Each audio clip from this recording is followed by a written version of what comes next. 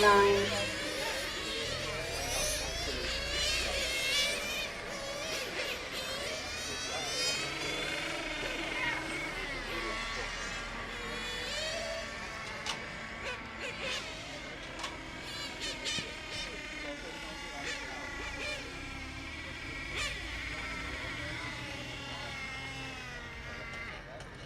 Nein, weiß ich nicht, weil noch das Karte jetzt hier, aber ich noch jetzt davon muss.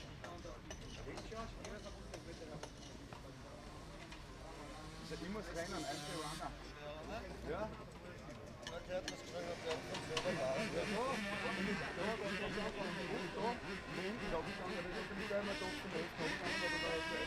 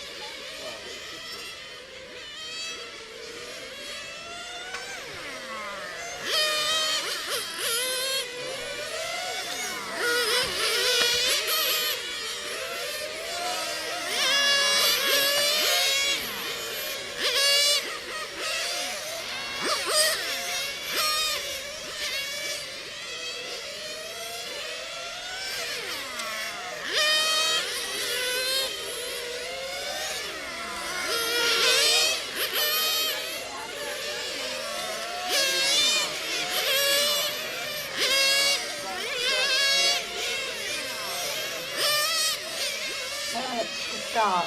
Marshals, go to your position.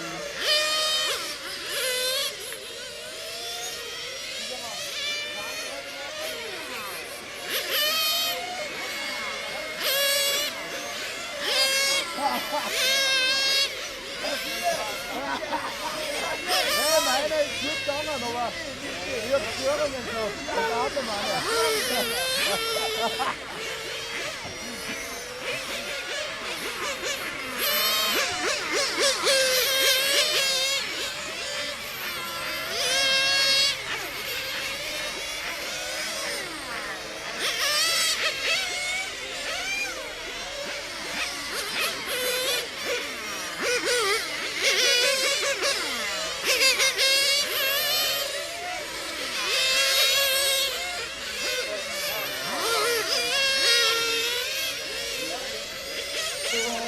Start.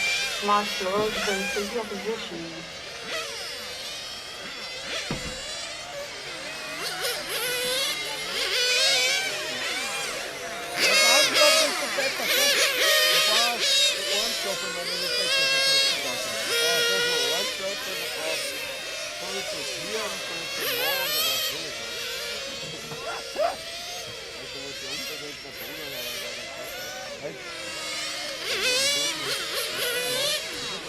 Ja.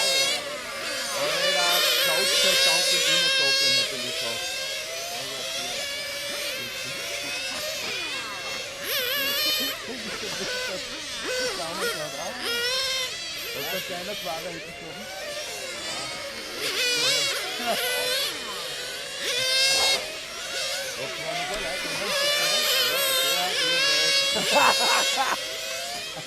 Oh, wirklich klein. Ja, sind wir noch alle fort auf einmal? Ja, waren die noch ein paar da? Ja, einmal sagen wir, waren alle fort, aber ja, gar nicht so ein paar. Ja, gut, das ist jetzt ein schönes Wetter, dann können wir noch. Nix. Ja, gut, das ist auch noch hier, man kann alle aufhören.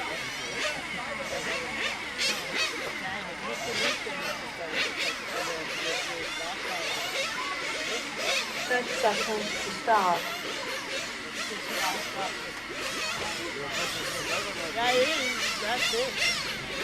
Okay, einmal was nicht gemacht.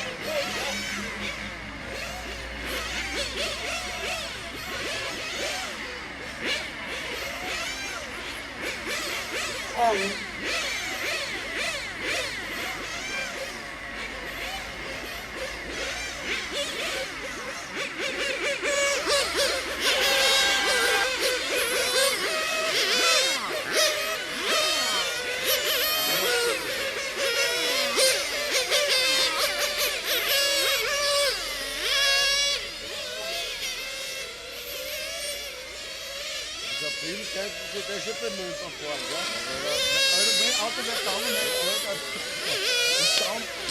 Am guten Tag reicht noch weiter, wenn Sie schaut, das ist das hier. Das wird das alles schön. Ja, das reicht, das reicht, aber das ist einfach anders da. Oder was sind die? Jetzt hast du ja nicht mehr Auto mehr auslaufen, nicht, das war nicht mehr. Ja, die ganze Nacht drauf, ne? Was? Die ganze Nacht drauf. Ich soll da nicht da lassen. Da.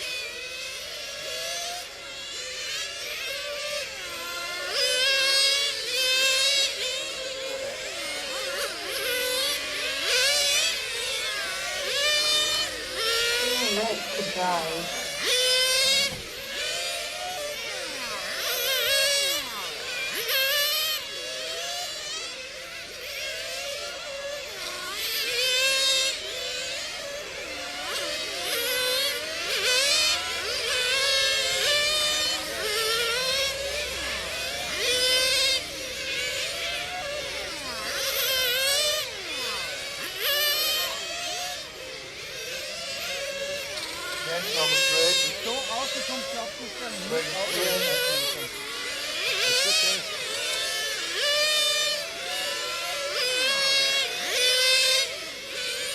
Null trifft. Null, gar nicht. Null. 100 auf Null. 100 auf richtig.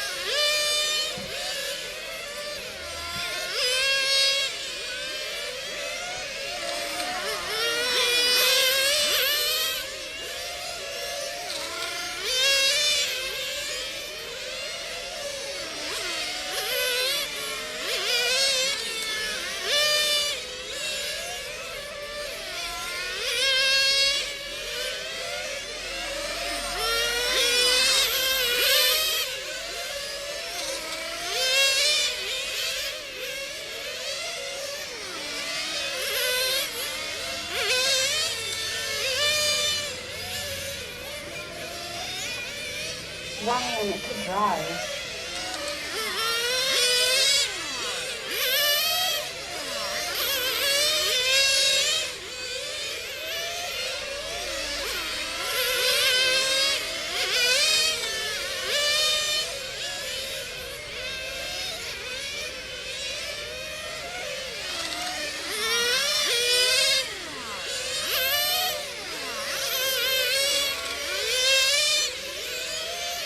Seconds to drive.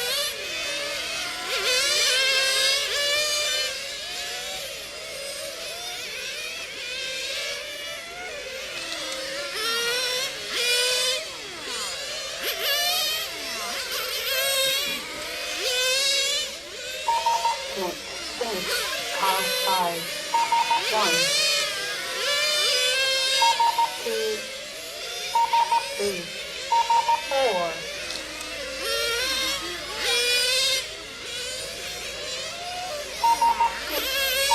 7, 8.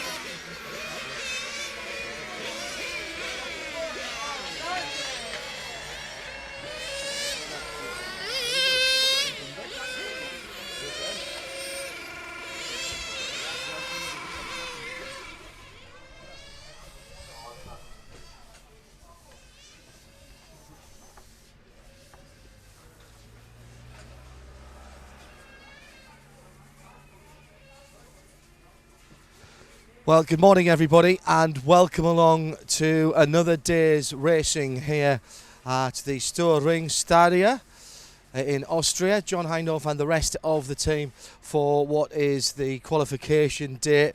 We've just completed the first group to get 16 laps out of their 5-minute qualifying session. Next group coming out into the pit lane very shortly. The grass is damp.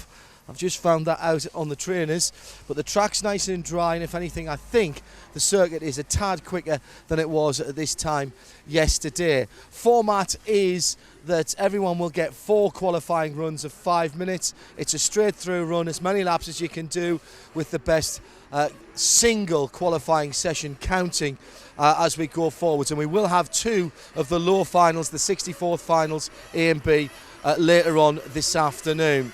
Well, as you can hear, the engines are revving up in the pit lane. We're ready to get another group going up. Matt McCallum is in the commentary box and can bring you up to date with not only who's going out next, because don't forget we've reseeded everybody overnight, and if you didn't see the posts about that, get on the website and find out. But also he can tell us who's been doing what and what the standings are as we are at the moment, having had 3 groups through already this morning. Matt, what have you got for us? Well, hello, John. Yes, thank you. The standings are as at the moment that Yannick Lessateur is on top. But of course, hardly anybody's gone out, so don't read a lot into that. Group 4 is just about to go out. That consists of Uri Huddy, Michael Abramek, Ovjind Sustal, Hermann Berger, Andreas Weihoven, Franz Engel, Martin Hansen, Thomas Liptak, David Petit and Arndt Bernthand. And our programming, as ever, coming to you this morning live on rcracing.tv, powered by Protoform. In fact, we'll have just had a change to those standings, because in the last group we did have guys doing 16 laps for the first time. Most of the early runners were only doing 15 laps. So that means Alessandro Balboni, correct, is now on top. Yeah. The Italian driver, as it has now just updated. Dennis Kubik second, Daniel Thiele in third. Now all of those guys with 16 laps. In fact, now the top 6 down to Igor Liptak with 16 laps in the bag. If you want to keep up with timing and scoring. Yes, indeed. So that means I need to remember to click refresh after every heat, and then we'll get a fresh picture of how things develop as we go along. Excellent. So this now is Group 4 for their 3 minutes of practice. If you're new to this, or even if you're not and need a little bit of reminding, there will be 4 qualifying runs for each drivers. We've reseeded them overnight into now 9 groups. We started with 10 groups yesterday. This is group number 4, as we were mentioning. 3 minutes of effectively warm-up time to try and get the tyres cambered in to whatever toe-in and camber you've set the front and rear wheels, and trying to get the car there's not really much time to come back into the pit lane. What you'll tend to see is just people hammering round. They'll get a quick refuel because 5 minutes is not on the limit for a lot of people, but it's not far short. Talking to one or two people yesterday, and we're not going to give away any secrets, but we're talking to one or two people who think they can run a little bit longer than that, and when we get to the finals, that will become significant. But the main thing is that you can crack 5 minutes off at absolutely full speed. And the way it works is, first of all, how many laps have you done in those 5 minutes? 16 is the target at the moment. And then how quick did you complete those 16 laps? And although everybody is out in a long line, your individual time does not start until you go across the line. So it's not like if you're 10th in line, you're 10 seconds behind everybody else. It works on the individual times across the line. So just like a rally stage or a sprint or a hill climb where you are effectively not racing against the cars on the circuit, you are racing, in fact, against the clock. So it is a qualifying session, and effectively it works on distance as well as time. So a little bit different for those of you used to other forms of motorsport. I like it. I've got to say it, Matt. I like this, and I think this could be taken up in full-size racing, because what you've got to do here is not just be quick for a lap or two. You've got to be consistent over what is effectively a stint, a race distance, isn't it? It's a full tank of fuel. Yeah, indeed, yeah, it is. And also, like you say, that people begin their own 5 minute stint. They start their own session when they go over the timing beam, and it is their own private race with the clock. But of course, they do have to contend with traffic, and they do have to contend with each other, and they do have to contend with their own urges to race one another. And it's only natural for them to do that, isn't it? Yeah, but we were talking about this yesterday, weren't we, at dinner? And just saying you must do that, because the moment you start racing with people, you just lose time. Yeah, indeed, yes. Is there etiquette here then? If somebody is right on your bumper, do you pull over? The referees will tell you to do so if there's a faster car behind you. But it depends. Often racers won't want to because it will lose them precious time. Seconds, absolutely. Yeah, but there is definitely a skill in letting people past at the right time and not losing time yourself. Well, that goes for full-size motorsport as well, and particularly in multi-class racing that I'm used to seeing. The referees have been very hot this morning on people cutting corners. So, this is now a timed session, and this is the first one we're covering for you. It is the fourth group. We're looking for something on 16 laps. The time for this car, which is Juraj Hoodie, will start when he comes across the timing beam, which is there. So his 5 minutes have just started, and he needs to rip off 18.5 to 19 second laps in his consistent... Oh, and somebody spins right ahead of him there, and that would have been Arndt Bernard who went around. Now, Arndt had not started his lap at that point, so that's not a massive issue for him. So it's all now about getting consistent, fast laps in. And as you can see, he comes down the pit straight into Amiga, so called because it pretty much is the letter. Now onto the back straight, 57 metres long, ice curve, down into the pits curve, or pits hairpin it's called, Hart chicane, because again viewed from above, that's what it traces. And I do like this section, very tricky, tempting to take a lot of curb on the right hand side there, but the referees, as I say, have been very, very hot about this morning. So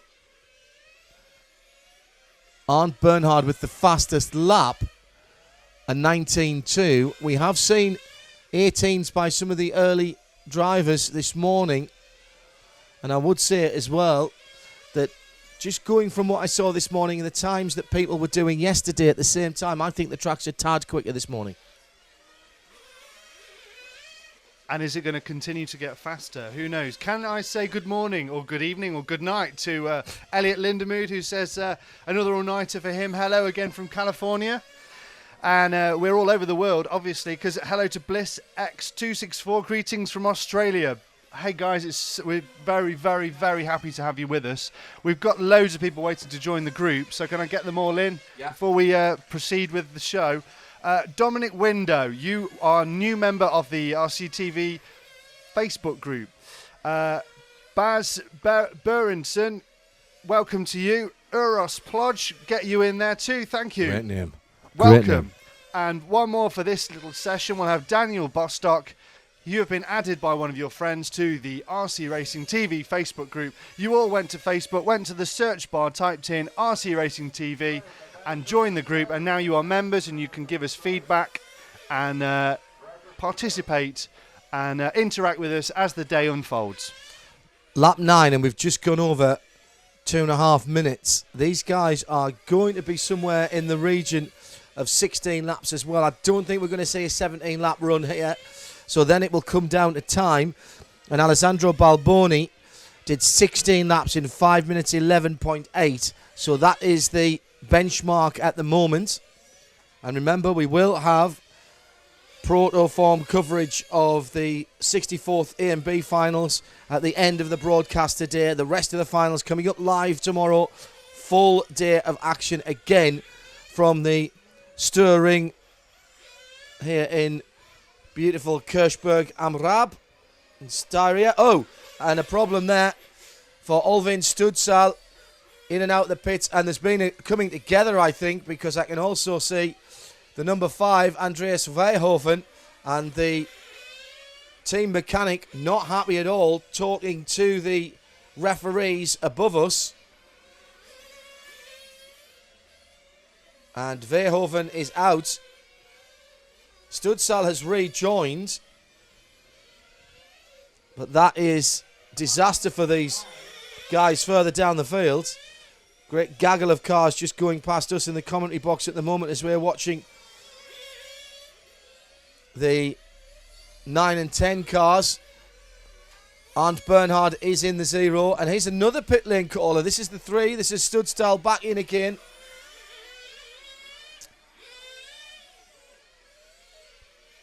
And he's shortcut back around. Oops. That's not where you want to be. And he's going to get stuck there. Is he? No, just gets off the track. And that was Arndt Bernhard who made that mistake. And he had been our leader. David Pettit now in the point position on the timing and scoring. He might just get 16 laps in. 10 seconds to go. It's going to depend where they are on their lap. And another mistake there made by the number 8 car, Martin Hansen.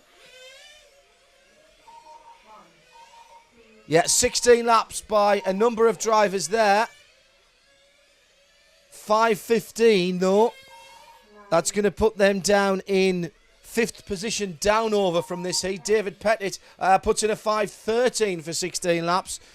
That will put him in 2nd place in the standings at the moment. I don't do Apple products, so you'll have to refresh that. I see, yeah. But I'm doing that, working it myself. But I think that puts David Pettit into 2nd, behind Alessandro Balboni and ahead of Dennis Kubik. Learning new things all this weekend. It's fantastic stuff. So we move on now to the Group 5 qualification. Remember, there are 4 runs for everybody. Only the best single qualification run counting. There have been occasions in the past, as Matt knows, where it's been any 2 from 3 or any 3 from 4, and you're allowed to drop your worst one. I was going to carry the 4 if it's a market day in Stockton. I was just going to say, when we just saw one of the cars on the grass, when we have 3 to count or 2 to count, or that you'd usually say that'll be one of his that was going to drop this round, but they're going to drop 3 of their rounds because it's just 1 to count, isn't it? So it is going to be the case of, I wonder if you do that. Put everything behind you and just always make the next one the one that counts. I wonder if that means you then put in a banker, if you like. You go out and you do a steady run the first time around that you know that you can run at like 95%. Let's run at 95%, run at 95%, run at 95%. Right, I've got that one in. That'll get me to roughly where I need to be, where my talent is and where my car is. And then for the next 3, basically, you set the car up to be as edgy as you like and really, really go for it. It could be, and maybe that's what we'll see unfold when we have cars flying off the track for All the next over the 3 place. rounds. The next group is Group 5, reseeded overnight, so the groups that we had yesterday are now redundant. There we go. I think you're right. You've got Kubrick in 3rd behind Petit and Yeah. Balboni. Yeah, David Petit, the only one of that group who's bothered the top numbers that we just saw. In this group, Tom-Erik Haverson on the Serpent is number 1. Mustafa Alp also on the Serpent is 2. Leonardo Varga, the X-Ray driver. Pedro Rombouts in 4, also on X-Ray. Another Serpent is Jörg Michael Tilt on 5 in the youth category. Matthias Kunsinen, the Finn driver, on 6 is driving a Mugen. 3 X-Rays on the bounce now for Georg Ellingsen on the 7. Oriel Rivard on the 8. Rasmus B. Nielsen, another one of the young competitors, on the 9. And Gergely Chesko on the Serpent is 10. And that's how they are lining up for this next qualifying session. Hello to James White. Hello to James White. Thank you for joining us from Atlanta, Georgia. It's amazing to have people all over the world watching this European competition, isn't it? Hang on a minute, he's 7 hours behind us in Atlanta. Oh, we've got California, we've got Georgia. 9 hours behind us in we've got California. Australia as well.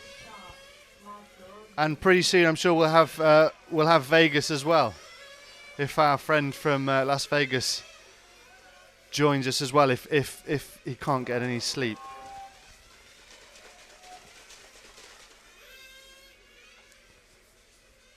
So a bit more warm-up for these guys. Got about 2 minutes left on this. The track here at the Stirring, if you are just joining us, purpose-built in 1998, resurfaced in May this year and then ground down. A lot of talk about the surface here. You can clearly see now the racing line beginning to form up. And on that shot there from Nathan, you can just see the swirls where the grinding is taking place. That is the start line that you're looking at there, right on that checkered line, just on the right-hand side of the track. Through the Kleine Chicane, onto the back straight, still under shadow at the moment with the trees on that back straight, 57 metres long, into Ice Curve, the very fast, flat out for the top guys, left-hander, down into the hairpin there, just at the top right of the screen, top left of the screen, excuse me, underneath the Protoform logo. That is called the pits corner, there it is. And as you can see from that close-up camera, it is slightly banked to the inside and then actually rising up through to Hart Chicane, which is top middle, and you can see it tracing the heart shape there.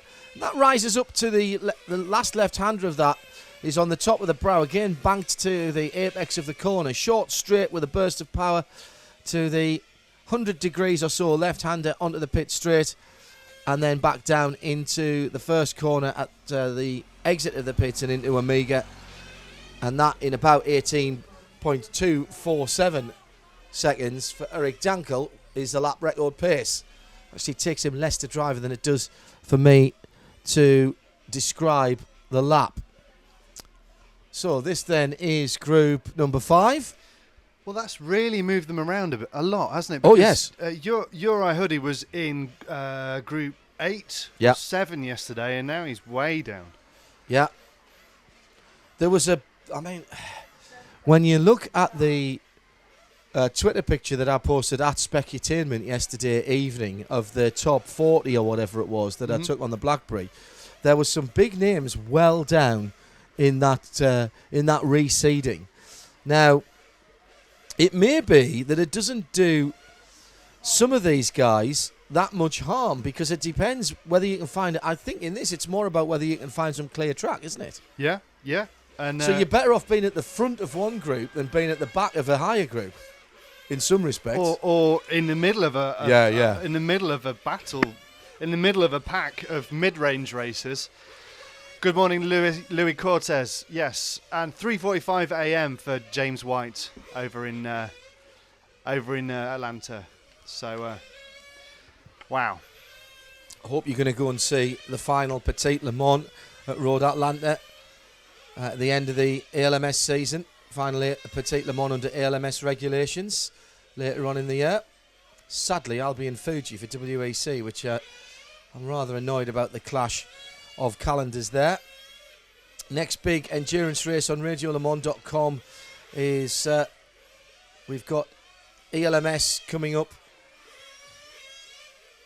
from Hungary, and then we've got, of course, the Brazilian Interlagos circuit for the 6 hours of Brazil. That's the weekend of September the 1st, all live on radiolemans.com, and I hope we're going to perhaps interest some RC aficionados in our full-size coverage in the same way as we're clearly getting some Radio Le Mans collectivistas joining us this weekend. Right, who we're following at the moment coming round to us. Sunshine on our screens at the moment, very difficult to see. I have no idea how Nathan is picking that up. That is the number 1 car, and that therefore is Tom Erik Havison, who has completed 5 laps in 1 minute and 20 seconds. His best at 18.9. Now, might just have a shot at 17. And if he can do it, he'd be the first person to do that. If he's going to do only 16 laps, he needs to do it in under 5:11.8 to take the top spot in the timings at the moment. Reminder, it's a 5-minute session, and it's as many laps as you can do in the shortest time over 5 minutes. So how that is scored is obviously if you've got 16 laps and everybody else has got 15, you're ahead of them. If everybody is on 16 laps, it's the time that it's taken you personally to complete those 16 laps. The time starting for each individual driver as their car crosses the start line. So it's not an open session that's 5 minutes starts and ends. It's 5 minutes when you cross the start line for the first time after your warm-up lap. 8 laps now completed by Matthias Kuusinen.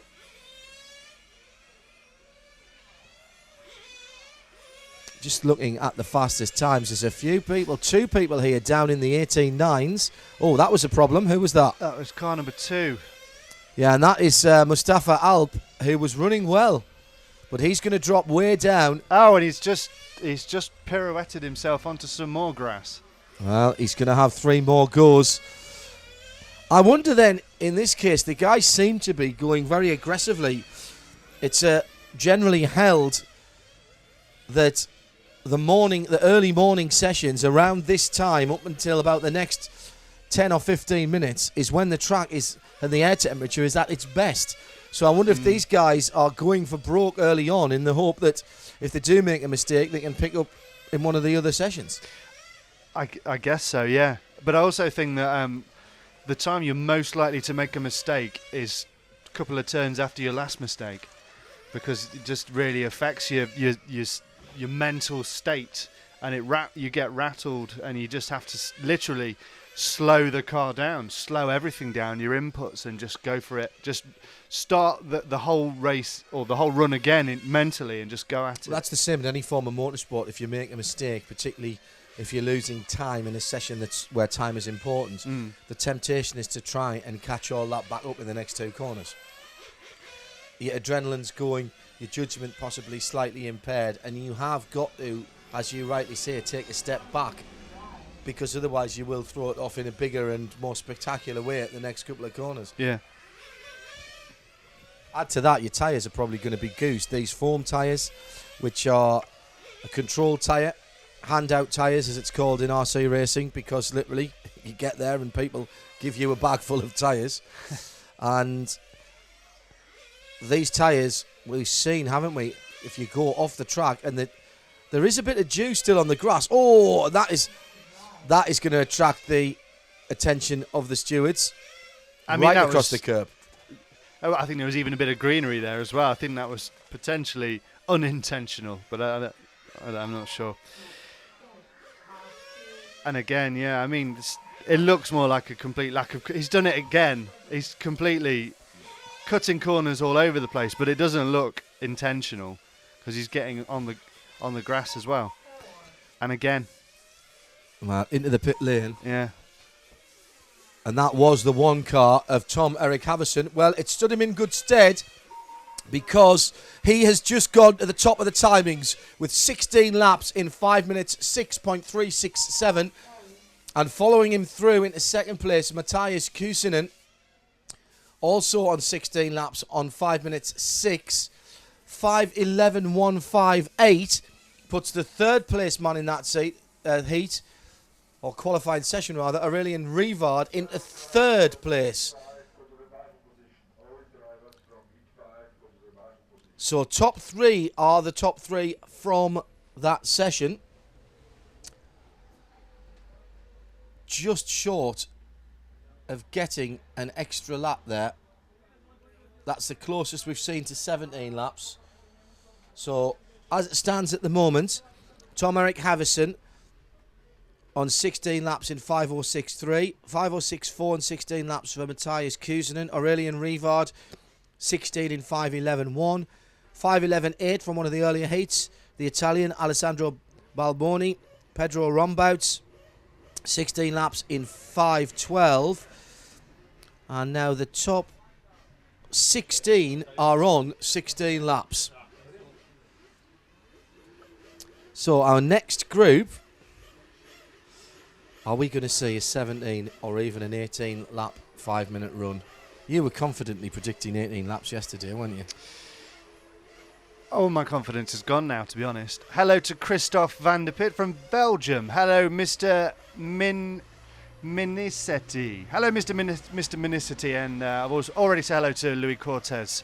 You're always welcome here. Ole Bro says you cannot afford to make mistakes on this first round of qualifying.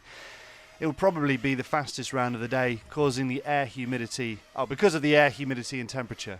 Yeah. That's what you were saying, basically, isn't it? Yeah. Well, we talked a lot about fat air yesterday, and it's beautiful conditions again. No movement whatsoever from the trees on the far side of the circuit. You can see from Nathan's camera there. The flags are hanging limply on their flagpoles. But what happened in the final round yesterday? We got our fastest times. Yeah, we did. But that was quite late on in the afternoon. Well, you know, there's an opportunity. We won't be that late in qualifying today. It's going to be a bit earlier than that. Well, as they roll out for their practice session, let's run down the runners and riders for group number 6. Number 1 is the German Michael Salvin on the Serpent. Nacho Lopez Nunch. Still nobody wants to help us out with how to pronounce Nacho Lopez Luch or Yuch. Somebody help us out. You're sure there's no N in that, aren't you? I'm pretty sure, but okay. How do you pronounce that? LLUNCH in Spanish, okay? It's a Spanish name. You should go and ask him, get it from him. He's on a Serpent as well. Capricorn driver Quentin LaRue is number 3. Jonathan Bastos Sanchez on the one of 2 Mugans in the race is number 4. Timo Saarinen is number 5 on the second of the Mugans. Another Serpent is number 6 for Tobias Köhler. Expect him to go well. Sergei Franch Kodina on the X-Ray NT1 is number 7. Number 8 is René Pulpke.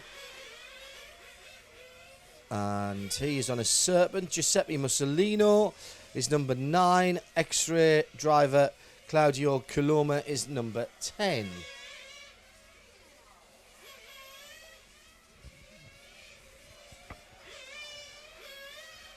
So, a couple of different colours. Mussolino's in that azuri coloured blue number 9 machine. That's easy to spot. Number 1, Michael Salvin's in the orange. Number 2, Nacho Lopez, the Spanish driver, ran number 9 most of yesterday. That's that dark blood red machine that you'll see out there, the Serpent.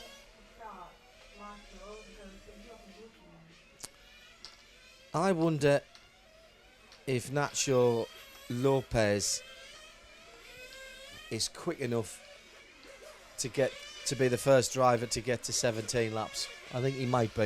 I think it's going to be close. He's got the experience.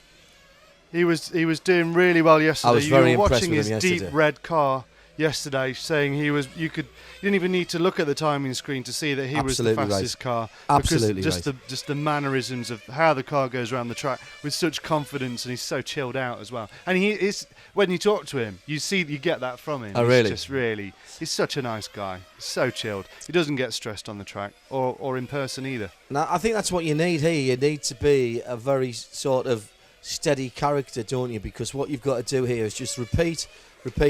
Get yourself into a rhythm that's quick enough. Don't need to be pushing too hard. Quick enough, and then rinse and repeat for 5 minutes.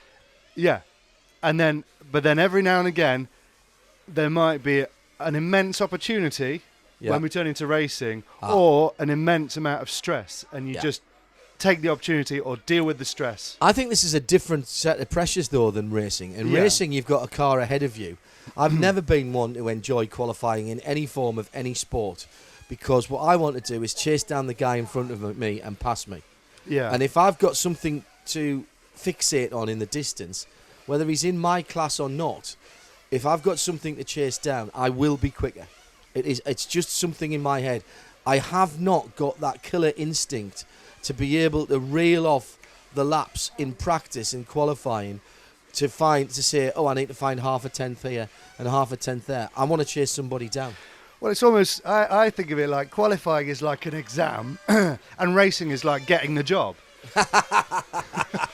Okay. So out they go, and the orange car is the number one machine of Michael Salvin. The Serpent. And he will be the first man to trip the timing beam. Behind him, Nacho Lunch hasn't had a great warm-up lap, and he's got the bright yellow machine in second place, in third place behind him rather, of Johannes Pastor Sanchez. Jonathan Pastor Sanchez, excuse me.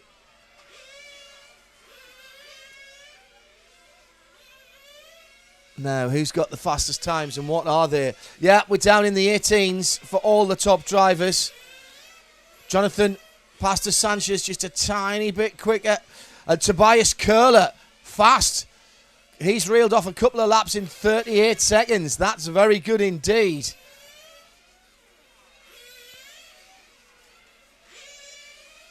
Three laps completed for all the major runners, and we're still under a minute at the moment.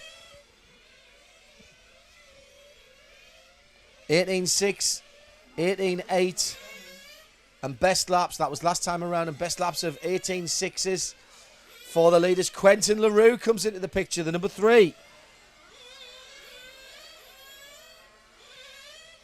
That's the Capricorn, the sole Capricorn in this run. And all of a sudden, Quentin LaRue is the man with the best 4-lap time and the best 5-lap time. Still 3.5 minutes to go.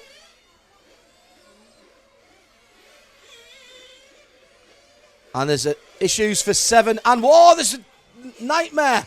Nightmare for the number 1 car. Michael Salvin's been in the pitch. And Sergio Franch-Codina as well. That's his run blown. And more problems for the number 8 car as well, René Pupka.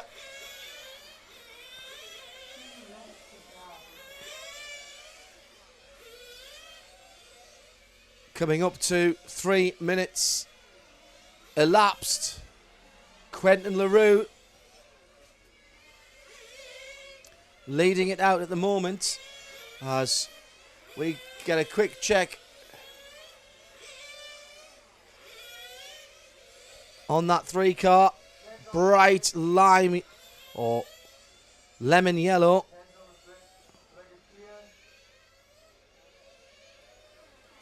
Right underneath us. And Nacho Lopez now begins to find his form. And Nacho Lopez in the red car now closing in on the yellow ahead of him. and does not need to be held up here. These are the two guys with the best times at the moment as they go across the start-finish line through the Kleine Schikane onto the back straight. Neither one of these guys will want to lose time. Need 16 laps in 5 minutes and 5 seconds if they're going to go to the head of the field. Track conditions at their best at this time of the morning. Second, third and fourth runs in the heat of the day may not be optimum. Oh, and a mistake! A mistake there by Quentin Leroux, and that's taken him out of it. I wonder if he was slightly bothered by Nacho Lopez behind him, and a mistake on the steering as he came into the pitch turn has cost him any chance of a top finish in this first qualifying run. He'll be spitting.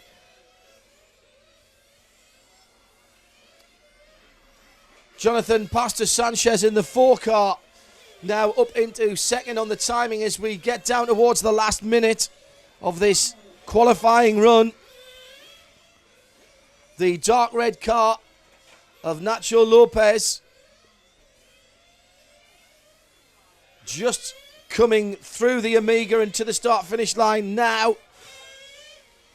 Heading through the Kleine Schikane and onto the back straight. He is absolutely flying.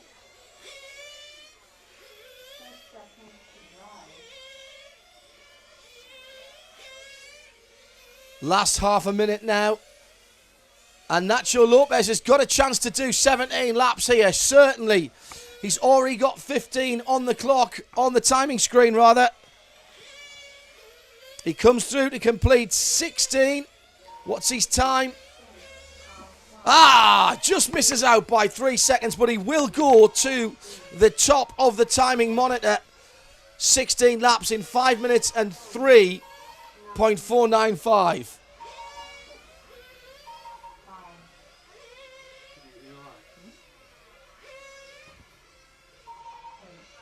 Quentin Leroux, even with that mistake of 5:07, that's going to put him in the top 10 at the moment, but he'd be ruining his mistake when you consider he was slightly ahead of Nacho Lopez, who did a 5:03. Was there an opportunity for him to get the extra lap? Well, he won't be happy. He will not be happy.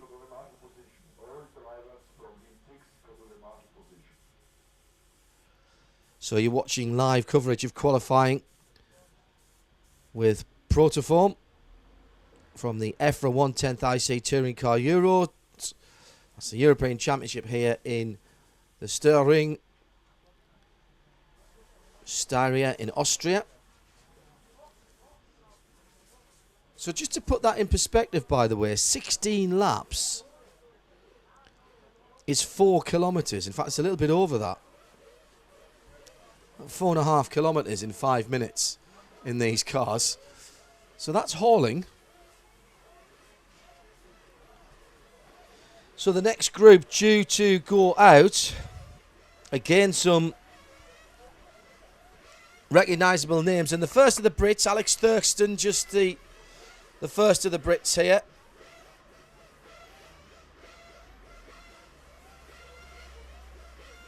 Alex just 14, I think we were talking about earlier on. Nod of the head from Matt.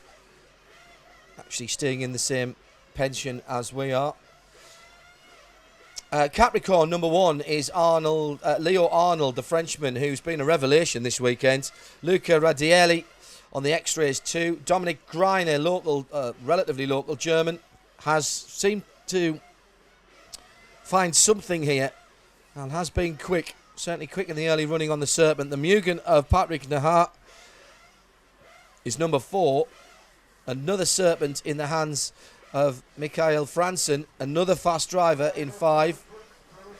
Victor Pelez Olivares on the Serpent is 6. Marcus Helkvist on the X-Ray is 7. The Serpent of Gerhard Kandelhart is 8. Basil Conchialdi Capricorn is 9, and Alex Thurston on the Serpent is 10.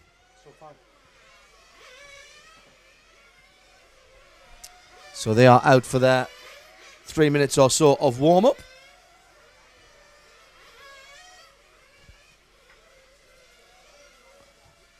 Beautiful day again, cloudless skies, a little bit warmer.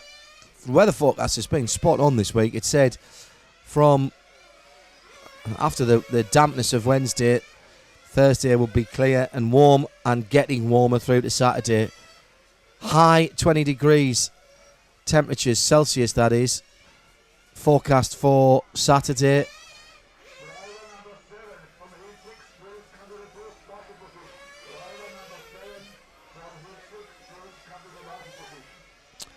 Now that's interesting. Sergio Franz Cadena has failed to go and marshal. And the way this works, it's just fantastic, actually, that you do your heat and then rather than going straight back to your pit area and debriefing, you go out and marshal, and you can see on our pit turn camera there, that is driver number 9, Giuseppe Mussolino, from the last heat, who is sitting on that number 9 still, which I think is a great way to keep the drivers involved and make sure you've always got marshals out on the track. Of course, the worry is if there's any old scores that need settling. Yes, you know where I'm going with that.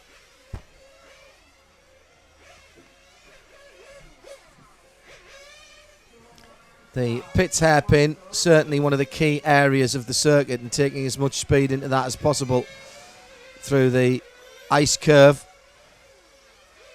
is super important. This is a pretty high speed track, and the average is high as well. There aren't very many low speed corners. There's not much pointing and squirting. It's all rhythm and medium to high speed. Turn into apex, take the speed to the centre of the corner, and then be able to hammer out.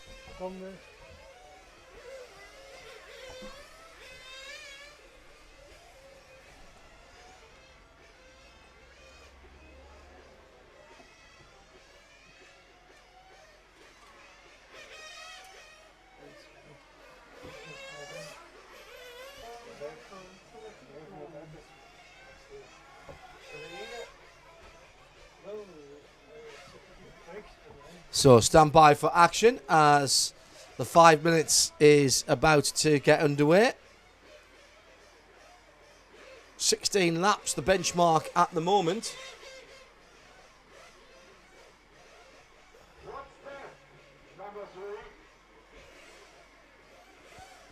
This is Group 7, so we're getting into the faster drivers now.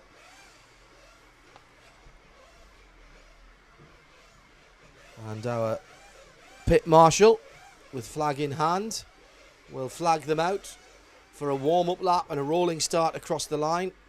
Remember, the time for each car starts when that car individually crosses the line. So it's not an open 5-minute session. It is 5 minutes for each car.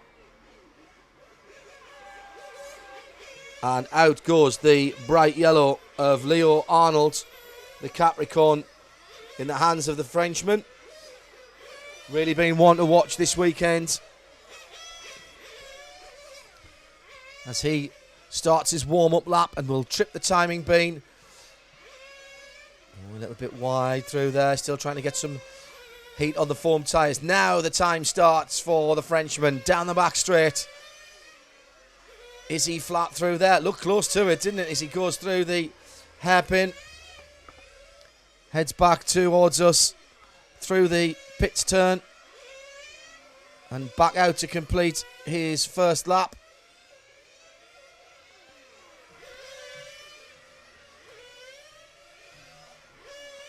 And his first lap was an 18.7. That's a very good start indeed. In fact, it was an 18.6. That is the quickest lap we've seen as an opener. We are getting into the fast men now. Patrick Naher in the number 4, also making good moves earlier on with a 3-lap time of 56.1.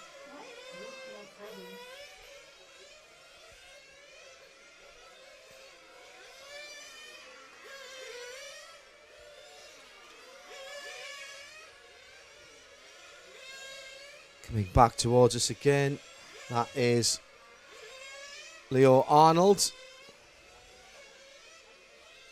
For a moment he's at the top. Luca Radelli goes through. And now it's Luca on the number 2, who has taken the best 5-lap time at a 1:33. Ooh, this is going to be interesting. We might see that. I did think it would be Leo. And Leo, in fact, beginning to get himself... Oh, wow. 18.271 for Leo last time around. That is so close to the absolute record of the meeting this week, which is held by Eric Dankel. 18.247 that he did yesterday afternoon. And Leo Arnold just put in an 18.271. That is very, very good driving indeed by the young Frenchman. Now, what he's got to hope now is that he doesn't get caught in traffic.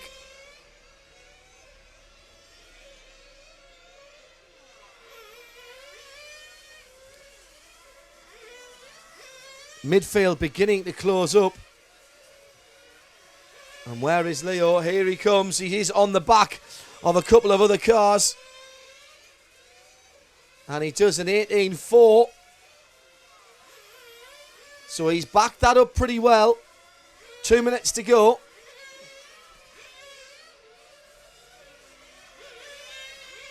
Let's pick up one or two of the other cars as they come through. Watching number 3, Dominic Greiner. He has been another emerging star, the German. Very pleasant young man, very focused. He has the 3rd best time in this heat by about half a second for the 10 laps he's completed so far. All on the clock here. 16 laps in less than 5 minutes and 5 seconds at the moment is what they're aiming for. Minute and a half to go, 90 seconds. And Greiner goes to the top as we are watching him. Why is it that having the pressure of a camera on the car as he's beginning to get tied up in traffic here seems to push these young men on? He's just done an 18.361, but now he's in traffic and has to make the move into the west curve and does so. Now, will that have cost him time? We'll see next time around. Stay with him, Nathan, as he comes through with just a minute to go. This is the leader on the track at the moment in terms of times as he goes across the line. 18.427, didn't cost him much time for Greiner. Leo Arnold now in 3rd, and it's Luca Radelli in 2nd. Getting on for 2 laps remaining. 14 laps in the book. It'll depend when he crosses the line. 15 laps now. He's got a chance to do 16 laps. And it's going to be 16 laps in a very, very short order indeed. He might trip into 17. He's got to be quick here, though. As he comes round, time counting down for him. He goes and completes 16 laps in 4 minutes 57.8. 4:57.8.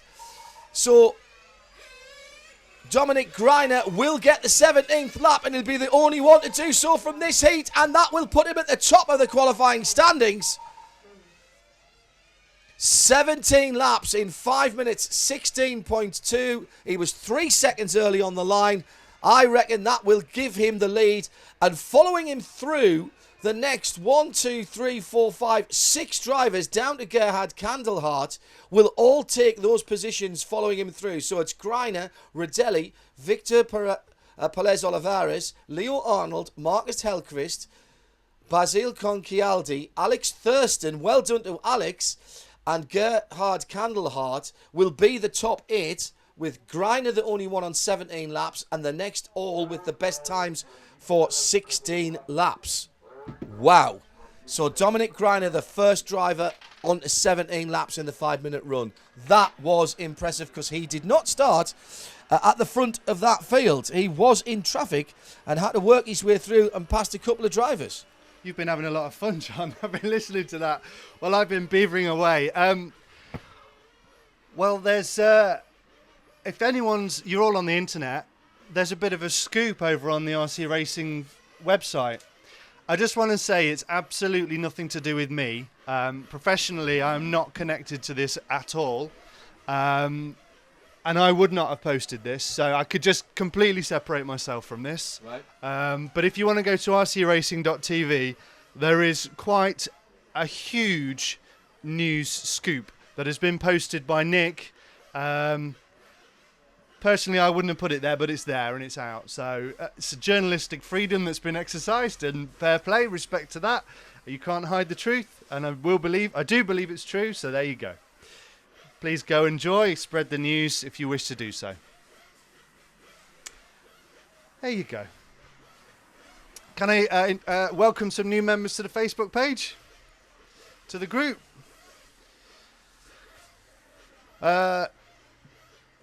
Yes, wow, we've got loads of new people queuing to join the group. Darvis Ezel, welcome Darvis, you've joined the RC Racing TV Facebook group. Steve Baumgarten, Steve, hello to you, thank you for joining. Joe Kimball, welcome to you. Nicola Rada and Anders Svansessen. All of these people went to Facebook. They went to the search bar, they typed in RC Racing TV and joined the group. And what that means is you can interact with us, you can ask questions, you can tell us information that you know, you can post pictures of your cars, and you can basically just get involved, which is fantastic. Group 8 is out for its first qualifying run. It is 10:20 in the morning. This is right in the transition time that we saw the times beginning to ease out yesterday. And Group 8 is headed by Martin Hoodie from X-Ray, on an X-Ray of course. Biagio Spartaro is 2, also on an X-Ray. 2 Capricorn drivers coming up next, and that's Kyle Branson in 3 and Eric Dankel still, but only just, the meeting lap record holder here with an 18.247. Will that go in this heat? In 5, it's the Shepherd of Patrick Schaefer. Number 6 is Dino Giancaloni on the X-Ray. The Serpent of Tony Gruber is 7. Daniele Alassi, on the Capricorn is on 8. And the X-Ray is number 9. Only 9 drivers in Group 8. That's interesting. And it's Mikhail Derderian, the Frenchman. So is this the only group with 9 drivers in it? Yes, it is. So we have 8 groups of 10 and 1 of 9, 89 drivers. I'm confused by the groups. Why? Talk into your microphone so that the listener can hear you. So Why are you confused by the groups, Matt? how many groups are there? 9 groups. And this is Group 8. Correct. So which is the top group? 9. No, it's not. I'm confused. Yeah, so am I. Hang on. Stefan Gunther is on the group saying, what's the deal with reseeding for the qualifiers? And if Stefan says what's the deal, then we should really be confused, because Stefan is the voice of knowledge. Well, Eric Dankel exactly is in Group 8. Yes. And he was the fastest on 3 laps and the fastest overall. Usually the 10 fastest go in the last group and the next 10 in the second to last. They seem to have mixed up the guys at will. What's going on? Wait a minute. Get me my machine and I will tell you how they qualified, because I have that on a picture that I took last night just for this precise. So the qualifying was Eric Dankel from Alessio Mazzio, from Robert Piech, from Leo Arnold, from Luca Radielli, from Kyle Branson, from Alexander Hagbird, from Tony Gruber, from Biagio Spataro, from Dario Balestri. That's your top 10. Dominic Greiner was 11. Francesco Tironi was 12. Gilles Grosskamp was 13. Daniele Ailesi was 14. Mark Green 15. Martin Hoodie 16. Adrian Bertin 17. 18 was Patrick Schaefer. 19 Dirk Wisniewski. And 20 Patrick Nahar. So you work that out of those groups. Well, Adrian Bertin is in 9. Yeah. And the fastest qualifier is in 8. Well, they've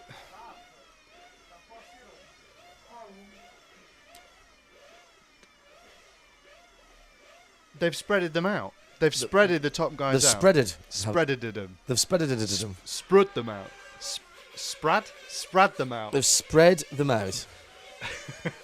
They've been spread out, which is not usually what happens.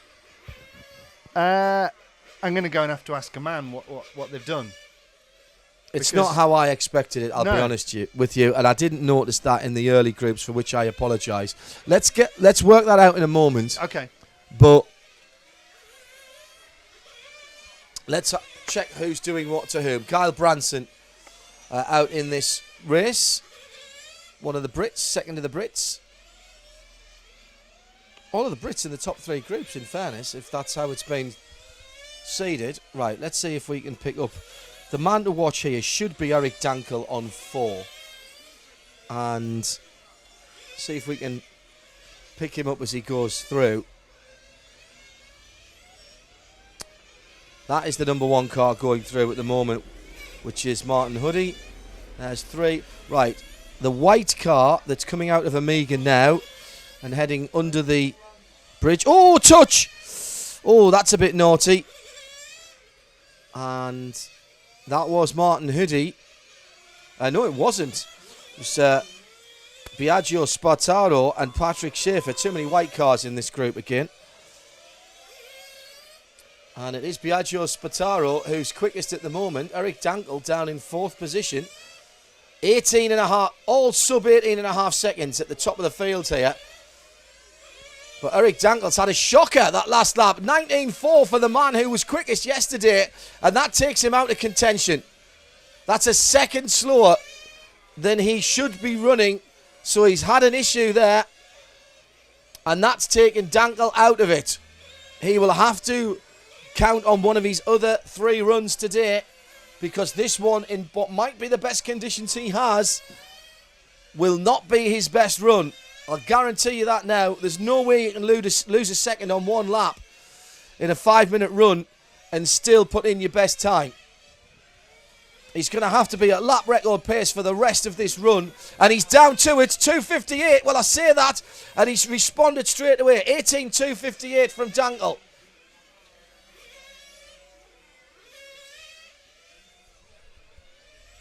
But he's followed it with a 19.2 again.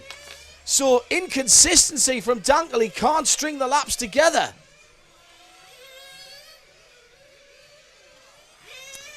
Biagio Spataro on the 2 that leads it through at the moment in terms of the laps. And that is the car we're watching. He is Mr. Consistency in this run. A best of 18.4 and 18.5 last time around. Oh, and Eric Dankel's just broken the lap record. He's done an 18.1, but he needs to keep repeating that now. He can't be dropping back into the 19s. So Dankel on lap 9, an 18.184. That's a new fastest time of the week. So Dankel's clearly got something here that no one else has. He's been consistently 2 or 3 tenths quicker than everybody else. And he's done it again. But he's languishing. He's over a 1.5 seconds behind the best time for 10 laps. Because of those 2 laps. I mean, without those 2 19s, Dankel would have been in clover. So, Spataro then, with a real chance of heading the standings as we go into the final run of the first round of qualifying here at the Sturring Staria. Our Protoform coverage live on rcracing.tv. It's the EFRA Euros. Just over a minute to go.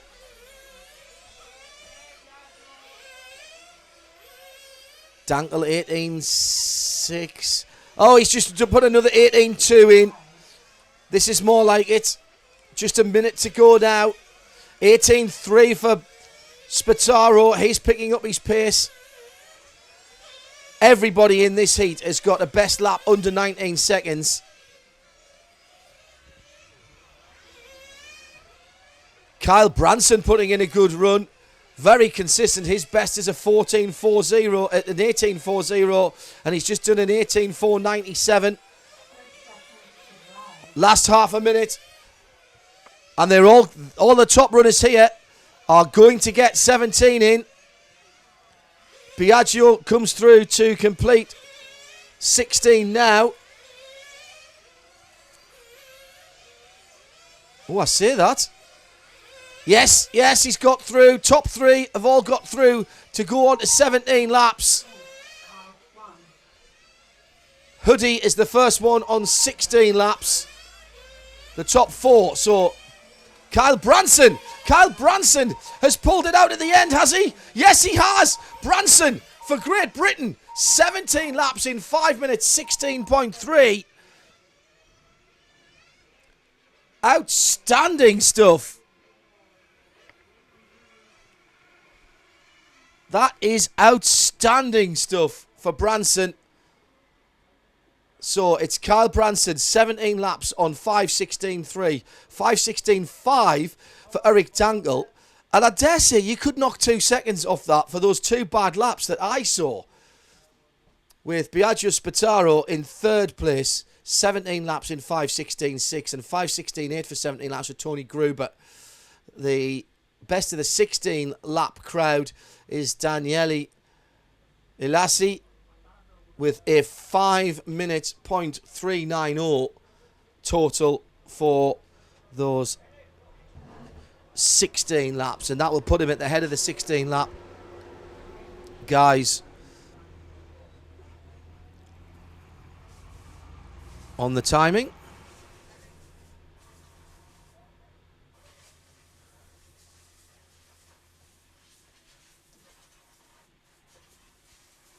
Best of the 16 lappers at the moment, Tom Erik Haverson on a 5.06, so that's comprehensively beaten that.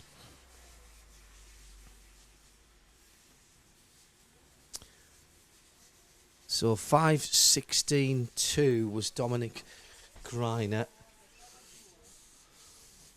So just need to wait for that to update. In fact, it has just done so. Dominic Greiner holds on to the lead by half a tenth.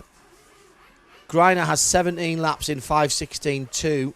Branson has 17 laps in 5.16.3. Eric Dankel, 17 laps in 5.16.5. And honestly, I absolutely believe there was a 17 laps in 5.14. Got to have been. High 14 maybe, but certainly a 14. So, here on our Protoform live coverage of the European Championships here at Graz, the Stirring, Kirchburg am Rab, in beautiful Styria. It is the IC 110th Touring Car European Championships on RC Racing.tv. John Hindhaugh with Matt McCallum and Nathan's up top on the pictures for us. This is the final group, Group 9. 10 runners here, headed by the number 1 Shepherd chassis of Gilles Grosskamp. Dario Ballestri's on 2 on the KM. X-Ray for Dirk Wisniewski on 3. Francesco Tironi on 4 on the Capricorn for the Italian. Robert Pietsch, another one of the favourites, on the Mugen on 5. Hagberg for 6 on the X-Ray. Alex Hagberg. Rico Kruber, another one of the youth class drivers, on the X-Ray on 7. Mark Green, last of the Brits, on the Serpent, is on 8. Alessio Mazzio on the Serpent in 9. And Adrien Bertin on the KM HK1 is the 0 car. Great article on rcracing.tv. Little interview last night that Matt did with Adrienne. What a smashing fella. He was working away, but very helpful when we wanted to take some pictures of him as well when I went down there with the camera. And the breaking story this morning at Tsuchihara is set to leave HPI. And those details posted by Nick Damon also on rcracing.tv.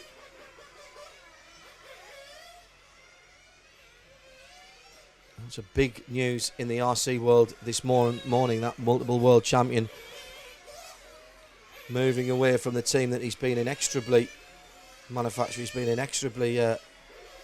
associated with. So will we see a better time for 17 laps than 5:16.292? That is Dominic Greiner, the German's time. And that is the time to beat. Serpent leading from Capricorn.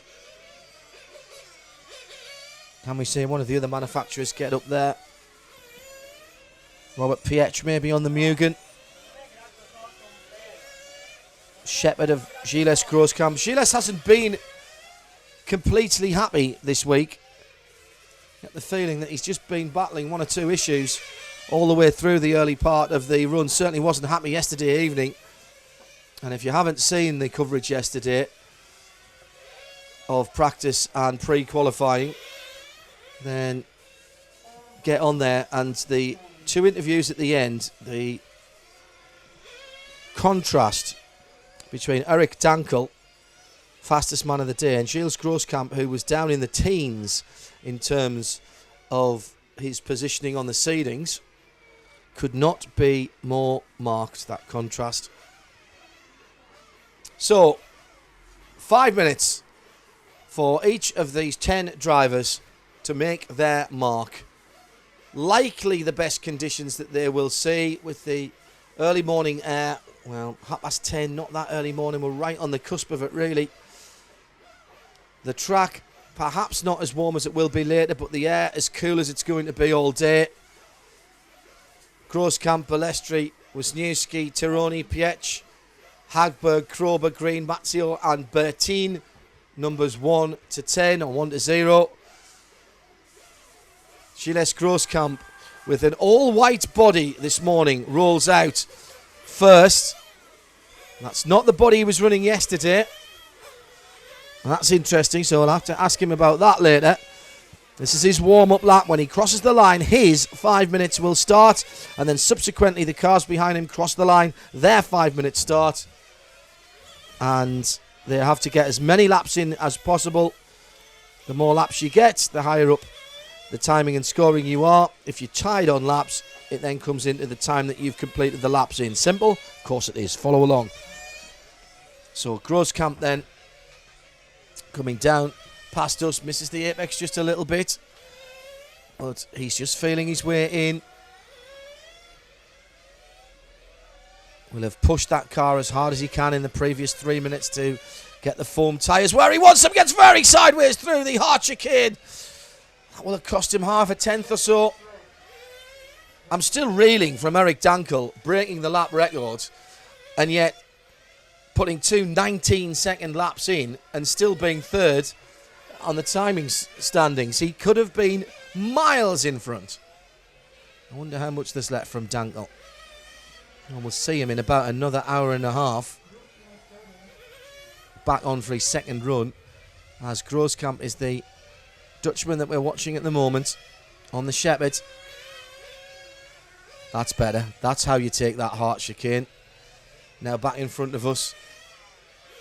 Behind him, number 2, Dario Balestri is the man who is quicker.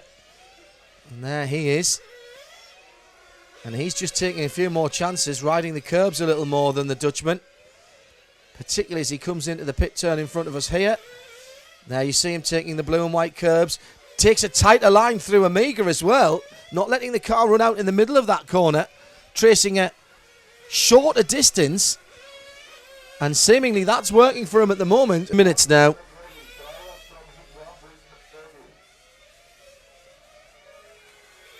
Is this Gilles Grosskamp finally dialing his Shepherd chassis in, getting the engine where he wants it? Relatively happy with the engine early in the week, but the chassis has been causing him to really pull out all the experience. Hasn't had it working the way he wanted to. He's, like many, finding troubles getting the grip on these extremely fast corners, coming down to the last minute. And he is a good half a second better than anybody else. 7/10 for 13 laps. And this is Gilles Grosskamp finding the form exactly when he needs it. He'll be challenging at the top of the field here with under a minute to go. He must get 17 laps though. He cannot fall short. And it has been tight. The fuel consumption won't worry him. That is one thing that we know he's good on. Into Amiga again. And crosses the line to complete lap 15. And he's still got 35 seconds left. He's going to get 17 in. But what will the time be? He needs to beat 5:16.2 to beat Dominic Greiner, who has been one of the top guys all weekend. I wonder if he had a little look at the timings before he went out there. I wonder if he realises that Eric Dankel's only down in third position at the moment. Shocker for the German. 2 really loose laps in his 5 minutes have cost him a chance of top seed at the end of this first round. Gilles coming through, and he will get 17 in, and he's gone to the top. Grosskamp has found the form when it matters, a 14.0, and that is where Danke should have been. Balestri comes through in a 14.9. Mazzio in a 15.7. So those will be the top 3. PH will drop behind the drivers who have already qualified. And I've got to say, Eric Danke will be really ruining the opportunity he missed there. He broke the record lap in that session. In that session, right. An 18.184 he's taking it down to, and he was peppering the low 18s, but he had 2 laps in his 5 minutes that were 19.2 and 19.5, and you just cannot do that in a 5-minute session. So he just lacked the consistency. Yeah, unusual for him. Gilles Grosskamp pulls it out exactly when he needs it. That is cool. He's been fighting setup all week, hasn't he? Yes. And it's, well, he was not a happy bunny, was he, on the end of the first day? No, he wasn't. And it's typically Gilles. Gilles has for years been a great driver with bad luck. This is what we've known. Gilles has just always been the driver who you want to win, but always has bad luck. But yeah, last year or so, things have really picked up for him. But of course, we have to remember that this only gets them into the semi, and all of these drivers, Gilles could still not make the final. There's still every chance that we're not going to even see him in the final at all. But he's in the semi now. That has cemented his place in the semi. And when he talked to us, I was just saying to the viewer there, the contrast between the 2 interviews between Eric Dankel last night and then Gilles Grosskamp that we spoke to, it was 180 degrees separation. It could not have been. Very happy young German, very unhappy experienced Dutchman. And he still spoke to us, and he was very courteous, as he always is. Yeah. But you could tell he was not happy. So whatever they've thought about tonight, and you remember he was talking to us, if you haven't seen that interview, it's on the archive. Go to about the last 10 minutes if you want to skip through. He was telling us they were prepared to take some chances on setup even this morning. And that's pretty ballsy, isn't it? Yes, that is. And maybe they'll be taking some chances this afternoon. So what do we have? That is the rundown. Okay, cool. So that's at the end of the first run. We will be able to see the changes as they happen, and we start the action straight away. What's happening on the Facebook? Plenty of interaction that's been going on while I've been running around trying to find out why the seeding is as it is. Have you got an answer to that, by the way? I do have a bit of an answer, yeah, but it's is it complex and convoluted? It is, yeah, and especially you ask a lot of the drivers, they don't fully understand. They're not happy, and not understanding and not being happy are always linked, I think. But I did get it from the horse's mouth, from the not the actual chairman. I don't think is here, but the electric chairman, Heine Martin, is here, and he explains it that there is a ranking, an A and a B ranking, which I do have in front of me here, and so in Europe we have 100 to be ranked. Currently, we have 139 drivers ranked. The top 30 are considered to be to have an A license. Michael Salvin is just the 30th driver. He's on the cusp there. And the number 1 is Gilles Grosskamp. Yeah. So I have in front of me the top 30 drivers. They are the A drivers, and below them are the B drivers. That has been taken into account over the time practice that was yesterday. So they've gone on more the ranking of the drivers historically than what they have taken into account the speeds of them yesterday. I can understand why people are unhappy with that. Yes, especially as Heine said to me, we have a problem, drivers are not happy, and he said we have a double problem in that a lot of the B drivers are faster than the A drivers. Yes, yeah. Because this goes on, and I can tell you what it goes on. It goes on the 2011 European Championship and the Worlds in 2012. That is all it goes on. And a lot of them won't have gone to the Worlds. In fact, only the top 34 and then a smattering went to the Worlds. But this is like tennis seedings, isn't it? This, there's always the controversy or controversy about tennis seedings and how those are set up, and particularly if they then fall away from the rankings, the world rankings. And it's all about what you did last year and what tournaments you played and where you went and where you finished. And if you're going to do a qualifying to reseed, that pre-qualifying that we did yesterday, in essence, then was pointless. Yeah. In essence, but it was practice. It was practice, and it did allow drivers to practice, and so it does contribute to what they're doing today, because obviously they are informed and they do know what to do today because they have practiced extensively now. And also, EFRA has an AGM every year, and it has a rule book, an extensive rule book. So there are never any surprises with EFRA, because it is a big trundling organisation that moves very slowly, and everything is played by the rules. And if you want to deviate from the rules, you get all of the team managers into a room and you all vote. And as with any democracy, it works if nobody's completely happy, because everyone's had to compromise. Yes, so everybody's had to make a certain amount of compromise. Yeah, so everybody's losing out in a way, and nobody's massively winning, except the guy who's driving the best and the fastest. Hopefully will be the one that wins. Well, I mean, it's been borne out there by the fact that Gilles Grosskamp has put in the best time, and he's the top-seeded driver. Now, he's fought for that this week, and I think there's a story there in itself.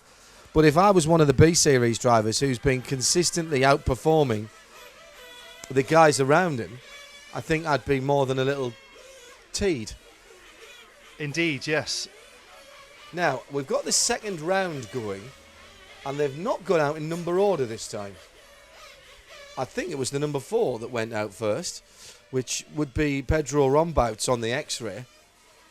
And yes, it is, the red and white, and well picked up by Nathan. So, here's a question for you that you may not be able to answer, but somebody on the Facebook would. As a newbie, we have 4 qualifying runs. They started off 1, 2, 3, 4, 5, 6, 7, 8, 9, 0 on the first run. They started out off 4, 5, 6, 7, 8, 9, 0, 1, 2, 3 on the second. Does the first guy out the pits move down the numbers each time they go out? That would make sense. I don't know. Well, I mean, you wouldn't completely cycle through, would you? Unless you got 10 runs out. No, but if you go start with 1, then go to 4, then go to 8 for the third run, and then 10 or 2 for the next one. I suppose everybody gets a chance of being near the front or at the front. Yeah. It's what you do when you go karting. When I used to, many years ago, when I did a bit of 100cc two-stroke karting, your qualifying heats, you would start once near the front, once near the back, and one somewhere in the middle. If you did 3 heats, there were people who would send their entries in at a particular time before particular meetings to get there on a certain day, to try and get a certain entry level on the list. Because literally you were being written on the list as your entry was opened, because they felt it was more or less beneficial to be in a certain part of the grid for each of the heats. Now, that would make sense. I'll keep an eye on that and see if it's consistent through. But we definitely had the number 4 out first. Pedro, who is a podium finisher at the B Euros 2 years ago. Now, when you say the B Euros, what do you Yes. mean by that? The B Euros, in 3 of the classes are large enough or subscribed enough to have enough competitors to have its own secondary Euros Right. for all of those B drivers. Right, so A drivers are not allowed. Not allowed, no. Right. If you're in that top 30, you can't come. And essentially it is a weekend for all of those drivers to come and just gain experience and have their own championship. And usually what will happen is that the winner will go on and compete in the A Euros, and it's really good because the people that do well in the B Euros, I remember who they are because I always get to the B Euros. And where was the B Euros this year? The B Euros this year for this class was in Italy. Right. I didn't go to that because it was in Gubbio. I was also in Italy for the Buggies, which was on the same weekend, unfortunately. Right. So Frank went so to those guys, without the incumbents then of the top drivers, get to compete amongst themselves. Yes. Doesn't stop them coming here though. They can still put their entry in for. Yep. This is effectively the A Euros, but which is Yep. just called the European Championship. And you know what's great as well? All of the manufacturers turn up, and all of the Really? the big engineers go. You'll get Michael Salvin, you'll get Adrian Bertine there, you'll get X-Ray, you'll probably get Uri Hoodie there. Yeah. Why? Because they're the customers. Yeah. Most of the drivers here don't pay any money Yeah. because they're all sponsored. Yeah. So there's no customers here. These are all the talent that they're giving kits to. But when they go to a B Euros, they're the customers. They're the ones that need looking after. So it is literally the place to sell your products. So some of these names that we've been mentioning, Yeah. Dominic Greiner, for instance, Mhm. he came out of the B Euros, didn't he? He may have done. Leo Arnold. Yes, Leo Arnold was he TQ'd and came That's top qualified, third. Yep, in Monaco, which was and Monaco. If you ever get the chance, and I know obviously you've been to Monaco many times. I've been once actually. Really? To do some filming for Speed, and I Right. did a Declan Brennan thing where I turned up on the Wednesday or the Thursday, did the filming on the Thursday and the Friday, and had to leave before the races on Saturday and Sunday. Oh dear. Yeah. Well, if you ever go to the RC track in Monaco, it's amazing. Where it's is it? literally on a cliff Oh. overlooking the sea, and you go up one of the twisty, windy cliff edges to get to it, and then you've got this 1/10 track, much like this, but really tight triangular track, scorching hot, baking under the sun, beautiful, and you can see the sea, and yeah, it's just lovely. It's a great track. But hard to get to and hard to work with, but yeah, lovely. Well, just underlining the difference in class and speed. Only one driver under 20 seconds here, and that's Christian Wunsiek. And it looks at the moment as though Frederick Diebert is going to be the best qualifier with a 15-lap run. Remember, we've just been watching the leaders do 17. So 2 laps extra in 5 minutes. That is the difference in pace on an 18-second lap. So Frederick Diebert, 5:07.472. Now let's see how he did earlier on. Well, he's just knocked 11 seconds off his 15-lap time. So what does that say about the track? Now, these guys went out very, very early. This was 9 o'clock local time this morning. And at that point, the amount of dew and grip available on the track is obviously going to be a lot different from how it is now. I do think that's interesting, though. 11 seconds different. Yari Vlasil was second in that run, and he did only 14 laps last time around, so he's improved as well. He's got an extra lap in, so that's going to push him up the rankings at the moment. These guys, in fairness, are going to be probably the guys we're going to be watching in the 64th finals later on today. There are 2 finals, A and B, for the 64 level, and there will be drivers who qualify through that and get to live again tomorrow. Yes, there will be at least 3 from each race. Okay. I need to do a little bit of interaction with people because we're... Yeah, you've been away too long. They've been trundling along talking to themselves, and we need to bring them in. There's loads of them. Edward Pickering saying, wow, discussing the news that we broke, or that was broken on our behalf earlier on. Go to rcracing.tv to see I think the RC scoop of the year that we got regarding one of the biggest stars in RC. Fabio Barros says, good morning to all, and obviously good morning to Louis. He's saying, Eddie Kim, cheers for the awesome coverage. That's coming from New Zealand. Hello, Eddie. Welcome to our Antipodean viewers. BlissX264 says nachos and lunch. Yeah, but I know that BlissX is in Australia, so I don't think that's a guide on how to pronounce it. Okay.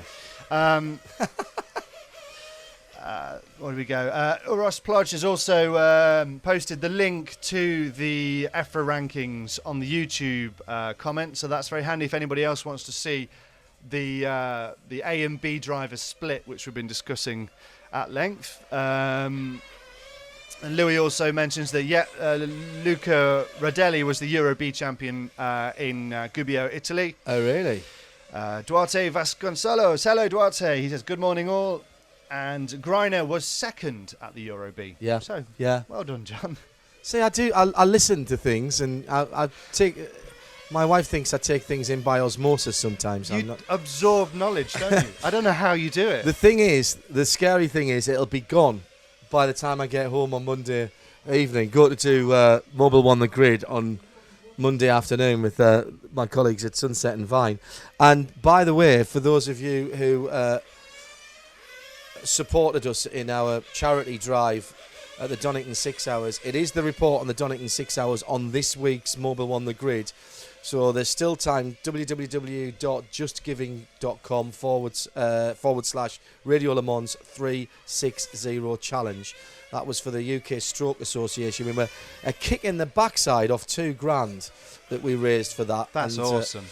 And the report on Tango, Andy Merrick, the former Works Aston Martin driver, joined myself and Paul Dunk, our studio manager from Radio Le Mans. And also Mike Smith as well, who came in, and Chris Smith, excuse me, who came in and drove with us on the very, very orange 924 Porsche Tango. It was really cool because we had a couple of listeners. Ben Cosgrove was listening to us on his way to Donington and communicating with us on his way to going to watch you. Yes, that's right, because where were you that weekend? We were in Portugal. That's right, that's why Nick couldn't come down and do the pits. Yeah. Yeah, so that report is on Mobile One The Grid this weekend. It's syndicated all over the world. NBC Sports in the US, Motors TV now on Channel 447, of course, in the UK.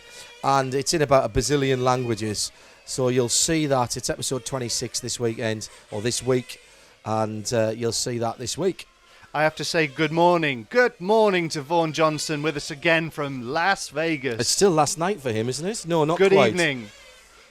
It's very early morning. He's 9 hours behind, so it's 2 o'clock in the morning. Vaughan Johnson, the man who never sleeps. Yeah, clearly. I mean, seriously, he never sleeps.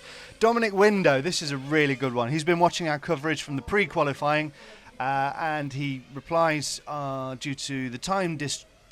Right, okay, he's in Australia. He's impressed with our work, and we've rekindled his passion to try and get into RC racing. No, good. And if you want to know how to do that, if you've not been in it before and you want to know the ins and outs of doing it, there is a link on the rcracing.tv page, which is, I think it says new to RC Racing, doesn't it? Yeah, and there's a link halfway down in between some of the stories. It says want to get into RC or something. Yeah. You can click on that. And literally there are global resources to get you into it. There'll be somebody near you that will be able to help you out and give you some help and advice. And from what I've found this weekend, what I'd seen already from being involved in the programme, but now what I've seen from wandering around the paddock, it's a very friendly bunch of people. And advice, all right, if you're racing against someone and it's the final, then clearly you're not going to get any trade secrets out of people. But in terms of getting people involved and asking, and I've been asking some very, very silly questions of people, and no one has raised an eyebrow at me. They've just said, no, this is this and that's that. And okay, fine, that makes sense. Yeah. And I've been really impressed, actually. I do like being around people who have a passion for what they do. It doesn't matter whether it's dog shows, motor racing, downhill cycling, whatever, and I've done all of those. It is lovely to have people who have a passion who are prepared to share that passion, and certainly that's the feeling that I've got here. Definitely, and that's what you get with the clubs. I think it's only when you get to the top level of the teams where they have their team knowledge and their secrets that. Well, they again, have, Secret Squirrel comes in. If you've got a bit on your car that you don't want anybody else to know about, then fine. But ultimately, it won't stay a secret for long. Even in Formula One, as soon as the cars roll out onto the pit lane, you've got all the other teams taking digital photos of the cars to work out what bit of the Ferrari front wing is new this weekend.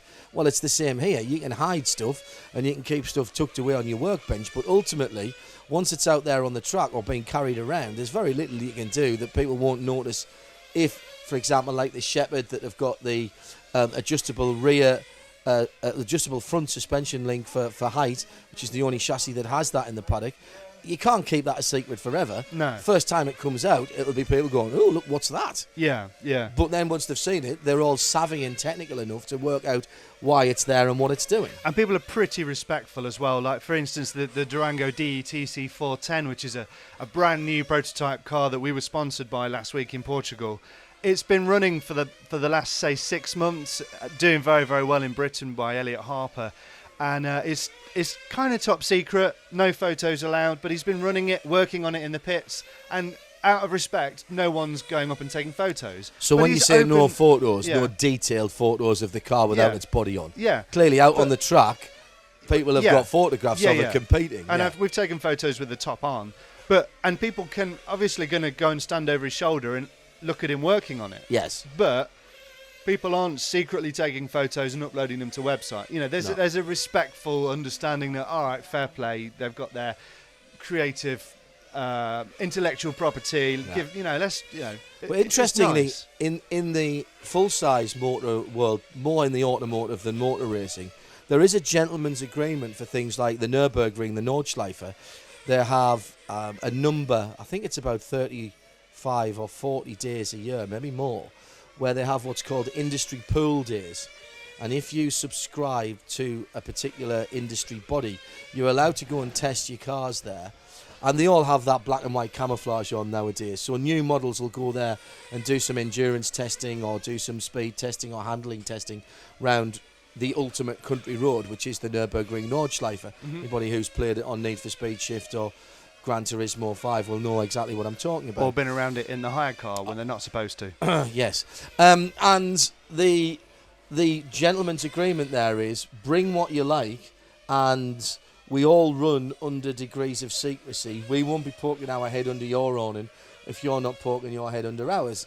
Now, there will be photographers who make a lot of money by standing down at the bridge at Adenauer or various other places who'll take pictures of it going round, and there's public access, so that's fine. But the manufacturers aren't leaning over each other's shoulders, and I quite like that kind of, nobody's had to write it down, nobody's had to make a big contract that, you can only come on this day if you sign up to that. Everybody goes, yeah, we understand why and it might be the brand new Audi this or the brand new Jaguar that, or the new SUV from Jaguar, the new SUV from Bentley, all of these things which are top secret, right next to one of their competitors. Oh, somebody's just lost a wheel coming out of the Hart chicane. Schoolboy error. Oh dear. Got to tighten that thing on. You I need to did. double tighten that before you come out. Just saw the wheel spin off there, and there's someone else gone off as well, just on the exit of the pit straight. The wheel is sitting in a slightly forlorn way, just on the exit of the Hart chicane, and will have to be retrieved. As I say in full-size racing, never a good day when parts of your car do different lap times.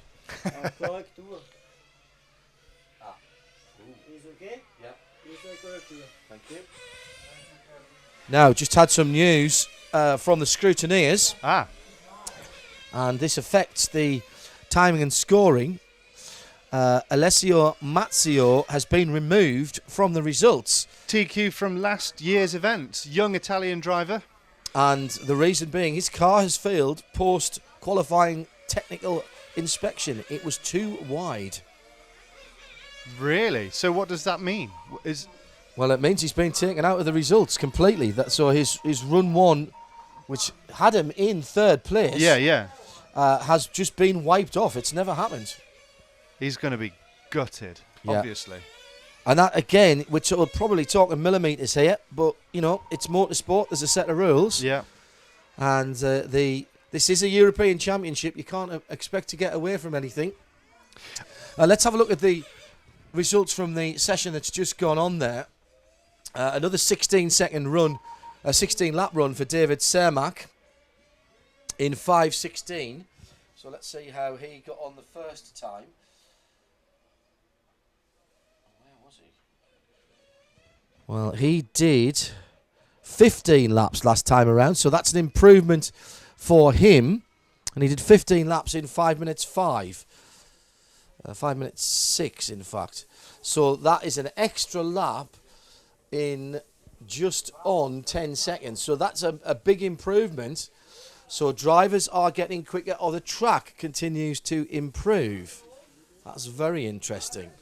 I think our resident expert for the day is going to be Ole Bro, because he is coming on regularly with really handy, excellent information for us.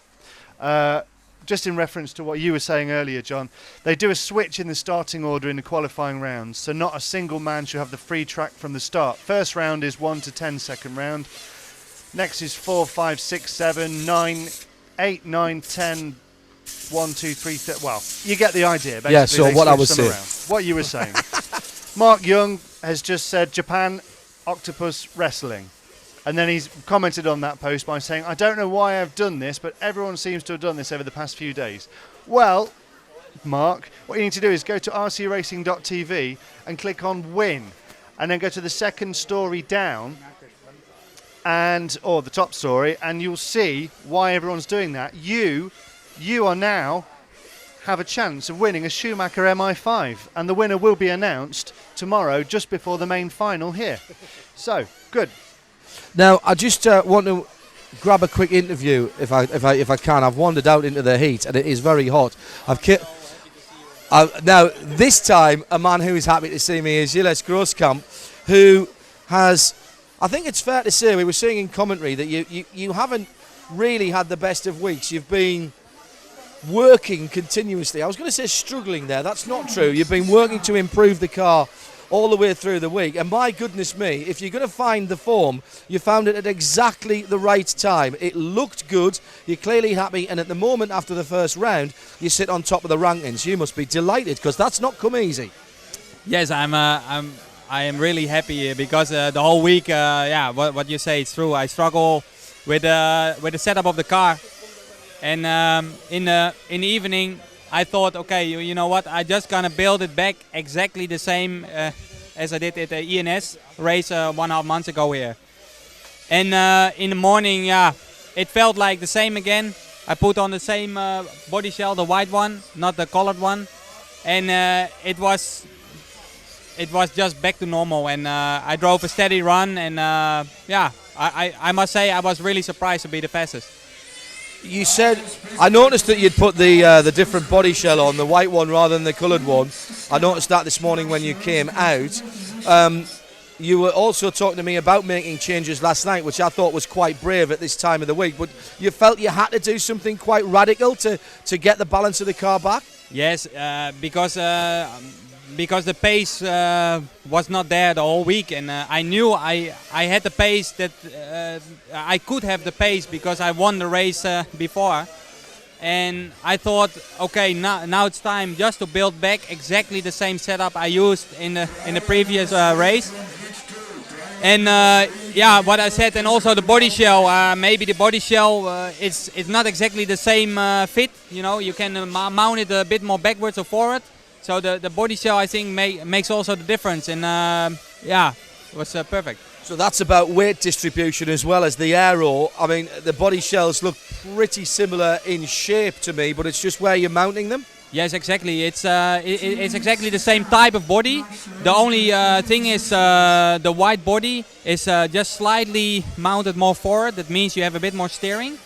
But also nowadays the body shells are not 100% the same in the meaning of the flex of the body shell.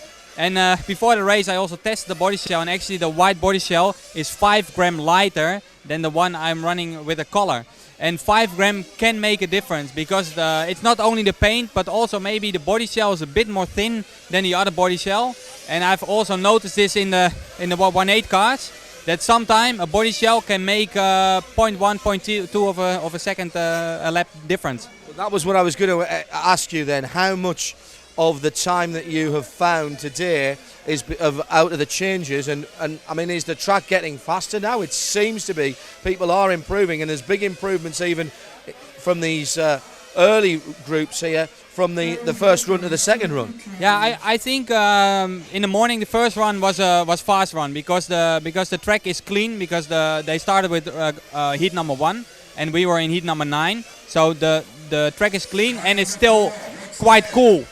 But I think during the day, second and third qualification gonna be not as fast because the temperature from the asphalt gonna be more hot. That means that the traction is a bit lower, and also the engines can't have the same power as in the morning. So I think the run that I did now was quite good.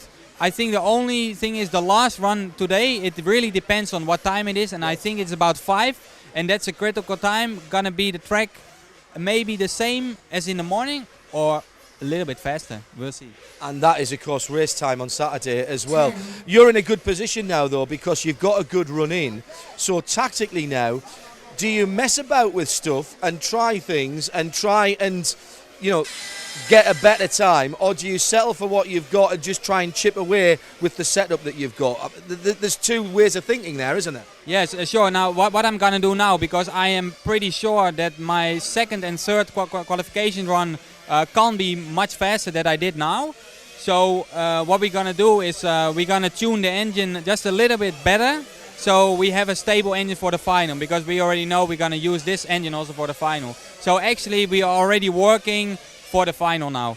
And I will do some small changes in the setup as well, but just minor changes to see what really the effect is. I know it was frustrating for you earlier in the week, but having had to work so hard with this, is it almost a little more satisfying that you've got the time out of the car, giving all the work you've had to do? Yeah, sure. It's of course in the morning after the run, I was actually really happy, and also my mechanic, because we have working so hard for 4 days, and every time we go out it just didn't feel right, and now in the morning it feels absolutely good again. So it's actually really nice to be back in the game. And it's nice to see the smile back on your face, because I know how disappointed you were yesterday. Gilles, thanks for talking to us again. Good luck for the rest of the meeting. Thank you very much. Interesting stuff, Matt, isn't it? Already thinking ahead to the final and what he can do to increase his chances. Stay with me. I'm going to have a quick word with Dominic Greiner as well, who's working away down here. Hello, Dominic. Well done, sir. Are you happy with that first run, or do you think you can find a little more time? Yeah, the run was okay. I make a little mistakes and lost a little bit of time. My clutch was not so good, and we prepared them and changed the engine for the second run. Oh. I don't think that the second run is faster as the first one, and we try some things. Now, are you now looking to better your qualifying, or are you looking to do some work for the semi-finals and the finals? No, I think the last qualifier is also fast, and for this run we prepared the car. Okay. Have a good one. Thanks for talking to us. Just a lot of work going on in the pits, as you might imagine, and the guys are pushing very, very hard indeed to find those tents.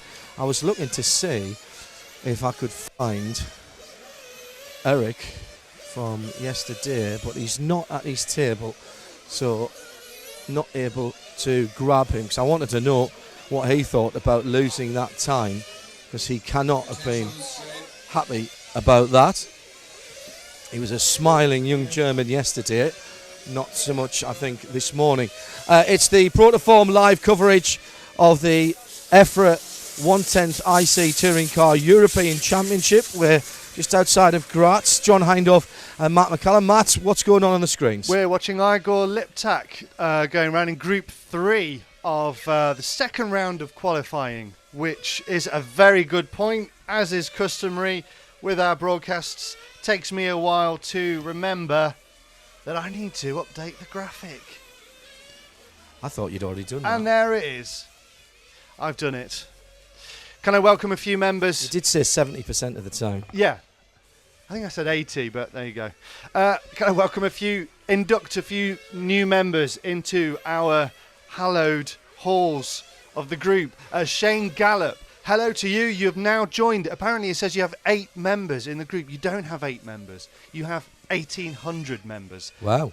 You have 1,800 friends now in Nice. the RC Racing TV Facebook group. Christian Holdstrom, welcome to you, sir. And Christoph Diapolito. Well, hello, sir, and welcome to you. You are more than welcome. You have improved the group just by being a member. Thank you. Thought was interesting what Gilles was saying there then. He's about to throw away the next 2 qualifying sessions to do some work for his engine for the final. And maybe, depending on conditions, later on this afternoon, right on the cusp of it maybe making a difference, might be able to improve his time. He's a lot happier though. You could hear it in his voice, couldn't you? Didn't have to have a camera on him to hear that. No. Yeah, completely. It is Alessandro Balboni who has the best time for the 13 laps completed at the moment, with just 35 seconds to go. Well, they're going to get 15. I don't think they're going to get 16, or maybe just squeak into it. Let's have a look at where he was. 30th overall currently. That was very quick. Yeah, and he's got a 16 laps with 5:11.8 under his belt at the moment. Is he going to beat that? Time is about to elapse. 15 on the clock at the moment. 15 laps on the counter at the moment. He is. He's going to get 16. He's got 16. 5:14. So he has not improved. So is this the tipping point then?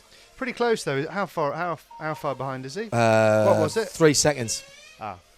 3 seconds away from his best time. Now, 20 past 11 here local time, and I wonder then if that sweet spot of the track has sort. What do you keep looking in there for, in case there's any creepy crawlies? Yeah, I don't like drinking creepy crawlies. No, put the top back on then when you finish drinking. Yeah, it's too much effort. All right. I haven't got any hands.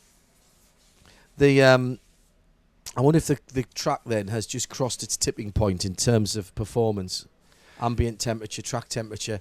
Gilles and Dominic sort of echoing what we've been talking about. So our supposition as interested onlookers has pretty much been borne out, that the combination of getting on the track at the right time in the morning, which is not the first couple of sessions, clearly towards the end of that run was the best time that they feel they're going to get.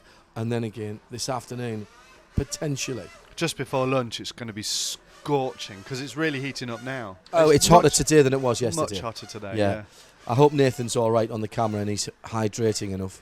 We'll get some more drinks for him in a We'll have to check or the two. sting count, because he was stung by a few wasps yesterday. Was it stings or bites?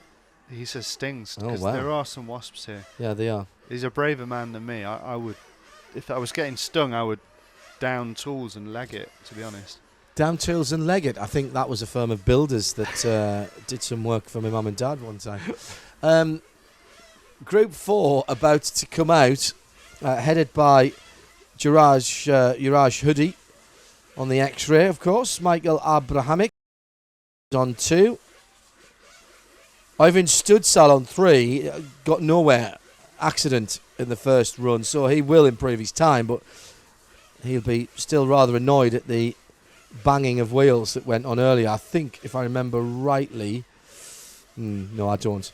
Hermann Berger was in 4, Andreas Verhoeven in 5, Franks Engel in 6, Martin Hansen 7, Thomas Liptak 8, David Pettit, who was the best of the qualifiers from this session earlier, is 9, and Arndt Bernhard in 10. Now, he did that off a 9, so he'll be further up the run as he's let out. David Pettit qualified 32nd in that first heat on 16 laps in 5:13.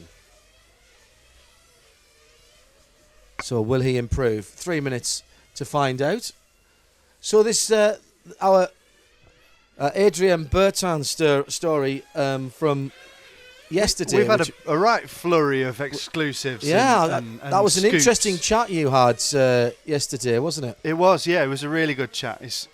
Adrian is a great communicator and he's a great guy to talk to. Without giving too much away, just give it. What was their headline for that? Because there's obviously been all kinds of rumours that he'd left Orion. He's their engine guru. He's still wearing the T-shirt here. Yeah. So what was the full details are written up on the rcracing.tv website. But what's the headline there? Essentially, it's a case of the parent company handing control back to the original company that owned them, and him.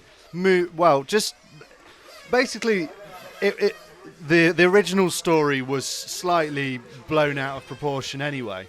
So, but there were several events that happened that made it look like that made it look like there were serious troubles brewing. But Adrian assures us that they were all coincidences. For instance, a racing legend, Yuichi Kanai, who's Kyosho, who are the owners who bought Orion several years ago.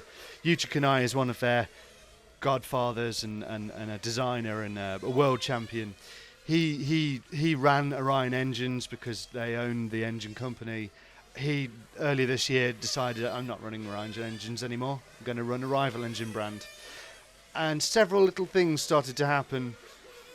Other drivers, just little clues that these two brands that were so much symmetry, intertwined, yeah. Just little things little cracks just started to show. So the full story's on rcracing.tv. It is. Well, we had, and there was very interesting insight from the Orion head office in Switzerland from our good friends Neo Buggy, but we've also got a really good insight from the man himself, Adrian Bertin. And we've cleared up about what car he's running as well. We have. He's running, of course, the World Champions car, Mean V's car, the KM. So it's not in any way a secret. It's a straight out the box World Champion winning car. It was a top secret car 2 weeks ago in Halifax. That's the 1/8 car. He's helping them develop. So yeah, he's not running the Kyosho, and he explains why. Because there isn't a Kyosho. That's another little crack that appeared. Because they basically decided that they don't like off-road, on-road anymore. Ah, okay.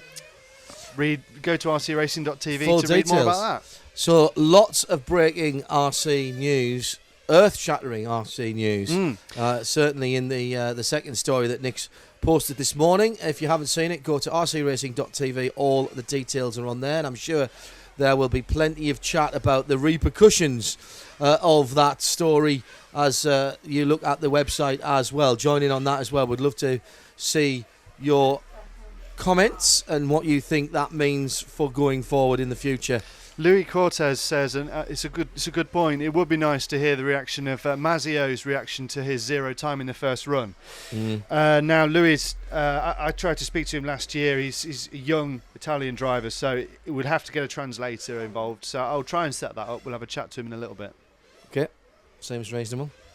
Frankly, I wouldn't know him if I tripped over him. So I can find him. He's actually he's not pitting far from us. So oh, really? Yeah. Oh, yes, the Italians are just behind the Dutch, aren't they? So yes, and I think we could ask Sabrina Lechner, Dario Balestri's fantastic girlfriend, to translate for us. And very clever on pit strategy, she is. She is, yes. They are a fantastic racing couple. He focuses on 1/10 on road.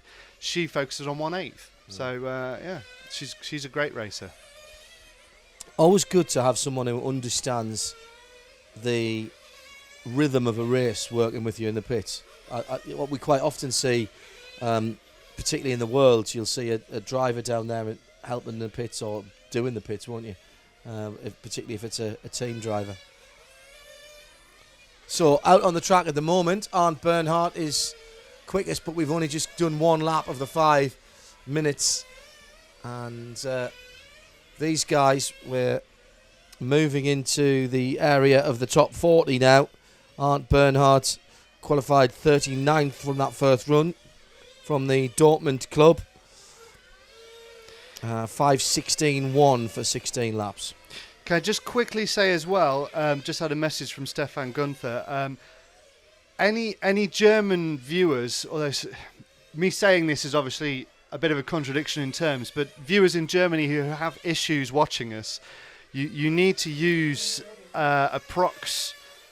If you go to Google and look for ProxTube, that's the way to view YouTube live streams, because it's actually disabled in Germany. Really? Yes. Germany have some very, very strict rules with regards to live streaming. But I'll actually put something on the Facebook page so that the Germans can see that, because obviously if they can't... They're not hearing you say that? Yeah, so, yeah.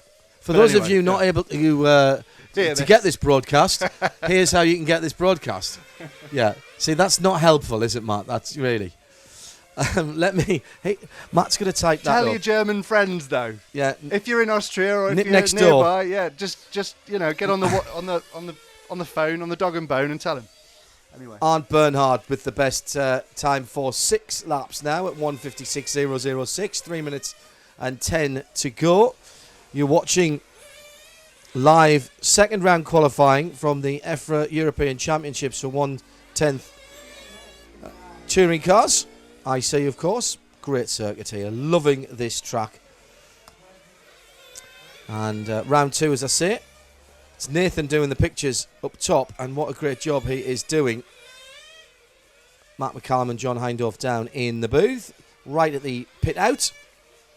So we do get a quick look down pit lane from where we are and across into Amiga. In fact, those cars that we're watching at the moment on screen have just screamed past. There's still a little bit of shade on that back straight. That'll stay with us until lunchtime.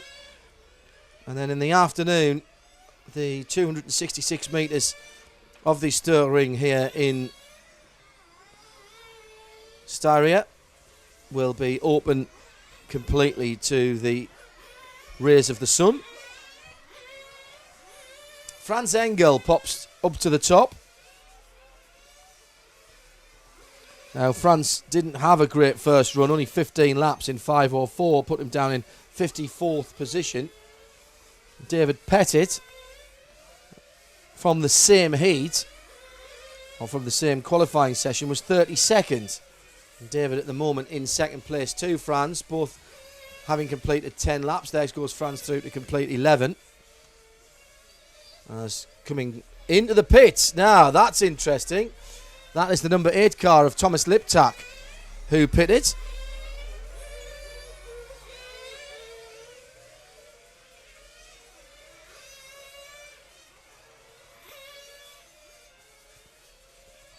To the Hart chicane. Let's pick up another one of the runners. This is the number 3 of Oyvind Studsal. Didn't get a decent time that first heat after some issues. I think there was contact. Just on a minute to go. 12 laps completed by most of the leaders. No, Frank Engel's done 13. As is David Pettit, who all of a sudden pops to the top. Strong in the middle section is David, and now needs to push to the end. David, the Frenchman, on that multicoloured chassis. The number 9 car. In fact, actually, he's changed his bodywork this morning, because he was on the yellow and orange, and now he's in the yellow with blue, just coming through the hairpin on the far side of the circuit. We'll try and get him picked up. David Pettit goes across the start line just now, Nathan, and heading under the scoreboard. There no, I think it's the one in front of that. My apologies. Good spot, thank you. Yeah, that's Pettit, number 9. And if you remember yesterday, he was running with the orange along with his teammate. So Bernhard goes through for 16 laps.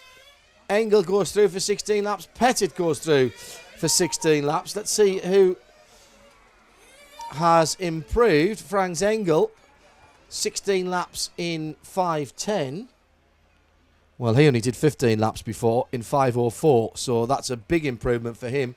And Bernhard did 16 laps in 5:16, so he's improved. David Pettit did 16 laps in 5:13, so he hasn't improved. He's 5 seconds back. Well, that's check that. He's 5:10, reading the wrong part of the screen, so he's improved.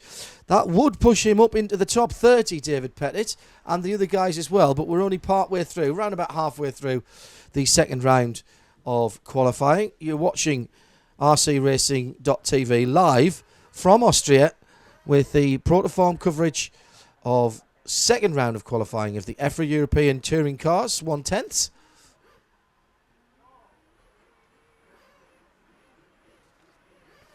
Beginning to amass that paper mountain that begins to build through a motor racing meeting.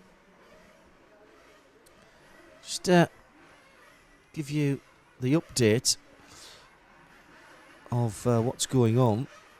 So Arndt Bernhard went up to 31st there. David Pettit sitting in 32nd. I don't think that's quite updated yet. Let's give that another run.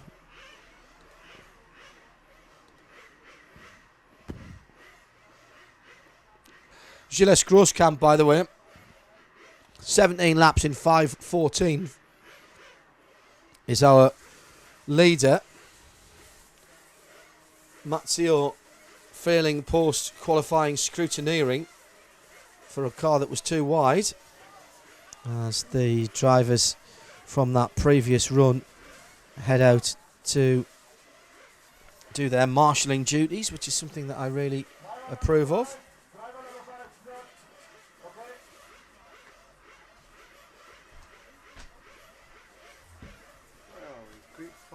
Yeah. Is it due to be out soon? No.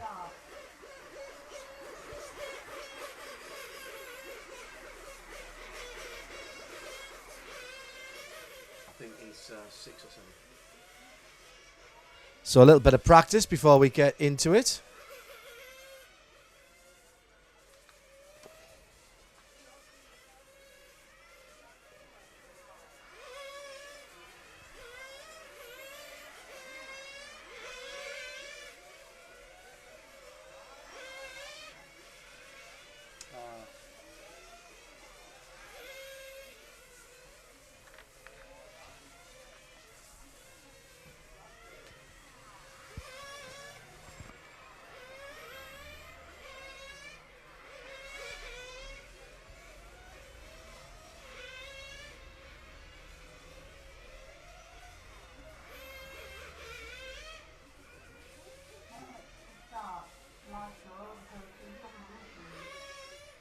So group number 5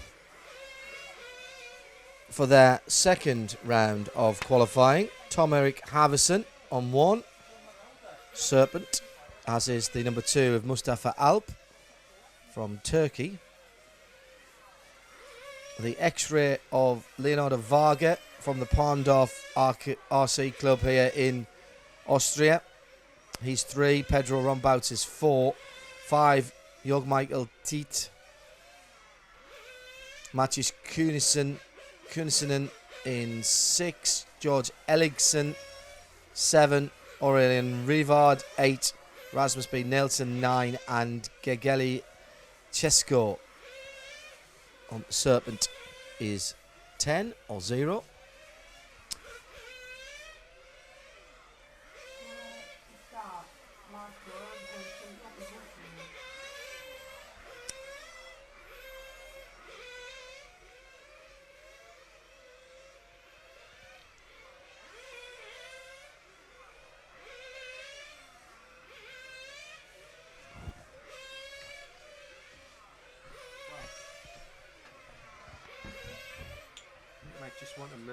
hairpin camera slightly to the left. Oh, it's been knocked. It's been knocked.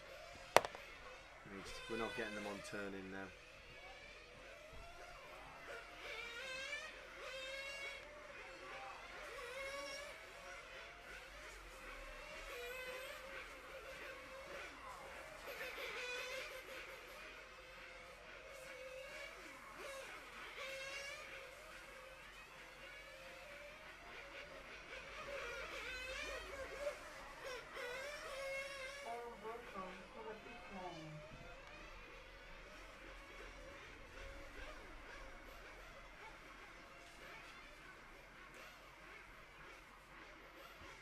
So the timed portion of the session, second qualifying round for group number 5. Haverson, Alvarga, Rombouts, Tiet, Kuusinen, Eriksson, Rivard, Nielsen and Chesko. And this time it'll be the 4-car of Pedro Rombouts who leads them out. And there he is. You can clearly see the white with the number 4 just being held by his mechanic there as there's 10 seconds to go. And remember, it's 5 minutes to do as many laps as you can in the shortest time. And it's 5 minutes when you cross the line. So obviously if you start another lap with 4:59 on the clock, you get that time. But each individual driver's time starts only when they cross that line there. So little dab of throttle there coming through the Kleine Schikane, through into the bend at the far side of the track. So Roberts now has completed his first flying lap, and it's a 19.4. Not really getting down to time quickly there. Through the hard chicane and onto the pit straight. Through the corner they call Amiga. And when you see it from above, for obvious reasons.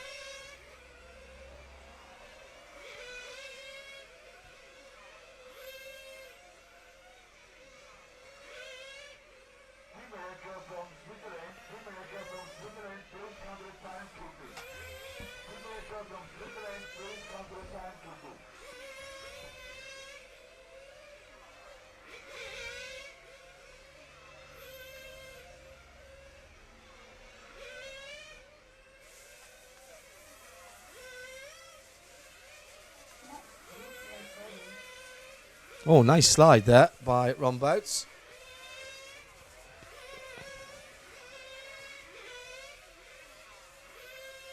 Pedro, the X-ray driver from Holland. Right, let's have a quick look at the timings. Managed to drop my radio mic back again.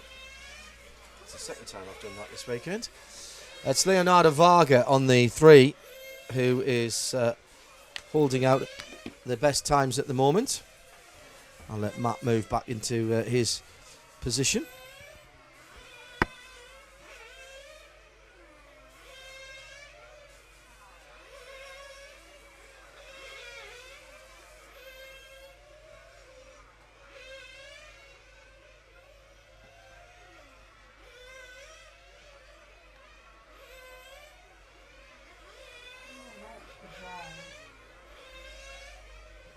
Varga from the Parndorf RC Club here in Austria in the bright orange car.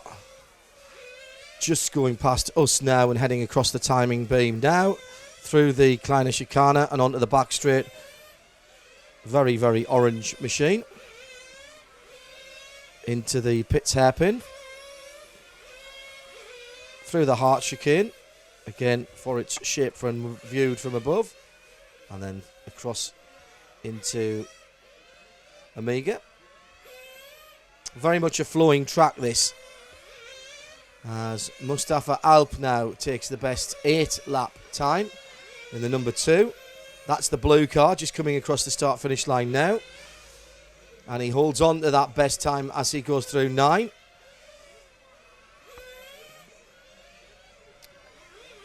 Slightly ahead of the car we're watching at the moment.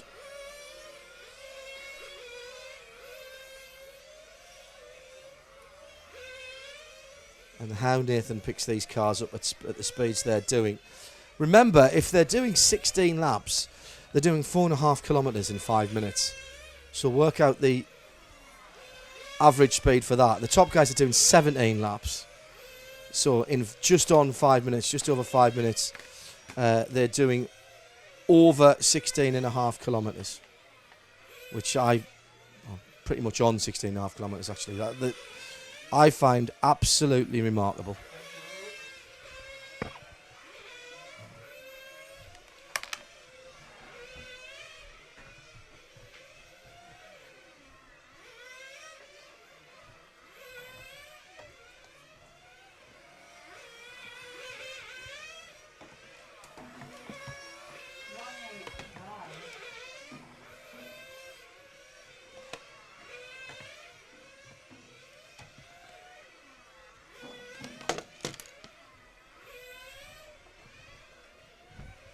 So just 45 seconds to go.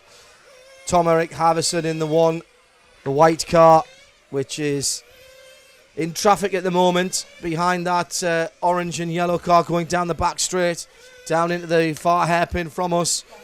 Havison then 14 laps. He might get 16 here. He's going to have to hustle. Comes through in front of us now. He will get 16 laps. He's right on the button. 4:46. Oh, he's going to get 16 for sure.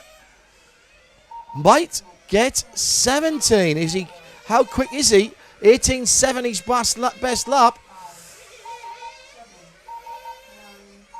No. Pinned on 16 for Havison, who is the best of the bunch there in Group 5. 16 laps in 5 minutes and 5 seconds. Let's see how that compares to what he did in the first run. He did 16 in 5:04. So about the same. Doesn't improve. He was sitting down in 24th position after the last run. This is the second round of qualifying. Protoform sponsored broadcast from here in Austria for rcracing.tv.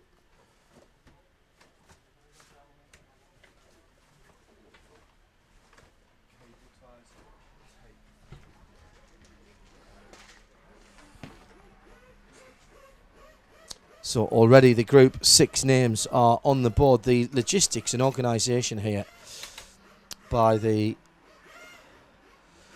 model Ren Auto Club Graz, Morak. Graz has been superb. So it'll be Michael Salvin on 1. Actually, what I should do is the way they're going to come out of the pit, shouldn't I? So it'll be 4. Jonathan Pastor Sanchez from Timo Saarinen on 5. From Tobias Köhler on 6. From Sergei Franz Cadena on 7. From Rene Pupka on 8. From Giuseppe Musolino on 9. From Claudio Coloma on 10. From 1, Michael Salvin. From 2, Nacho Lopez Luch. Quentin Leroux on 3 should be at the back when they go out for the timing. It'll be probably a tad less organised as they go out for the warm-up, because it doesn't kind of really matter at that point. There'll be a huge group of cars exploding from the right-hand side of this shot as the marshals get themselves ready. And that is Rasmus B. Nelson, who you can see in the shot just settling himself down. The young Dane, normally driving an X-Ray, but now marshalling at Marshall's Post 9, settles himself down in the sunshine, looking across to the pits. And if he'll glean any information about lines from the guys who are about to go out.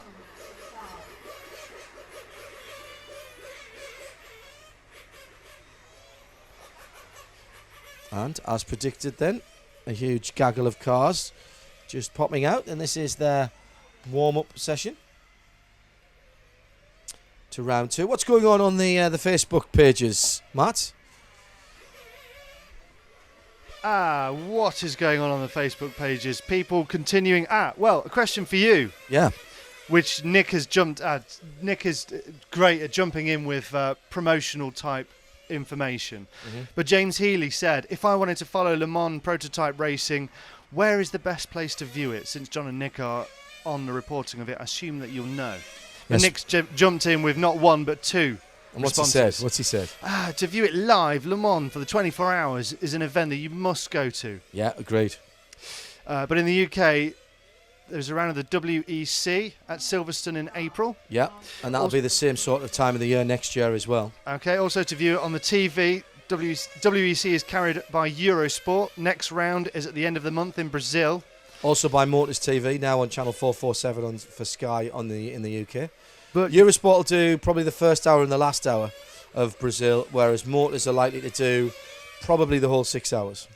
And then it's also streamed live on the World Endurance Championships, where the Brazil one is streamed live on the World Endurance Championships webpage. I'm pretty certain that all of the races are streamed live on, and I think it is FIAWEC.com. Do we get to hear your voices then on this? Yeah, we at Radio Show Limited, the people behind RadioLeMans.com, we are the global audio partner for radio and TV of the World Endurance Championship, European Le Mans Series, and a number of other large endurance races around the world, including things like the Dubai 24 in January, Bathurst in February, Nürburgring in June. So you go to Le Mans and see it. Really see it and hear you with a portable radio. Yeah, that's one of the places where we take an FM transmitter with us, yeah. Or stay at home and hear it on the web the whole time. Yeah. Or watch these various events on TV and hear your audio as well. Yeah. So there's your tri-platform. Oh, and when you're at Silverstone, do you hear you over the PA? Correct. So your quad platform. Yeah. Multitasking of a single audio stream. And we find that the more enlightened race organisers understand why that is good, because A, they don't need to have 4 different sets of commentators. B, they get people who understand what is going on and follow the whole championship around.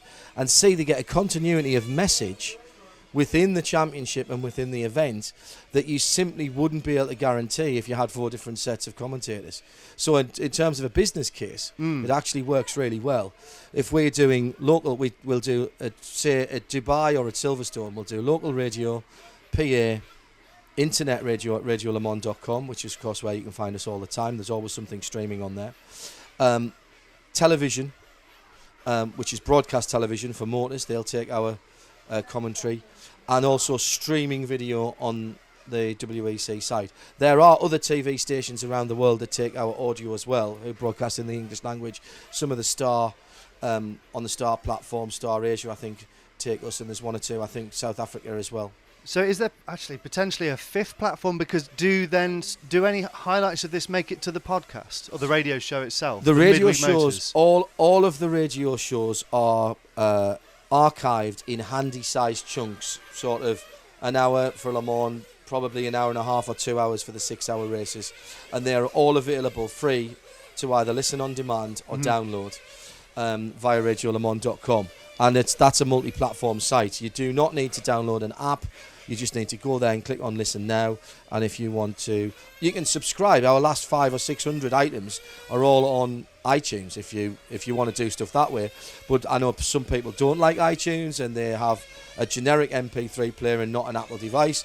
So you can just go on the website, right-click, download to whatever folder you want, and then upload it onto your music player. You said yourself you don't do Apple. I don't do Apple. No.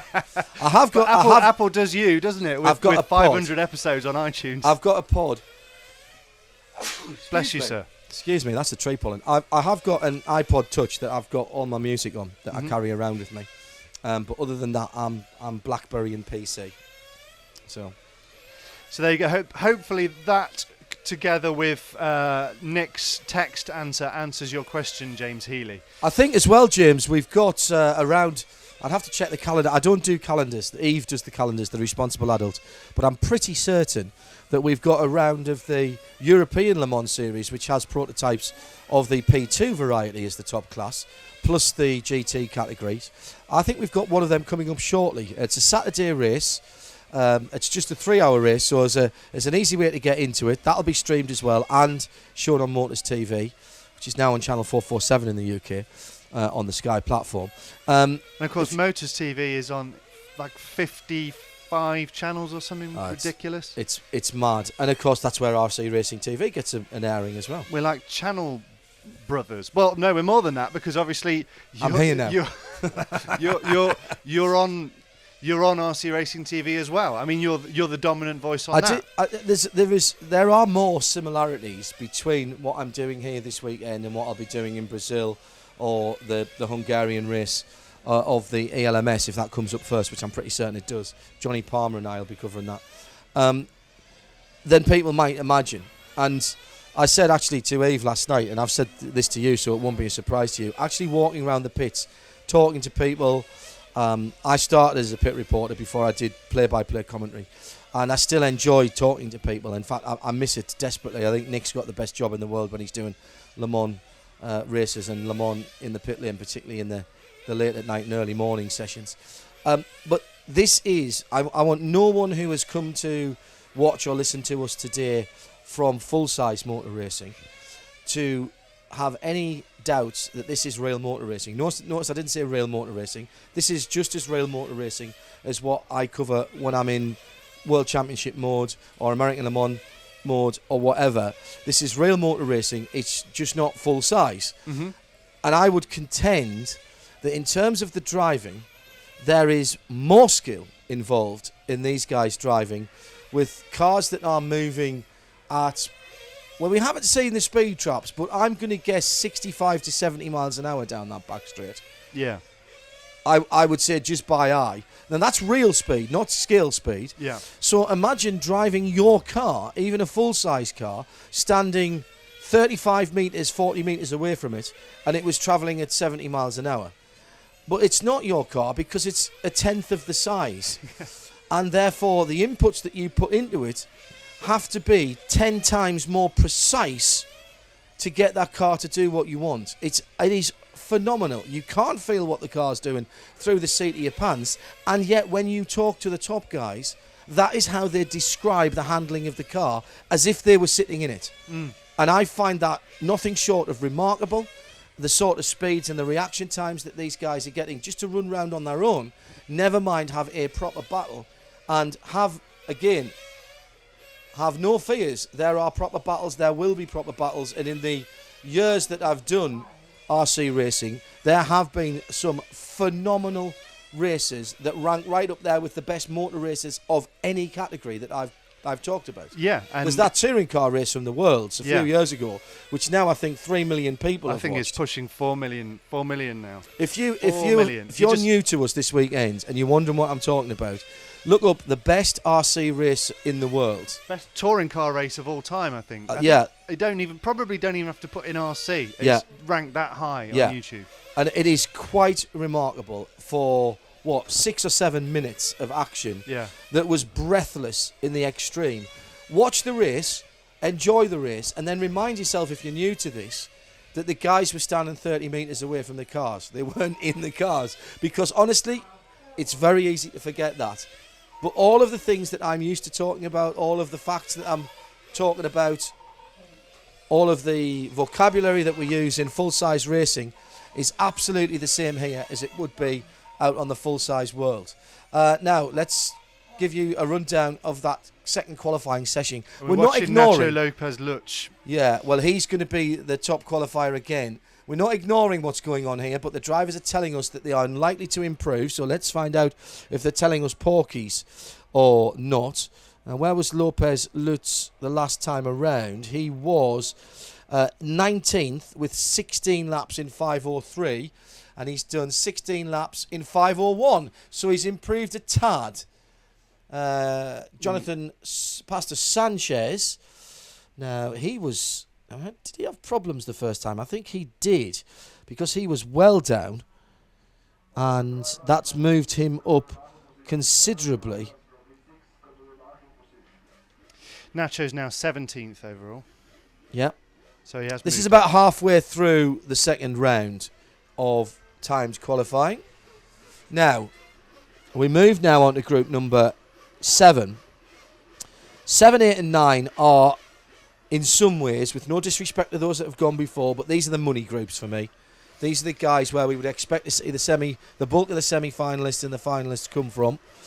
We have got 29 in these three groups, 10 in groups 7 and 9, and 8 has 9. Group 8 has 9 in it. And as they will roll out for their timed part of the session, Patrick Nair on the 4, the Mugen, will lead them out from Michael Franson on the 5, Victor Pelez Olivares on the 6, Marcus Helchrist on the 7, Gerhard Kandelhart in the 8th, Basil Conchialdi 9, Alex Thurston, who had a very good run first time out, on the 10, Leo Arnold on the 1, Luca Radelli on the 2, Dominic Greiner on the 3. Now, Greiner is right up there, isn't he? He is in 3rd position at the moment, which is good out of this group. He needs to beat a 17-lap run and 5:16. So I think that's a tall order at this time of the day. I've got a feeling Dominic was the first person to put a 17-lap run in as we were going through the first rounds. Is there the reason why he's stuck in your mind? Is that? Yes. Yeah, okay. Yeah. So they head out onto the track for the warm-up. It is interesting because I think what we're seeing here as well, don't forget, on Saturday, tomorrow, more full live coverage of semi-finals and finals day. In fact, all of the finals. The 64th finals are this evening, and they will be in the end of our programme. That will be live. And then tomorrow we move on to the 32nd, 16s, 8ths, and then the quarters, semis, and the EFRA European Championship for IC 110th touring cars with Protoform, all live here on RC Racing TV. But what we're seeing now is the conditions that people will be racing money laps for tomorrow, Matt, because it's going to be hot. The forecast is for this type of conditions. And when we get to around about 4:30, 5 o'clock this afternoon, that'll be finals time tomorrow. Yes. It's going to be like a rehearsal, but yeah. Because it's going to be the time when we could see people really improving and really perhaps finding their best time. It could also mean that they're slowing themselves down because they're also battling on the track when Correct. they oughtn't be battling on the track. Yeah, because in any form of motor racing, you will find the issue is as soon as you start getting close to somebody and battling, it will all go a bit awry. At the end of this second set of runs, we will have a short lunch break. Recommend the schnitzel. I had schnitzel last night. Well, I had schnitzel the night before and still had it for lunch. You can have schnitzel Once every 24 hours. Well, you're allowed it twice in one 24-hour period. Really? I think we're in Austria. I think that's allowed. Okay. I think 3 times in a 24-hour period. We'll be pushing it slightly. I've not checked the Austrian recommended daily allowance for schnitzel. Yeah. But RDA schnitzel. Yeah. I think you're okay. I think if you have it once without the breadcrumbs and once with as well, that doesn't count at all. okay. And you were nature last night, weren't you? With the naked schnitzel. the naked schnitzel. Covered, lathered in garlic dressing and mushrooms. Champion schnitzel it was called. It was. And it was champion as well. I had it the night before. Oh, a big lurid roll. Car number 6 of Victor Palares. Olivares, as it will be.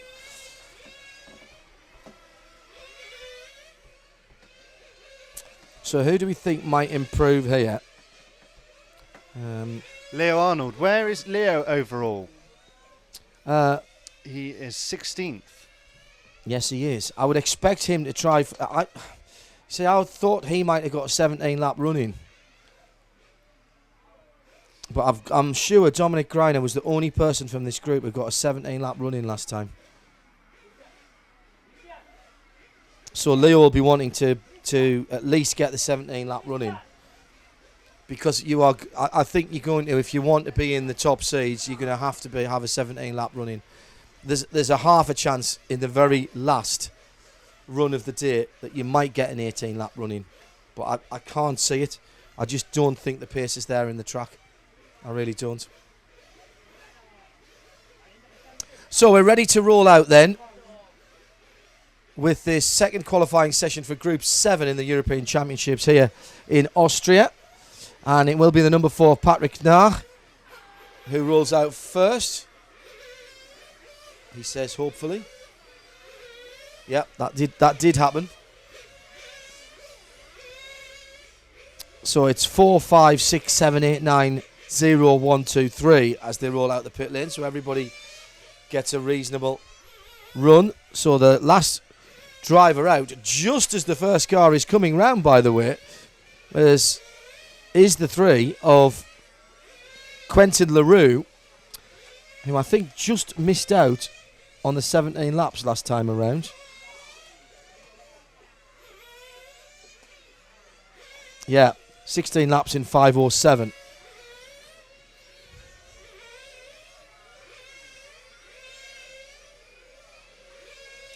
Leo Arnold got 16 laps in 5:01 and a half. So he needs to find a second and a half on his pace last time over 5 minutes, over 16 laps, to get the 17th lap in. And that would jump him up.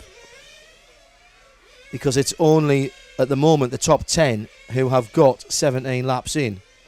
And don't forget, Alessio Mazzio Everything to play for. got to get something in this next time around. The car failing post-qualifying scrutineering for being too wide. And that an uncharacteristic mistake by the Italians. No suggestion, by the way, that there was any intent on gaining an advantage. My technical knowledge is not good enough to understand what benefit there would be to having a car that was too wide. Well, it I'm sure depends you'll whether know. it's the track that's too wide or the body. But if the wheels are spaced too wide, which I'm suspecting that there is a technical limit to the track of the car, as it's called. I know that they put the whole car, the whole thing, in a Perspex box. Right. And if it doesn't fit in this Perspex box, no, You're go. out. You're out. Yeah. Yeah. Well, it may be then that the body was mounted slightly too wide. I'm not sure that gives you an advantage, other than perhaps the stiffness. But if the wheels are too wide, clearly you're putting a bigger footprint onto the ground. It gives you better turning. But all the wheels on all of these cars seem to be well inside the bodywork. They would, if they were street cars, they would certainly be UK Department of Transport legal. You're not allowed to have any part of the wheel or tyre outside of the bodywork, any part of the tyre rather, outside the bodywork for construction and use regs in the UK. Right, here we're following around at the moment. You're looking at the hairpin, and now following round Number 3. which is the man who led out, or was second out, of course, Dominic Greiner. Sorry, was last out, Dominic Greiner. I'll get it right in a moment, because we led out by Patrick Nair, number 4. He's got the best time at the moment for 8 laps at 2:28. Dominic's best time in 18:3, 18:7 that time around. He's just going past us into the Amiga corner. 18:7 again. Leo Arnold's best time in 18:4, and he's just done an 18:5 last time around. 10 laps completed with 1:52 remaining on the clock. This is going to be very, very tight indeed for Leo Arnold to get the 17th lap in. But the likelihood is that he will, at the moment, I'm predicting the top 2 will get the 17th lap in, but it's going to be tight. They're going to be very close to it at the end of the 16th lap. Shall we find Leo? Is he about just gone over the timing line now? The yellow car. It's the Is he the first one going down the back straight? It's car number 1, isn't it? He is coming to us now. That was 6, 8, 7, 1. So he's the bright lime greeny yellow car that is going End of onto the the back straight. straight now. And Nathan dutifully Catches up with him. Hairpin. The front of those two. Yeah, that's it. No, front one. There he is. That's the guy ahead of him. That's it. Lovely. So this is the guy who's going to be tight. Both him and Dominic Greiner tight on getting. Oh my word! He's trying hard, isn't he? He He's knows. Desperate. He knows, doesn't he? He must feel it. They've got a clock. 34 seconds to go. He's on lap 14. He's completed lap 14 at the moment. He's working lap 15. This is going to be tight. Very tight indeed. He's completed lap 15. 24 seconds. He will get the 17th lap. That is very, very tight indeed. But Patrick Neher went out first. Is going to be stuck on 16. Arnold and Greiner, I'm predicting confidently of 17 laps. No, he's missed. Yes, he's gone through. He's just got it. I thought that he'd been scored on the fight. 4 minutes 58.7. How close was that? So that was tight. 4:57.2 for Dominic Greiner. So they are both going to get 17 laps. And Greiner's done 17 in a 5:14.9. And he's done a 5:15.9. So Greiner a second slower. But the good news for Leo Arnold is that 17 laps in 5:17.4. And his last lap was an 18.6. That tells you how tight that was. That will jump him up somewhere near the top 10. In fact, it will put him just at the bottom of the top 10. But I think he'll be in 11th position. So he's added to the list of drivers who have made 17 laps in the 5 minutes. 17 laps. 17. You're right. He's number 10. He's number 10, is he? Oh, yes. Francesco Tironi did an 18.0. Yes, sorry. So, right on the bottom of the top 10. Which puts him comfortably in the semi. Yeah. If things continue as they are. And that's what people will be aiming for, won't they? They'll be, top 20 is the semi, is it? No, I think it's top 16. Top 16, of course, because you're having people come up through from the repechage, effectively. Yes. Yeah. Okay, so top 16 then. So who's on the bubble at the moment? Well, Leo Arnold was 16th before that run, so he was right on the bubble. And that'll move Victor Olivares Palés onto the bubble. That's, yeah, he's on 16th at the moment, and he has got 16 laps. 5 minutes. 1.642. So that's as close can be, isn't it? James Healy simply writes 200mm width rule. Well, the class is called 200mm. Yeah. That is what the class is called. So I suppose that makes sense. If your car isn't 200mm, then it's not in this class, is it? Okay, we're getting into the guys who we expect, many of these guys, of course, to be contesting the higher finals tomorrow, live here, powered by Protoform on rcracing.tv. And this is group number 8 going out for their practice session. And when they roll out for the time session, it will be Eric Dankel who will lead them out, because he's number 4 in this group. Now, quite frankly, Eric made a bit of a Horlicks of the first run. I'm interested. I completely missed this. I was having a bit of a tiz with technical things and finding out some information, so I'm really interested to see how he does this time round. So it'll be Dankel 4, Patrick Schaefer 5, Dino Giancoloni in 6, Tony Gruber in 7, Daniel Alessi in 8, Mikhail Dederian in 9, and then Martin Huddy in 1, Biagio Spataro in 2, and Kyle Branson will be last out on the timed portion on the 3 car. Top 14 in the semis. Thank you. Thanks, Nick. It's almost like he's here, isn't it? It is.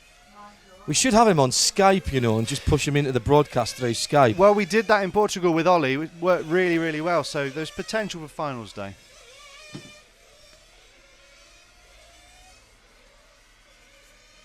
So, yeah, 14 is the magic number, which puts Mark Green. Who's out in the last heat, the last set. Okay. He's out in Group 9. Well, I'm interested. Eric Dankel made a Horlicks, you say, but he's 5th overall. It's pretty good for him.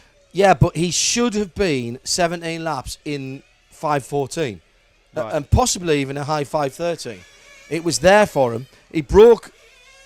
He put the fastest lap in the meeting in, an 18.184, on his 9th lap. He peppered the 18.2 mark, but he had 2 laps, one about 3 or 4 laps in, and one into the early teens, where it was. I think there was a 19.2 and a 19.6 or a 19.7 in there. All right. And that, that is 2 to 2.5 seconds that he's blown on those 2 laps. So to be so high up proves he's got the pace, but he just can't afford any mistakes. And I wonder if he'll just turn it down a notch, or whether he goes for it again. I mean, he's in the top 14, you'd think. Yeah, I think he'll go nuts. Do you think so? I think he's going to go. So, so car off all over the place and breaking the lap records in between. Yeah, Okay. yeah. No, But, okay. but I can see that. probably not improving his position. That's my prediction. My Well, good. I like it. my spectacularly uninformed prediction. I'm looking out the back of the commentary box at the moment at the cornfields and out towards the wooded hillsides around us here, near the city of Kirchburg and Rab. And there's not a cloud in the sky. There's not a rustle on the cornfield. It is stiller than a still thing on a very still day. The temperature is climbing even in the shade now. And with lunch break coming up, we'll leave the stream up, of course, so that you can see what's going on over the lunch break, but we'll nip off for some refreshment ourselves.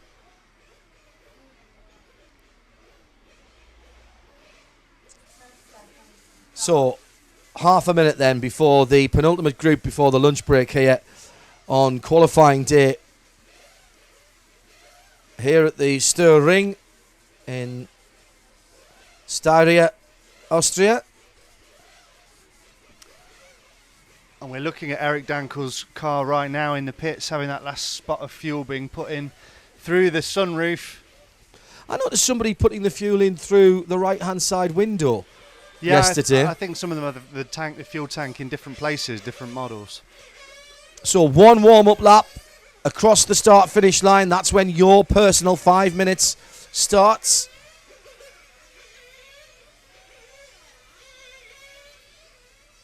And Kyle Branson has not come out the pits yet. Yes, he has. He's just gone across the line. And heading across the line then, Eric Dankel already on the back straight and heading down towards the pit hairpin through the hard chicane. This first lap is crucial. He needs to be under 19 seconds, and he is 18.6. That's a cracking opener. 18.3, in fact, for Dankel. But then he's just been on the grass on the straight, though. Tony Gruber with an 18.3. Now, Gruber was quick in that first run as well, but Dankel again proving that he just hasn't got the consistency, or maybe the car's just set up slightly too edgy. That Capricorn. Tony Gruber on the Serpent. 19.7, that last one, I think. Yeah, you see, you can't do that. There's another second. That's a second and a half gone straight away. Tony Gruber does an 18.3, then an 18.5. 18.6, 18.6 for Biagio Spartaro. Eric Dankel 18.4 that time around.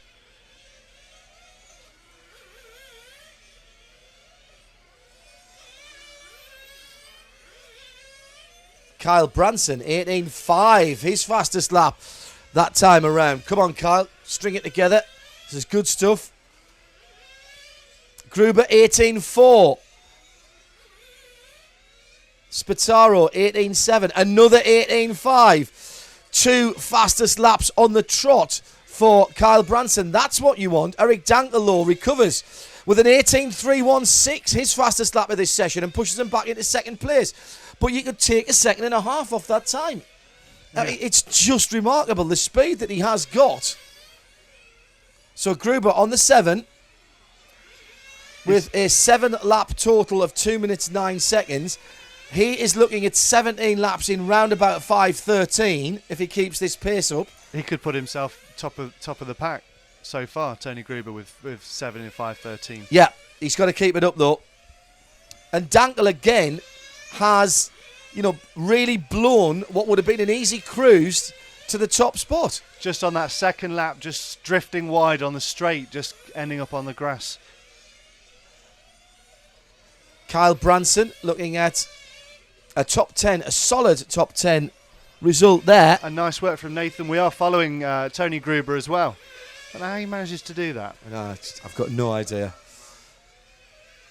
Now, Eric Dankel has strung together 4 laps in the 18.3s, and all of a sudden, he's looking at a decent time. But Gruber, another 18.3. In fact, that's his fastest lap, a 3.19. 10 laps in 3 minutes 4.8. Just under 2 minutes to run. Gruber then. On the Serpent. Representing Germany, of course, when they walked out. The Germans by far the biggest team when the official opening of the ceremonies was done last night. Was that only last night? It seems a week ago. Kyle Branson looking at the moment, 17 laps in 5.16, but he's got to keep the pace up. Clearly can't have any more mistakes from Eric Dankel either. I'm not sure Dankel's going to improve, if I'm honest. You just know that he can drop an 18.1 or an 18.2 in, though. And again, he's in the 18.4s, 18.3, 18.4. 1 minute to run. Tony Gruber, 4 minutes, 0.6 for 13 laps. Still in the 17 lap marker at around about 5.15, something like that. But he's got to keep this pace up. That would be good enough to take top spot. 5.14 even for Gilles Grosskamp. I'm not sure he's going to get close enough to that, but he could put himself solidly in the top 10, could Gruber. He's looking a bit shaky out there, though, to be honest. Well, 18.5 that time, 18.5 for Dankel, 18.5 for Kyle Branson. Kyle's doing himself a powder of good here. 15 seconds to go. The top 2 have crossed the start-finish line. Patrick Schaefer will stick on 16 laps. Now, Branson, Dankel and Gruber. They've gone through. Dankel, 5.15 with 17 laps. Gruber, 5.14.4. I think that's good enough for second. And where's Kyle? He's due to come through any second now. He's got past the traffic he was sitting behind. And Kyle goes through in 17 laps as well. 5.16.7. And Biagio Spataro, 17 laps. So that's going to shake up the top half dozen standings. I think Biagio 18.381. he hasn't improved. He already had 17 on 5.16, so he was a bit slow. Refresh the big thing because I can't do all of this in my head. You can. So Gruber goes to second. Dankel's still down in fourth. So he has improved by 1 position. Yeah. Take so it all back. It's Grosskamp, Gruber, Balestri, Dankel, Greiner, Branson. Kyle Branson up to 6th now. Spataro stays in 7th. Piech 8th. Bertin 9th. And the top 10 made up by Leo Arnold, with the final group before the lunch break to go out, with many of those names I have just mentioned. Now, how many of them will want to improve? I'm really quite excited about this. I love this qualifying format. Yeah. Love it. It's brilliant. I mean, honestly, if we were doing a single lap, Eric Dankel is 2.5 tenths quicker than anybody else out there. Stefan Gunther also reminded me, I did know this, but Eric Dankel's actually blind in one eye. Amazing control for somebody with with that visual impairment. No way. Depth perception. I mean, it is amazing, isn't it? Paul Lord Drayson, of course, battled through to be allowed to go and race at Le Mans. Drivers with monocular vision not normally allowed international licence in full-size racing in Europe. So he went to the States and raced a season of American Le Mans Series to prove that he was capable of doing that. And the FIA, not very many people get to change the FIA's mind. Paul Lord-Drayson was one of them, and he fulfilled his ambition to go and race at Le Mans.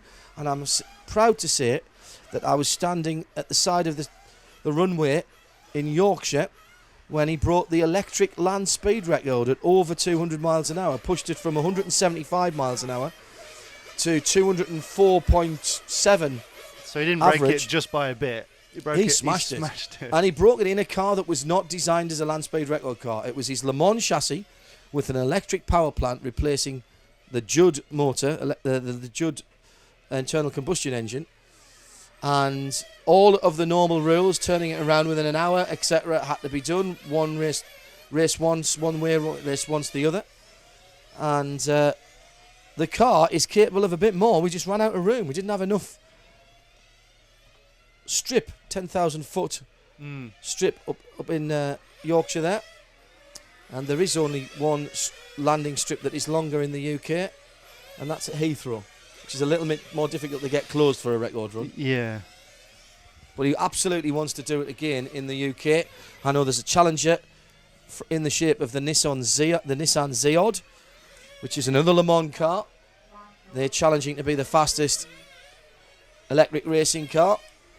So the guys at Ray Mallock Limited in Wellingborough are putting that together to do circuit racing and a land speed record run. I love it. Sexy. Great. Engineering at its best. You can get a runway at Heathrow when it's snowing pretty easy, but then obviously that's not good conditions for doing a speed record either, is it? No. No. Well, the thing is, Heathrow's closed every night. Mm. And given that electric cars don't make any noise, Yes. if you're prepared to light it or do it in the dark, Yeah. watch this space, dear listener. You'll hear about it first on Midweek Motorsport, RadioLeMans.com.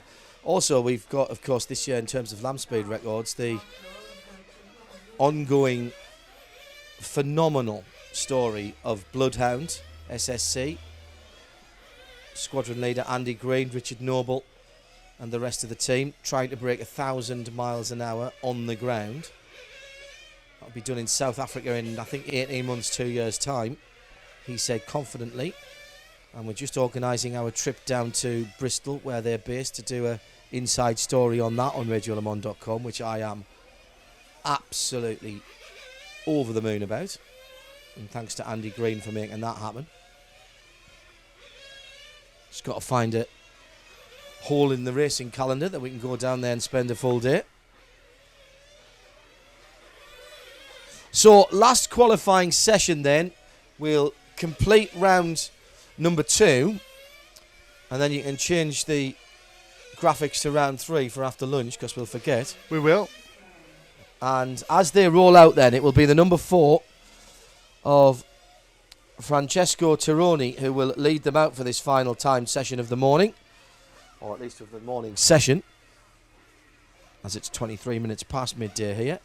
Robert Pietsch on 5 will be second, Alexander Hagberg on 6, then Rico Krober on 7, Mark Green on 8, Alessio Mazzio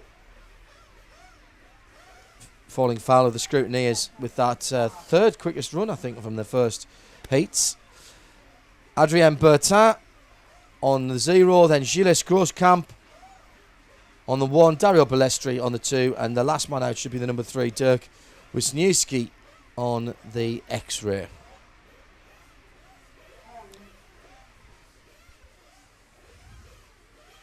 So, let's see who can improve. There goes the number 4. Francesco Tironi. Robert Pietsch in the green and white car behind him. A man to watch, I would say. I don't think he'll be overly happy with just 8th position on that first run. And he's dropped down a couple since then. They stand at the moment. Mark Green is on the bubble in 14th position. Robert Pietsch in 8th. Gilles Groskamp leading, of course. And these first laps all so important. 18.5, 18.5, 18.7, 18.8. That's not bad. But it just goes to show how much quicker than everyone else Eric Dankel is when he can put an 18.3 in on his first lap. That is just remarkable. Ooh. Francesco Tironi going a little wide into the corner right in front of us. The commentary box corner, as I'm going to call that one, into Omega. Alessio Mazzio with the best time for 3 laps at the moment at 55.7. Solidly in the 18.5 second bracket. As is Dario Balestri. Gilles Groskamp.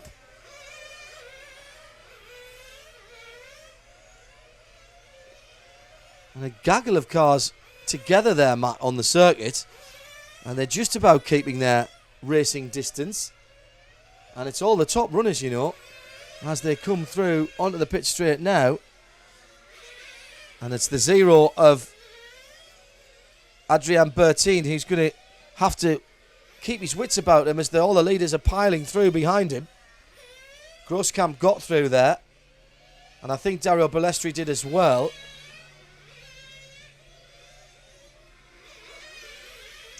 18.4s and 18.5s, the order of the day at the top of the field. 18.6 for Groskamp that time around.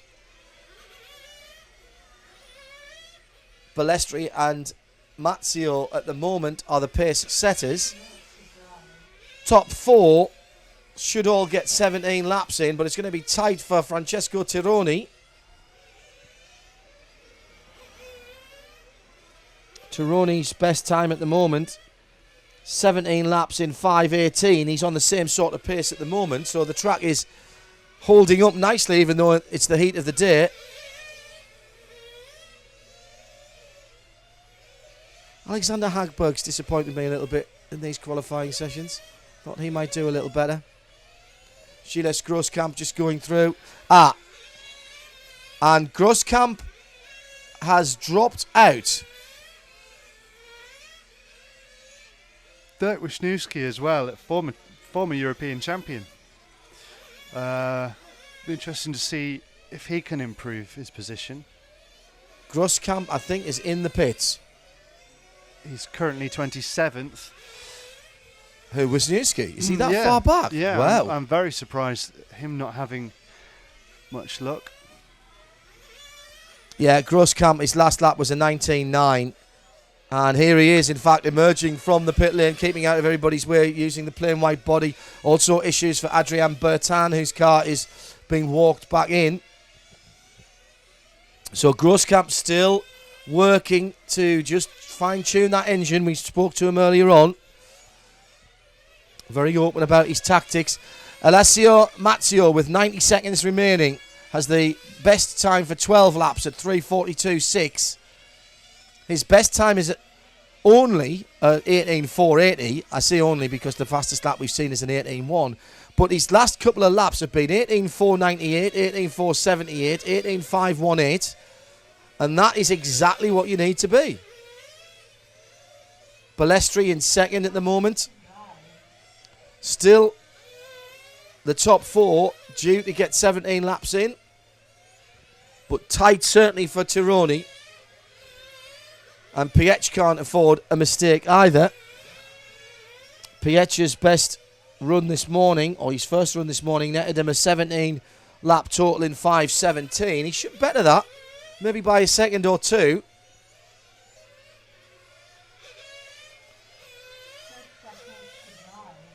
Last half a minute.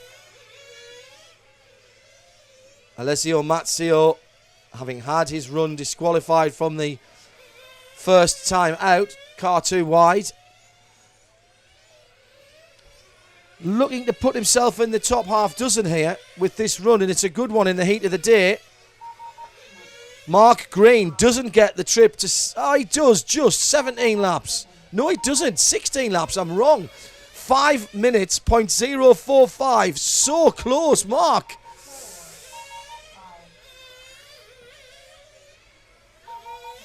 And there will be 4 drivers who get 17 laps out of that. And Dario Balestri right at the end puts a great performance in. His best time in 18.341. And Balestri with a 5.15 for 17 laps. Mazzio, of course, with nothing to count, has a 17 lap total of 5.15. 5.16 for Robert Piech. That bet is his time as well from the first time, I'm sure. Yep, he had a 17 last time around.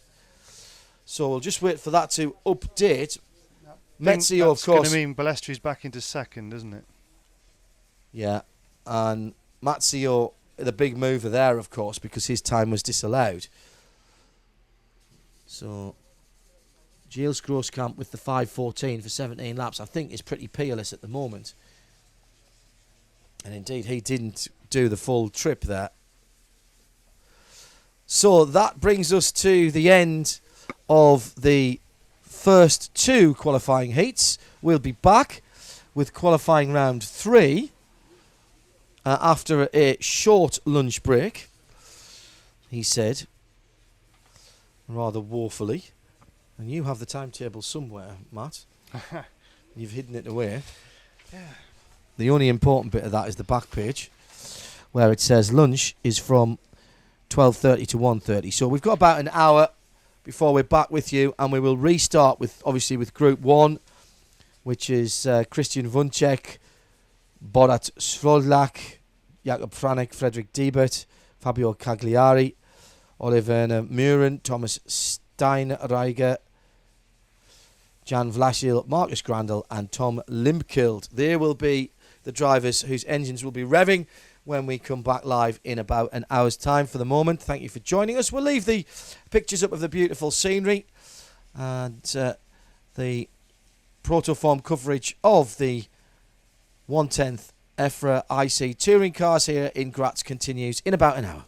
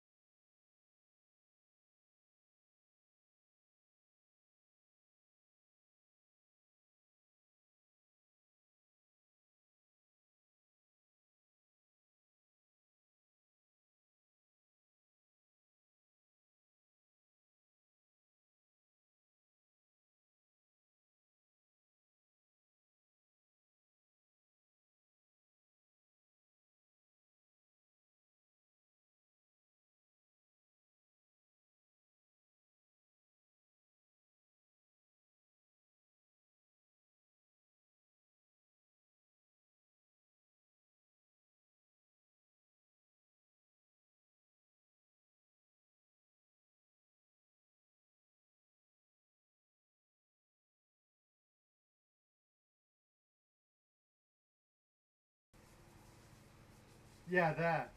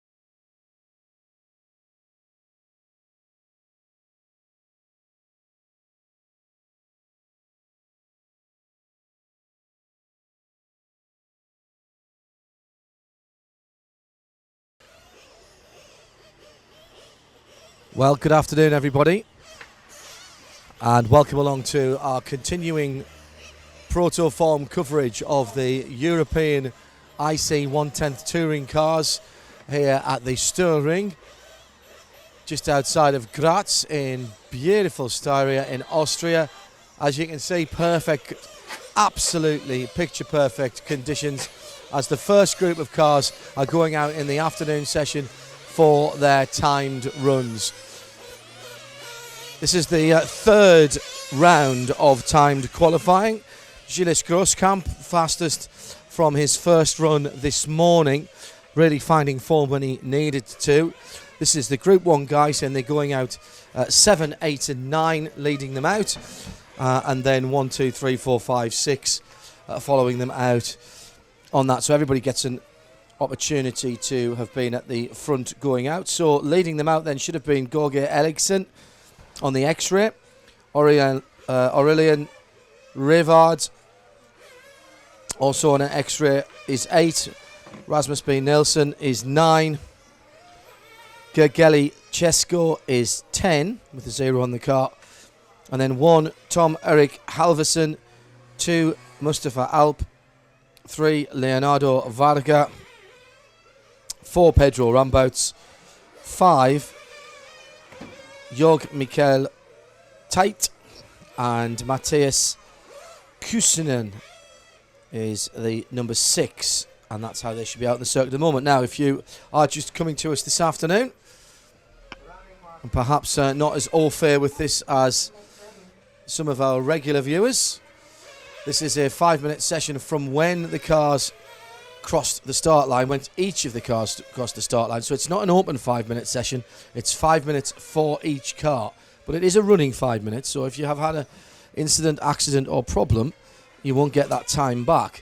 And the idea is you clock up as many timed laps as you can. 17 the most we've seen so far. Some of these less quick drivers getting 14s, 15s and 16s in. And then you are scored, or ranked should I say, into the semi-finals, quarter-finals and so on down, depending on how many laps you've completed and in what time. So if there's 10 people with 17 laps, then the fastest qualifier will be the person who's completed those 17 laps in the least time over 5 minutes. It's fairly easy when you think about it, and actually it rewards not only quick drivers but consistent drivers, and I really quite like it. The team here on site, the Protoform team on site, Nathan on the camera, doing sterling work, picking up the 65, 70 miles an hour cars down the back straight. Myself, John Hindhaugh, and Matt McCullum, who's alongside me to my right, just easing ourselves in after the traditional Austrian lunch of schnitzel and fries. I'm not expecting to see anything too earth-shattering in these early heats. 2 more timed heats for each of the groups, all of them with 10 drivers in, apart from Group 8 that has 9. So 98 drivers, 89 drivers out there qualified for this session, or these sessions. And it is Jakob Franek, who is the quickest to 9 laps at the moment, with the 3:24.3 total for 10 laps now. Now these guys, and I noticed that Fabio Cagliari and Jan Vlasil have not come out on this, and there will be some people who don't bother to come out this afternoon if they feel they're not going to improve. Particularly this session, I think later on this afternoon, when it cools down just a little bit, we might see more interest, particularly for those people who perhaps need to improve. But at the moment, Jakob Franek from Christian Vunček, 3 from 1 from Borut Slozjak. And they're all on 12 laps at the moment. They should get 15 laps in. We haven't had the standings yet after 2 runs, have we? From the timing scoreboards, but we can pull that up on one of Matt's myriad of computers, so we can keep an eye on that. Very, very warm out there, and the track surface scorching. Last half a minute. And top 6 should get 15 laps for these guys. Steady improvement for some of them. Early runs, they were only getting 13s and 14s.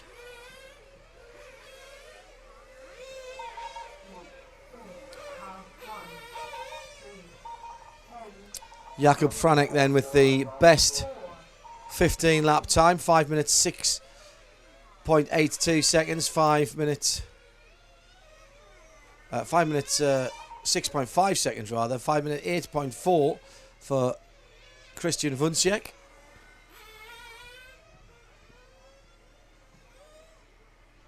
And these guys will be contesting the 64th and 32nd, the low finals as they are termed, later on this afternoon and early tomorrow. We will bring you reports on those finals as we are rounding up the day and starting up tomorrow. Our full live coverage of the finals day starts with the 16th finals, which should be 9:30 Central European time, 8:30 in the UK. And there's a short lunch break. All of the finals, by the way, 20 minutes apart from the A final, which is 45 minutes. Good afternoon, Matt. Hello. Hello. Is the semi-final 20 minutes as well? That's what it said. Oh, okay. Fine. Interesting. Yeah. So, See, therefore... you've made me now doubt myself. So I will go immediately to the photograph that I took of the timetable just a few moments ago to reacquaint myself. I would wonder if it was going to be half an hour, but it wouldn't surprise me if it was 20 minutes. Everything's 20 minutes apart from the final, which is 45. So we're running 5 minutes at the moment, and that's the longest that they've done. And then tomorrow they're going to run 4 times what they've been running. A minimum so of that, yes. Minimum of 4 times what they've run. Most people will pit at the 5 minute mark. Yeah. They won't chance it. However, we know, because we have been doing our homework, there's at least one person who thinks they've got 6 minutes in the tank and will pit not on 6 minutes in fairness, but will certainly go longer than 5.5 minutes, which I think is very interesting on a 45-minute race. It's easy, of course, to break anything up into 5-minute segments when you've got, an even number of, or a 5-minute multiple. But you don't want to all be going in at the same time. And there is where the tactics come in. Second group are going out now. This is their warm-up session again. For those of you who are perhaps just joining us and not particularly familiar with what's going on, there's 3 minutes of warm-up before the clock starts. They'll be back in the pit lane before that time. So it's 7, 8 and 9 that will lead them out. So Stefan Camposi on the X-ray from Yannick Lesseter also on the X-ray. Rhys Jenkins, the Welsh-sounding Dane, on 9. Christian Hovden on the 0, on the Serpent. Klaus Reiskopf on the X-ray is number 1. Christian Hubert from the Austrian Fering RC Club. Vladimir Knettel on the Serpent is number 3. David Semak on the X-ray. Dominic Munchak from Switzerland, Hop Suisse, on the Shepherd, and his countryman Stefan Fischer is number 6. So that's how they will go out after this session. It's a bit of a free-for-all now. Get your tyres worn in, get them cambered off to the setup of the car. Please do not forget about the RC Racing TV Facebook group. That is the best place to communicate with us. and we are a fully interactive experience. We like to have think of ourselves as dynamic, don't we? dynamic, yes. And Dynamic and interactive. we have a myriad of members of the team, because you do become like an honorary member of the team, feeding us with information and also prompting us with questions. Welcoming in now John Palmer. You are more than welcome. Thank you for joining the group. Victor Fullup as well. Hello and welcome. Go to Facebook, go to the search bar, type in RC Racing TV and join the group. And then you can interact with us fully, ask us questions, tell us stories, post photos of your car and generally get involved with this event. It's a great way to interact. Can't disagree with that, being a big fan of the Midweek Motorsport Listeners Collective, the forum on Facebook and radiolemans.com, and the wisdom of the collective is seemingly limitless. Wisdom and knowledge. We assimilate you into the RC Racing Facebook community. You become part of the Borg. So we have got about a minute left of this free practice.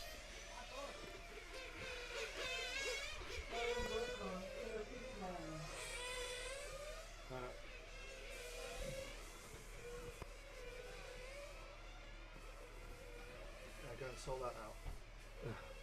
Yeah? Keeps getting knocked, doesn't it? I'm going to make it high. Is that alright? Yeah. I'll sit here.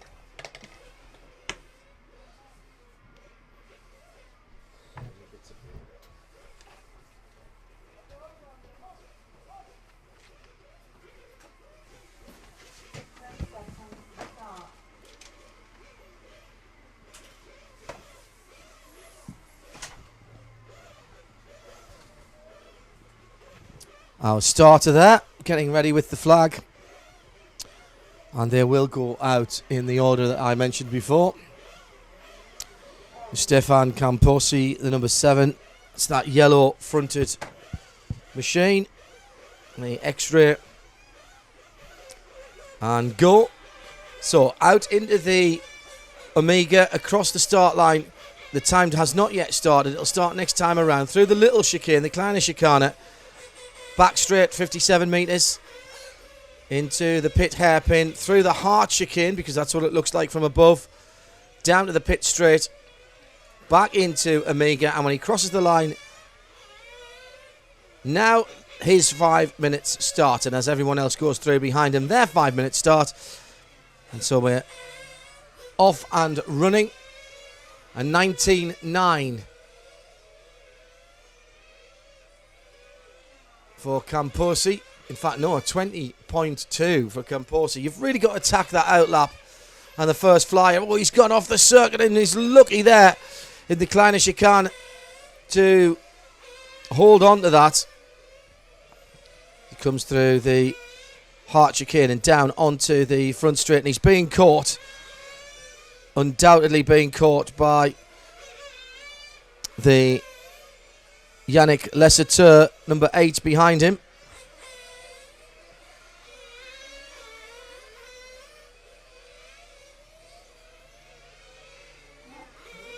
Number 7 then comes through. And there behind him is the next car. And that is Yannick Lesateur, second quick at the moment.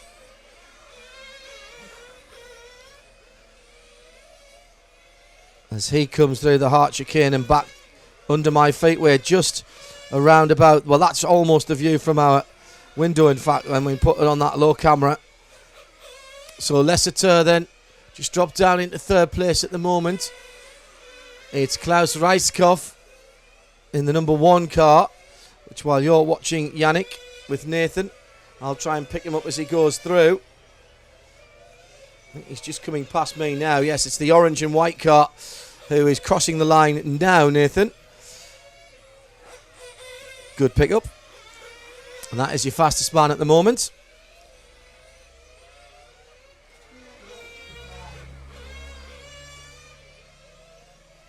Just heading past us again.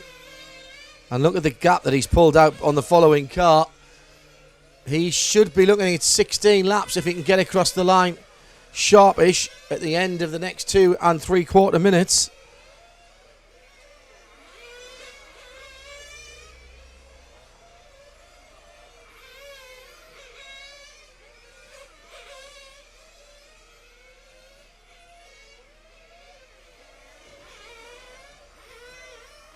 Through the ice curve.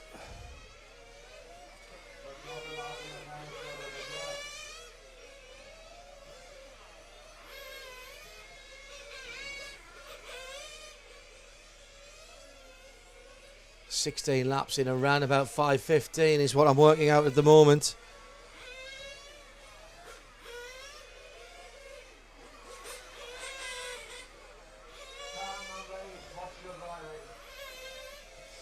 Warning there for Yannick Lesseter, who we were watching earlier on. Klaus Reiskopf in the number 1. The extra NT1 body. By far the most numerous. 43 we worked out of those this weekend. X-ray chassis, should I say.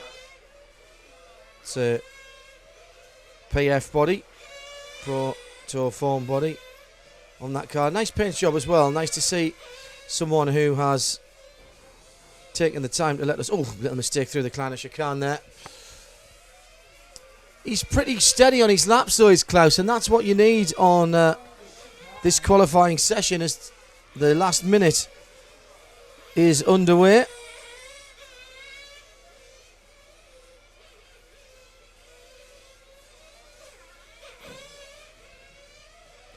Mid-19s, pretty steadily.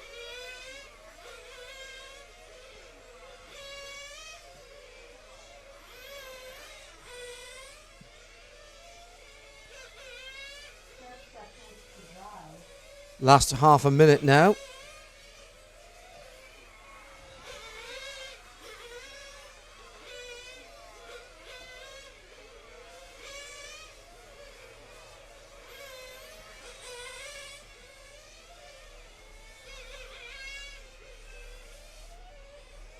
And I'm not sure he will get... Yes, he will get his 16 laps in, Will Klaus. And he'll be one of only a handful in this heat that does that. I think only the top 3. 16 laps in 5:16.8. So well done to him. He's the fastest that time around. He'll peel off into the pits via the grass, which was interesting.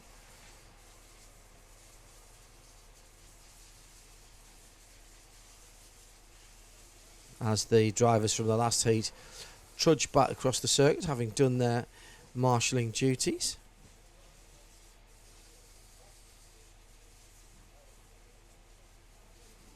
Leaving a perfectly clear circuit for our next group, which is the qualification group 3. We did reseed all the drivers overnight.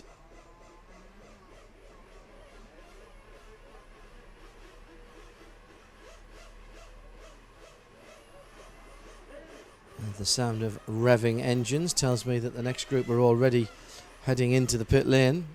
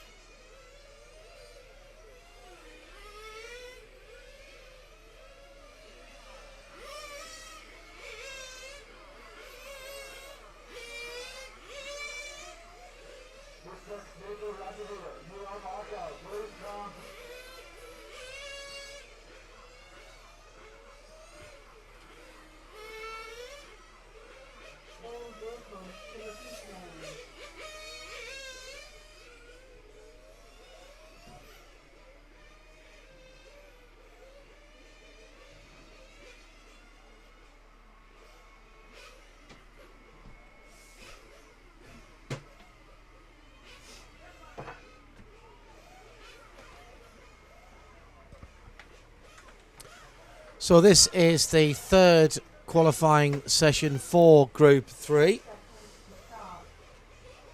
Klaus Lechner and the 7, the Serpent, will lead out Jari Valkola on the 8, Michael Blachowski on the 9, Henrik Christensen on the 0, Alessandro Balboni on the 1, Dennis Kubik on the 2, Yuri Visnin on the 3, Daniel Thiele on the 4, Sami Munk on the 5, and Igor Liptak, the extra driver, on the 6. And there they go, streaming out of the pit area.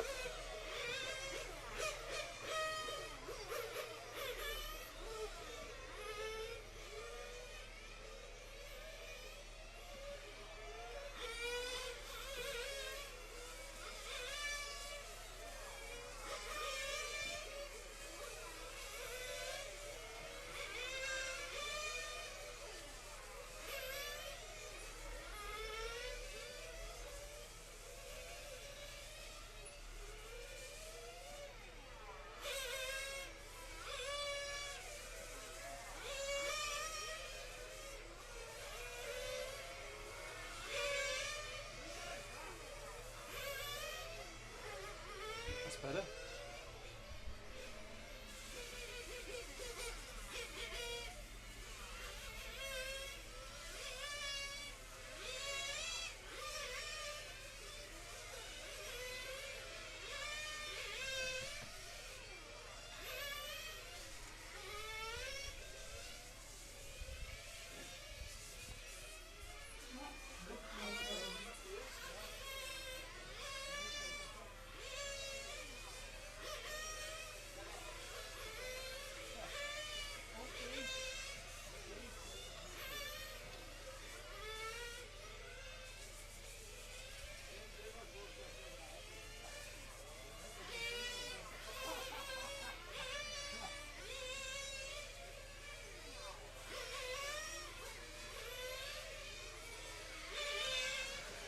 So a minute and a half gone of the 5, and Daniel Taylor, in fact Alessandro Balboni has the best 5 lap time and a 1 minute 37 flat.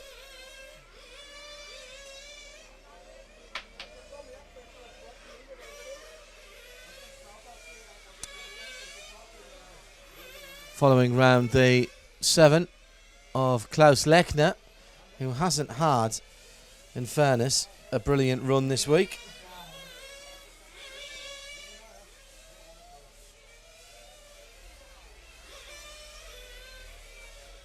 Now picking up the 8 of Jari Valkola.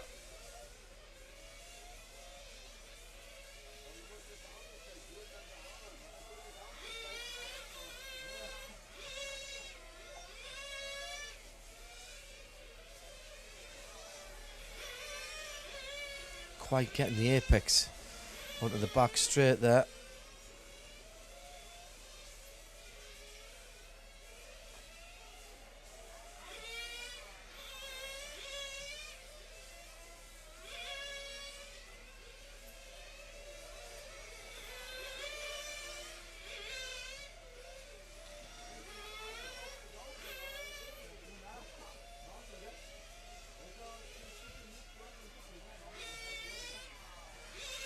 Oh, and Valkola pretty much going straight on there, letting other traffic go by him.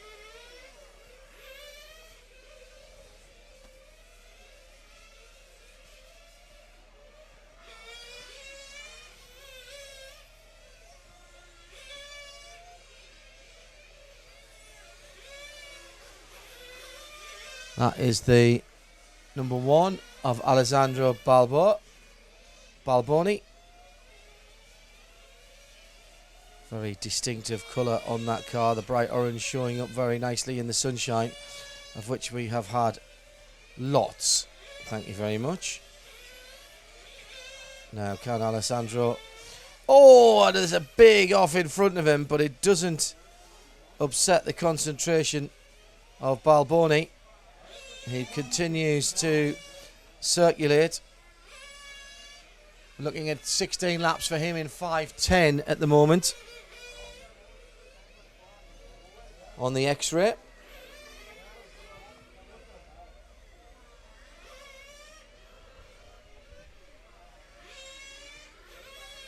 End of this session, we'll pick up some more comments from the Facebook with Matt. And we have half a minute to go.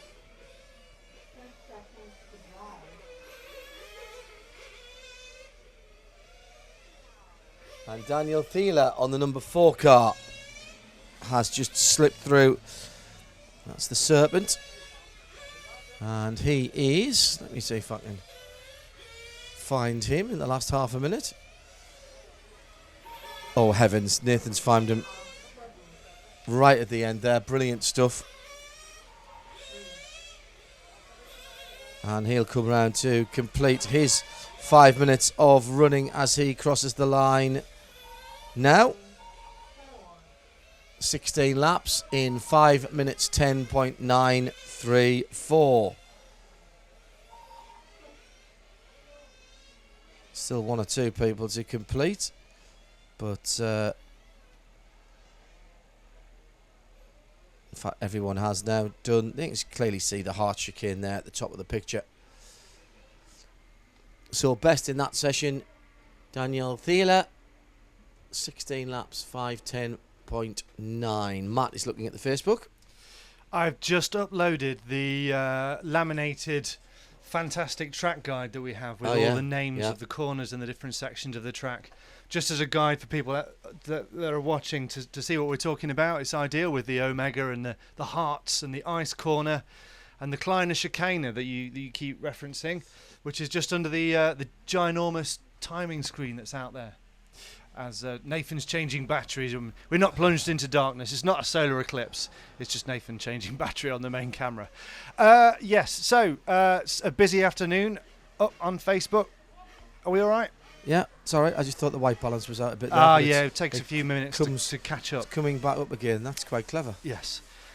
Again, you can see the drivers from that last heat are walking out to their marshalling posts. Yes. Post number 9 there, right in front of us. Yes, it is. Yet to be populated. And driver, so this is Group 4. So driver number 8, I think, from Group 2, who should have marshalled in the last heat, had at least 3 warnings over the PA from the referees to get out and do his marshalling. Well, that was Christian Hubert, yeah. I believe it was him. Obviously, I could be wrong.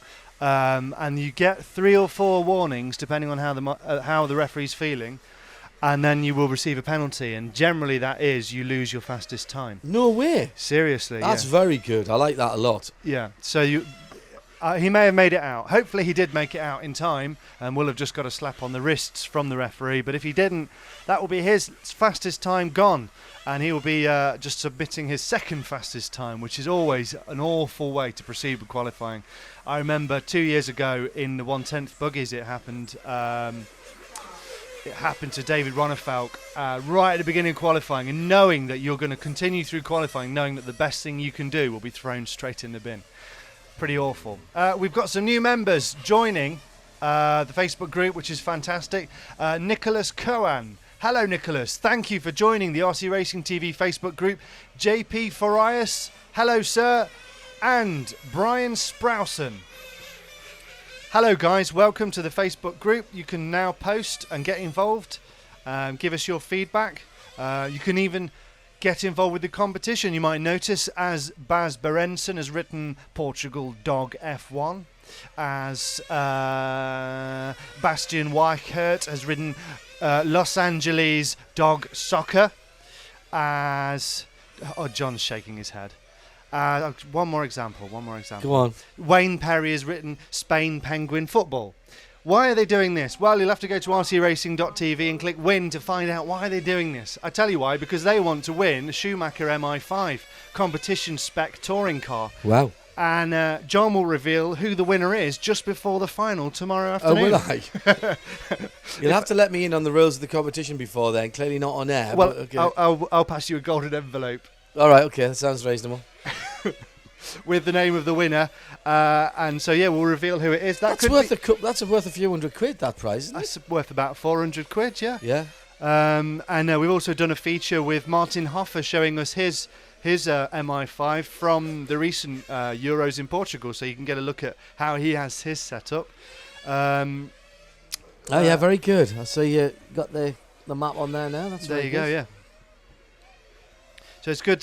Some interesting other comments. Ole Bro is. I'm not sure what this is. This is to do with the pitting and how many minutes you can go. He's saying there's no point other than to be alone in the pit, tanking beyond 5 minutes in the lower finals, unless you can drive around 6.5 minutes on a tank. I doubt anyone can drive that long. So 5 minute stint will be 3 pit stops in 20 minutes. Now you're nodding your head because you know what all that means. This is your field, John, obviously. 20 minutes, I think he's absolutely right. I think anything up to the final. If you've got a better fuel mileage, all it does is give you more options. So if everybody dives in exactly 5 minutes and you know you can go 5:30, you can go one lap out longer than everyone else and come into an empty pit lane. Right. Okay. That's all it does. When it comes to the final, if you can go... I need to work it out, but if you can go... That'll be 7 stops for 5. 8 stops for 5 minutes, wouldn't it? Exactly. So that's 7.5. If you can do 5:40 or 5:45 on a tank in the 45-minute race, in theory, you could either save a stop, which would make a difference, providing you can do that at pace. Of course, there's no point in losing 2 seconds a lap while you're doing that because Yeah. right. But because let's assume you're keeping the same pace as everybody else, but you're just doing a bit better. As we're watching that, the number 8 Thomas from Group Liptak. 4, which is Thomas Liptak. Here we will lead them out. If you can do 5:45:45, you can either save a stop or you can go longer, make your last stop later and shorter than everybody else. this is where the splash and dash type thing comes in. And what it means is that if you are at the sharp end of the field, you could potentially pit from the lead of the race and literally just put a tiny squirt in. You would not need a full tank to go the last 2.5, 3 minutes. If it all goes wrong though, and Oh, you you run got- dry, Oh, well, yeah. game over. No, yes, absolutely. It's high stakes. High risk, high reward, though. Yeah. And if you ultimately think your car doesn't have the pace or you're not confident enough to, on this circuit, think you can pass a driver of the kind of calibre you're going to be racing it against, unless they make a mistake, and let's be honest, the top 10 drivers who are likely to qualify through to the final on Saturday, they're going to be the sort of guys where mistakes come once in the blue moon. So you've got to do something different. If you all are roughly the same spec of driver, roughly the same speed of cars, and you can go roughly the same on fuel, if you do the same, you will get the same outcome. If you can do something different, then you've got the chance to influence the race and dictate the race on your own terms. That's the absolute tenet, the top tenet of endurance racing. But if you drive it harder, you're going to burn more fuel, right? Correct. And we've seen, and we know that they were testing during practice yesterday. Oh, yes, they how were. much fuel they were using. But Particularly in the heat of the day. They surely they were driving differently yesterday than how they would drive in the final. They will take that into account, I assume. Yes, and we did see a number of drivers with their mechanics having stopwatches on Yeah. in their last free practice session, particularly, and then checking to see how much was left in the tank. It's a 75cc tank, isn't it? I believe so, Yeah. yes. And there was a number of people who ran considerably more than 5 minutes and still had fuel.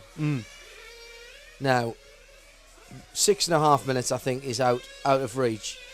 But I would have a strong bet that you could run one. There's at least a couple of people out there who could run 6 minutes. Now, you're not going to run 6 minutes because what you're going to do there is compromise if it goes horribly wrong. You'll not run it. So you'll run 6 minutes less a lap, which is going to be 5:40. Right. Okay. 5:45, something like that. I have seen as well in the past, drivers have their entry to the pit lane ruined by other cars coming Correct. together, and they've had to just go for another lap. Yeah. And if you're cutting it fine and, oh, I've got to do another lap, that's another 18, 19, 20 seconds. Correct. So, you know. Ask Frank Bieler about that. The win at Le Mans a few years ago. It was 03, right, 02 or 03. And the Audi UK car, David Ingram, put the whole plan together.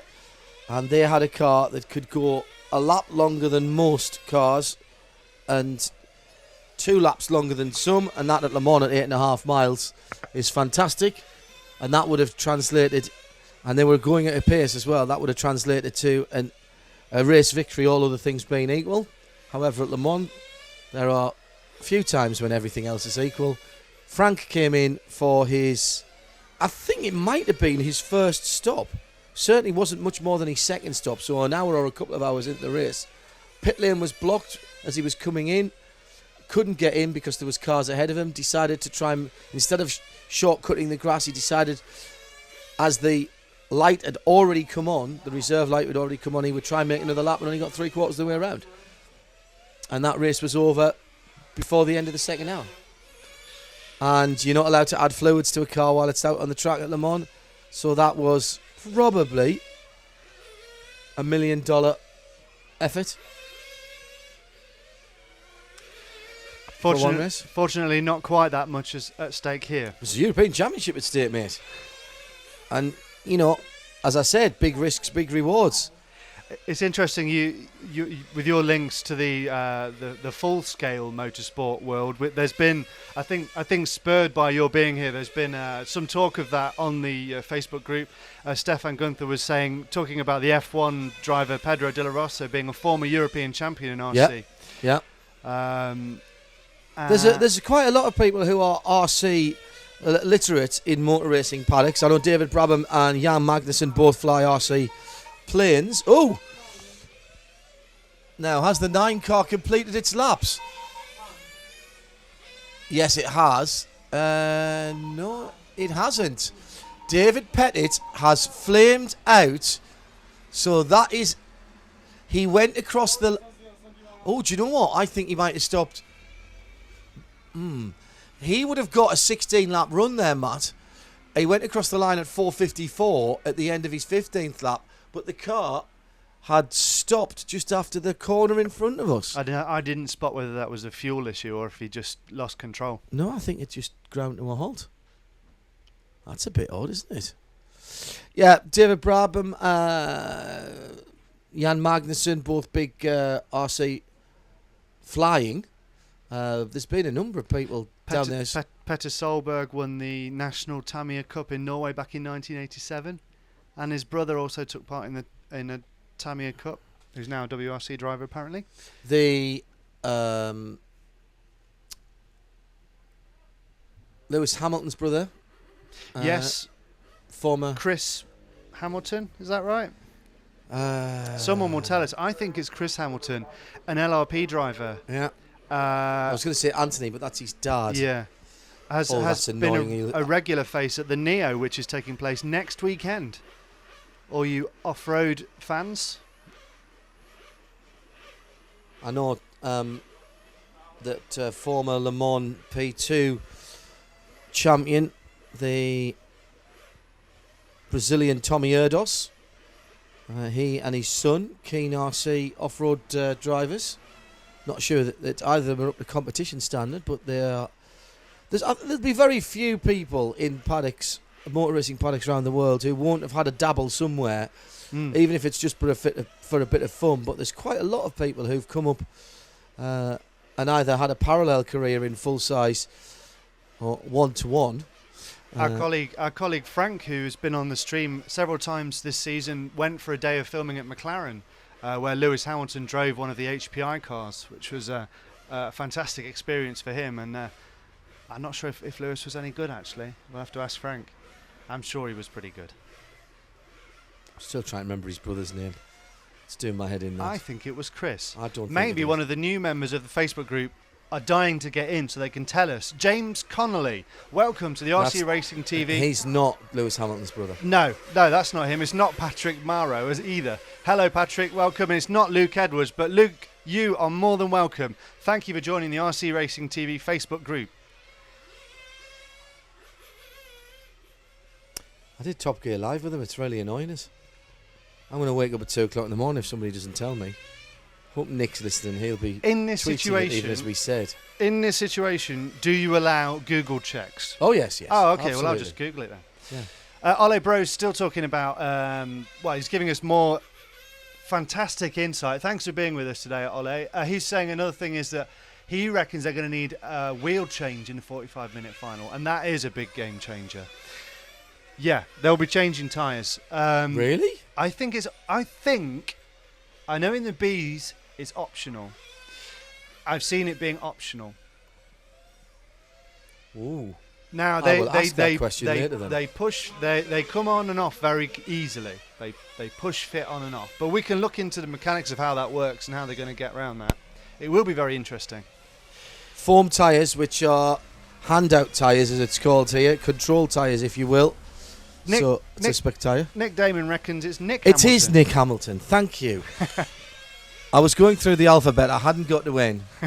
It is Nicholas Hamilton, Nick Hamilton. Thanks, and Nick. Nick Hamilton, if you are listening or watching, and he's every likelihood he will be, I apologise. At my age, you get these brain farts and things just drop out the other end.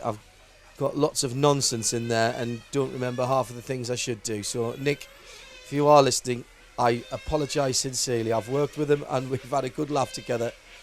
He's also a decent full-size driver as well. Did a couple of seasons in Renault Clio Cup and took to that like a duck to water as well.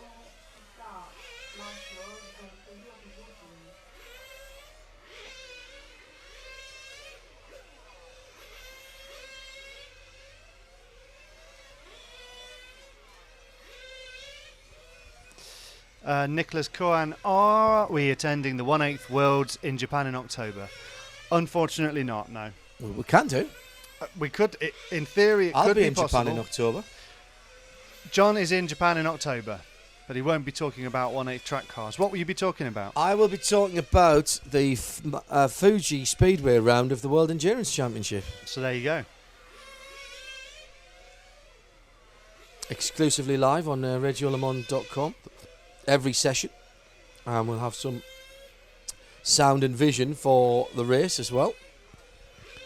And we do the full radio commentary for all of the practice and qualifying sessions. And you guys who are RC, have RC backgrounds, will take to the qualifying session in WEC fairly easily, because you have to have two drivers, because obviously it's two drivers or more race. So each driver has to go out in qualifying, and it's the average of the best 2 laps from 2 drivers. Average. So that's a lot of working out on the fly that needs to be done. Thanks to our timing partners at Al Kamel, it happens mainly in front of us, although at Silverstone we had to do a little bit of quick addition. Right, it's 7890 and then 1, 2, 3, 4, 5, 6. So that'll give us then Georg Elliksson leading Aurelian Rivard, from Rasmus B. Nelson, from Georgi Chesko, from Tom Erik Havison, from Mustafa Alp, from Leonardo Varda, for Pedro Rombos and Jorg Michael Tate. That is how they will go out. And the first flying lap, as ever, absolutely desperately important. And there is the 7 car, the white car, going through Amiga, and starts his 5 minutes now for Georg Ellingsson. That's tidy. Just a little bit of smoke still coming out the engine, which kind of suggests to me he hasn't quite got that engine tuned in as he might want to, and sliding wide through the pick exit corner, right in front of us, a commentary box corner. So grip still at a premium for these all-wheel drive 1/10 IC touring cars. It's the European Championships. We're at the Sturring Stadia, just outside the town of Kirchburg am Rab. It's very pretty here. And just a little bit of wind beginning to pick up, as there's a problem there for Pedro Rombouts in the purple and white car. The wind just starting to blow in from the far side of the track over the top of the trees. And for the first time, we can see flags that are actually off their flagpoles. First time this week. That's going to do great things for the round 4, isn't it? Yeah. Hopefully. Yeah, just pull the temperature down a little bit. Not that Yilliz really wants it to, I expect. No, he's happy. I think he's ready to go out and defend in the 4th round. I think you'll see him doing a little bit more fine-tuning of his engine. He didn't do the full trip, did he, on that last round? Parked it after about 8 laps, went out again for a couple at the end, but... He's by no means home and dry, though. I don't think he can put his feet up. You think? Well, if the conditions continue to improve and there's some nice cool wind blowing across the track. If Eric Dangle gets his head together and strings... If he drove at 90% or even 95% and strings a set of laps together that are representative of what his pace really is, I have no doubt that he could get down to a 14 flat, even a 13 for the 17 laps, which would be a good second ahead of what Gilles has done at the moment. Eric's done a 15-1, and he wasted 2 seconds within that time. There's possibly a low 13 there. That was the Pedro Rombaud's purple and white car that had that little incident earlier on. Still sitting in 7th position. Everybody predicted as having 16 laps come the end of their 5 minutes. Can anybody break into the 17s? I doubt it.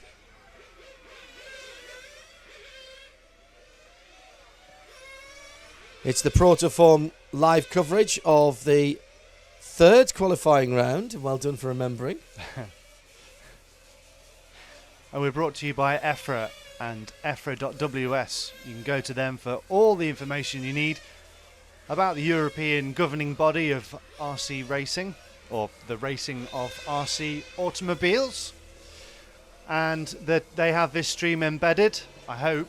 Also with the live timing, which is of course from MyRCM, which is myrcm.ch. If you want to go and look at their site and get all of the information from there. Now, Michael Teat in car number 5, he has followed us all summer. He's been in France with the 1/8 buggies. I think he's been in Portugal last week, and he's here. I think he may have been at one of the other events as well. A very, very busy Finnish driver there.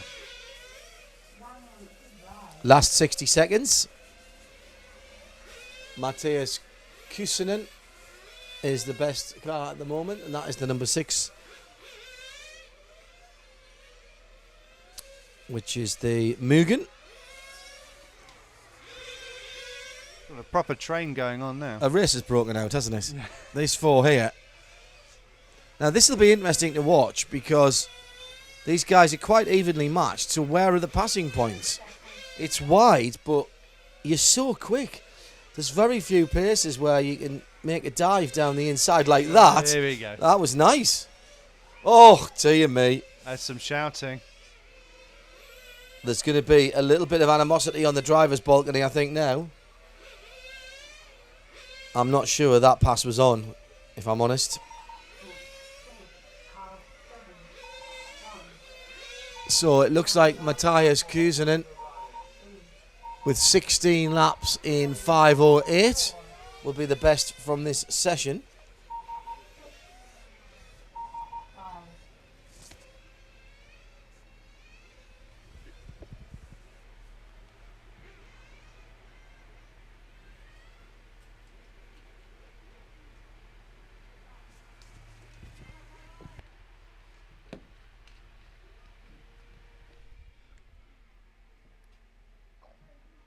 Well, with Group 5 done, that just gives me a few moments to welcome in another 2 members to the Facebook group.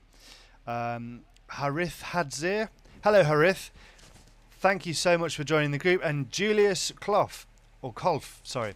Hello and welcome to the group. You are more than welcome joining the group and making our number to a grand total of 1,863 members. That is awesome. What a force we are now. As James Connolly writes, USA Shark Racing. No, that's wrong. You've got that wrong. Have you got that wrong? No, you've got that right. Who's got that right? You've got that right. You've got the format right. I'm not going to say whether you've got the actual answer right. As Louis Cortes also posts an interesting piece about a link to Lewis Hamilton, his F1 driver biography, which I'm sure links to our talks about full-scale motorsports drivers who have connections with RC driving. I think he might have started in RC driving. I believe he drove a Kyosho, yes.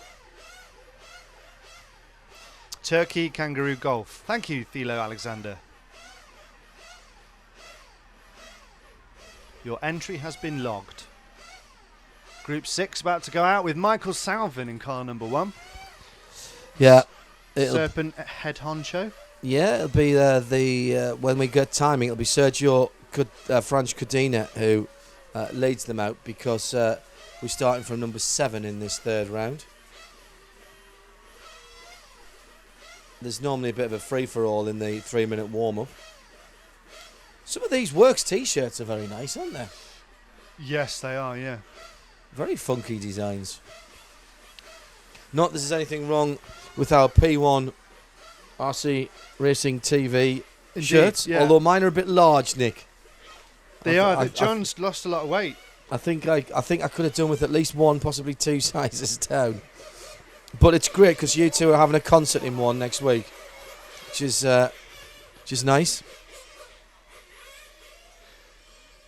Yeah, the thing is, some of the RC brands like Tamiya, they've got about 700 different branded T-shirts. They've got like almost a whole clothing line. And then X-Ray, they've just gone for the brand recognition. There is one X-Ray T-shirt. It is the blue X-Ray T-shirt. It's the same T-shirt that I've seen for the last, I don't know how many years, but it's that T-shirt. But it's instantly recognisable, isn't it? Instantly That's the thing. recognisable, and there's about, I don't know. Well, we know for a fact that there's at least 45 drivers here with it, and probably about 80 mechanics here with it. There's a lot of it here. That's what we're saying. There's a lot of that X-ray about, is there? There's a lot of X-Ray about. Yes, it's a very popular brand with club racers. Italy Platypus Formula One. Thank you, Stefan Gunther. What would be the progression then for those people who are either, are watching and listening to what we're doing and, want to have a go? We've said click on the country flags and you've got all the details there. What, go and find a local club and start competing, see if you're any good, find a version of the sport that you quite like?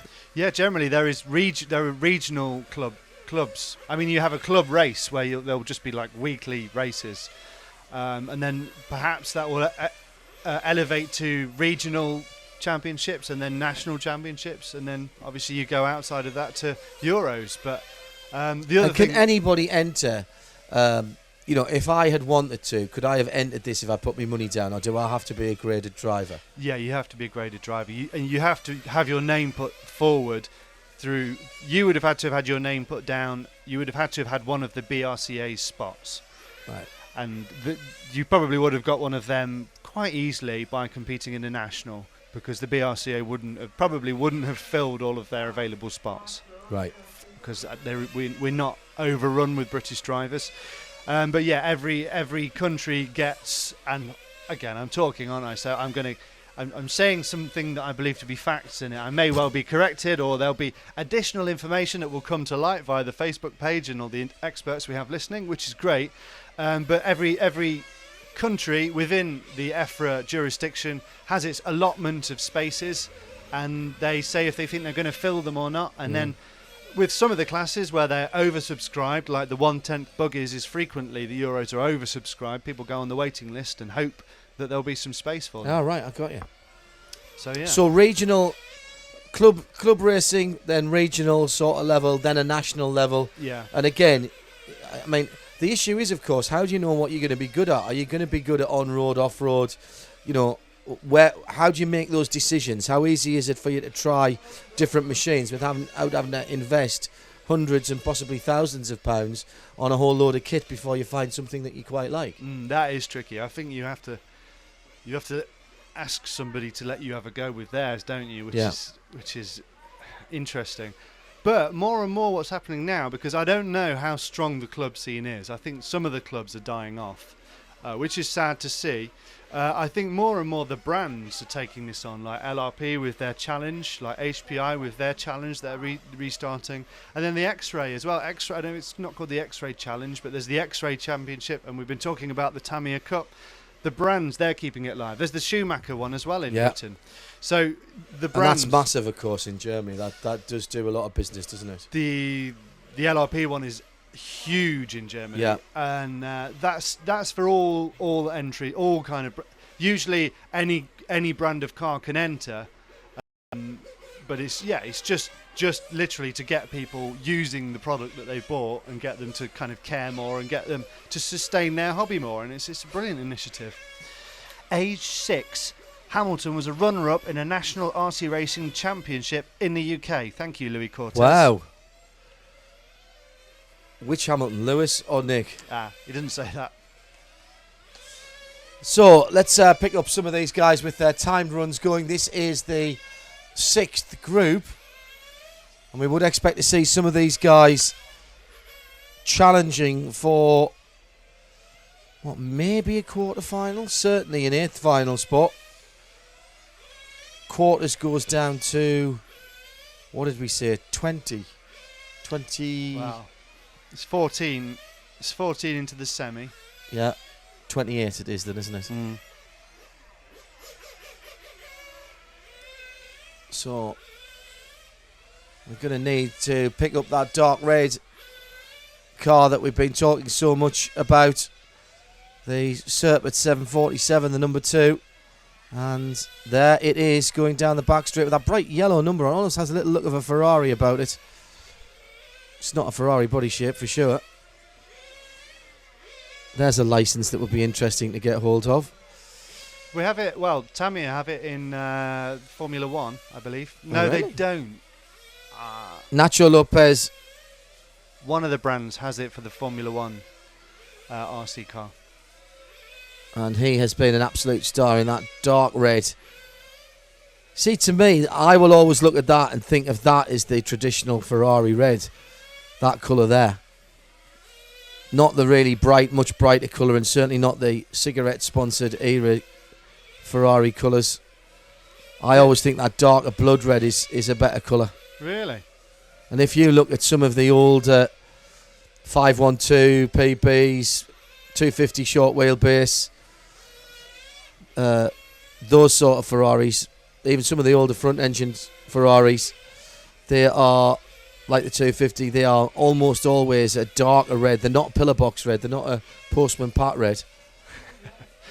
Postman Pat in his Ferrari van. Doesn't work, does it?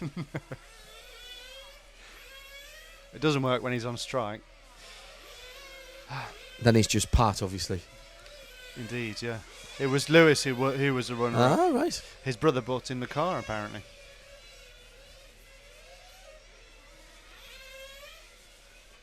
So that is Nacho Lopez. And let's pick up one of the other drivers. And this is the number 1. Michael, Mr. Salvin. Mr. Salvin, yes. On the Serpent, of course. He's a world champion, a European champion. He's done it all. And he's designed it all. He's a very clever man. Are you surprised that he hasn't put in better times, or is he about where he should be? Yeah, because every year he says, I speak to him every year at the B Euros because he goes there because that's where his customers are. And every year he says, really, I should retire, because he's, So when do you retire then in RC racing? What sort of a career can you have? Well, We've got 14-year-olds here this weekend. Yeah, exactly. I mean, so what, you go on into your 30s or your 40s or your 50s? What?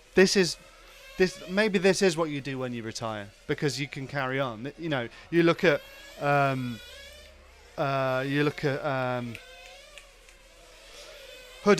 Hoodie. I mean, he's considerably older than Michael Salvin and still racing and never even dreaming of making the semi or the final.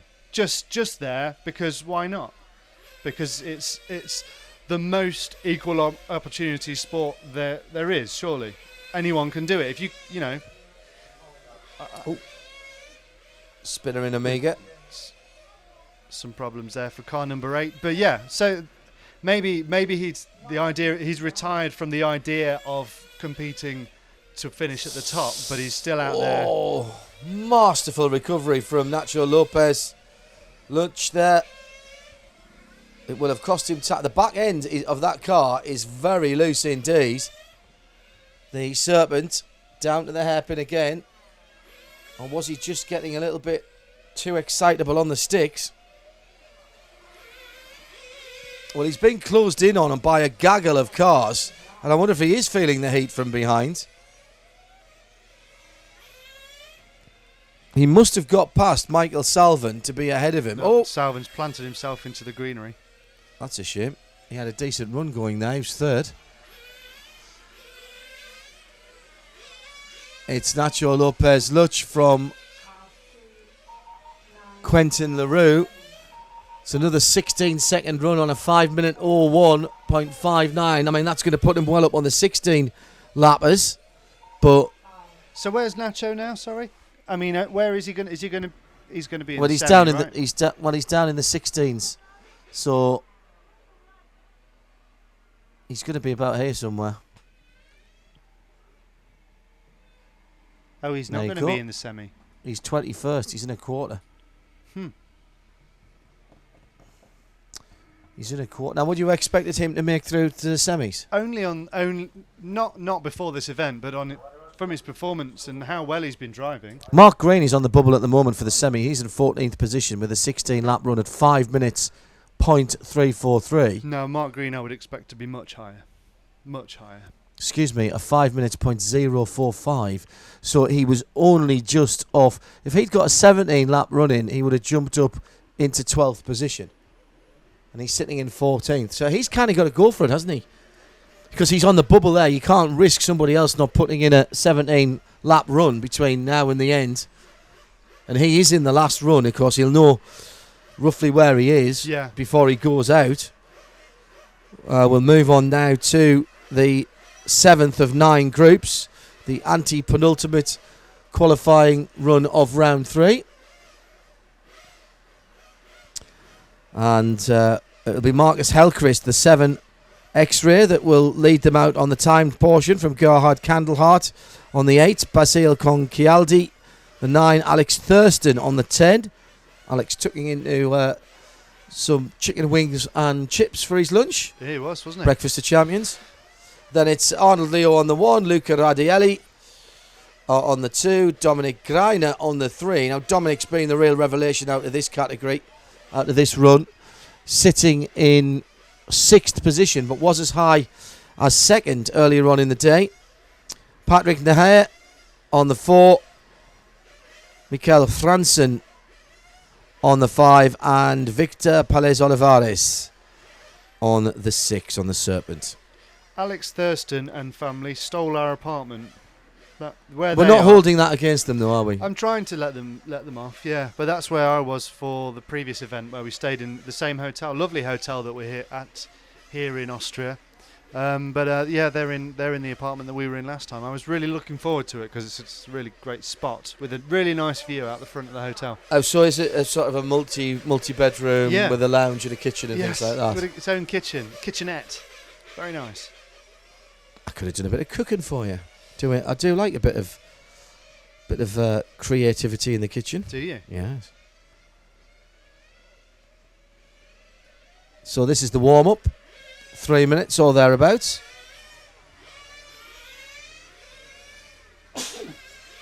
Excuse me. I'm struggling with the tree pollen, which is a bit unusual for me. Or maybe it's those GM crops we drove by this morning.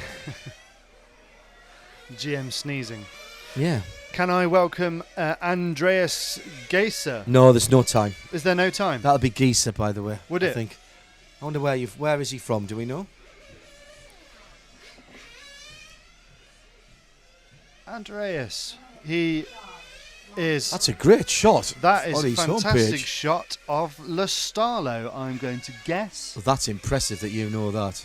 I think that's Le Starlo, with the very well-known bridge across the straight, because this is where the large-scale touring car worlds were at just a few weeks ago, and they have no marshals, so the pit crew have to run and get the car if it flames out, or try and restart it. And so rather than running across the straight, they run over the bridge, which is amazing. Okay. So yeah, I'm told, Andreas, by the way, from Stefan Gunter that Salvin is now past 50. he doesn't look it. He's looking pretty good. And I'm right. Well, Andreas, welcome to you, sir. Thank you for being with us.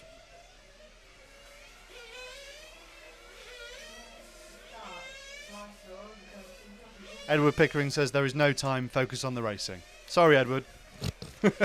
Well, we haven't got any racing at the moment. It's just a bit of warm-up. It is, yeah. So James Connolly, we can focus on what he's said. He's giving us great info.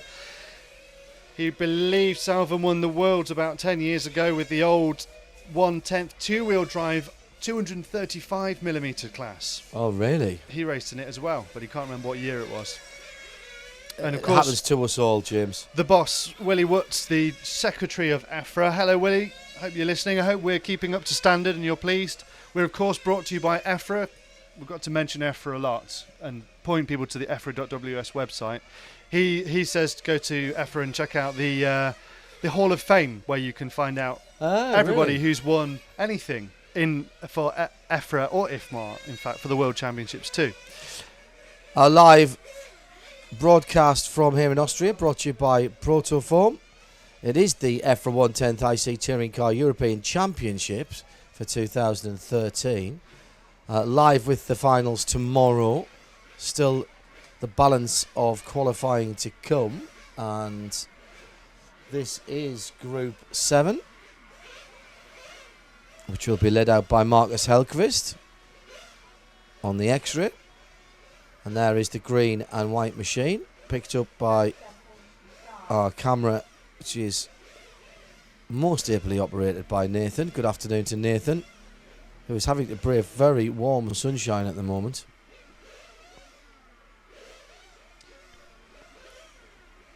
Notice all four wheels are spinning. For those of you perhaps not used to watching this, these are all-wheel drive cars driven by a system of belts. The cars have all got 3 belts. You can't just run it with 2 because the engine's in the way.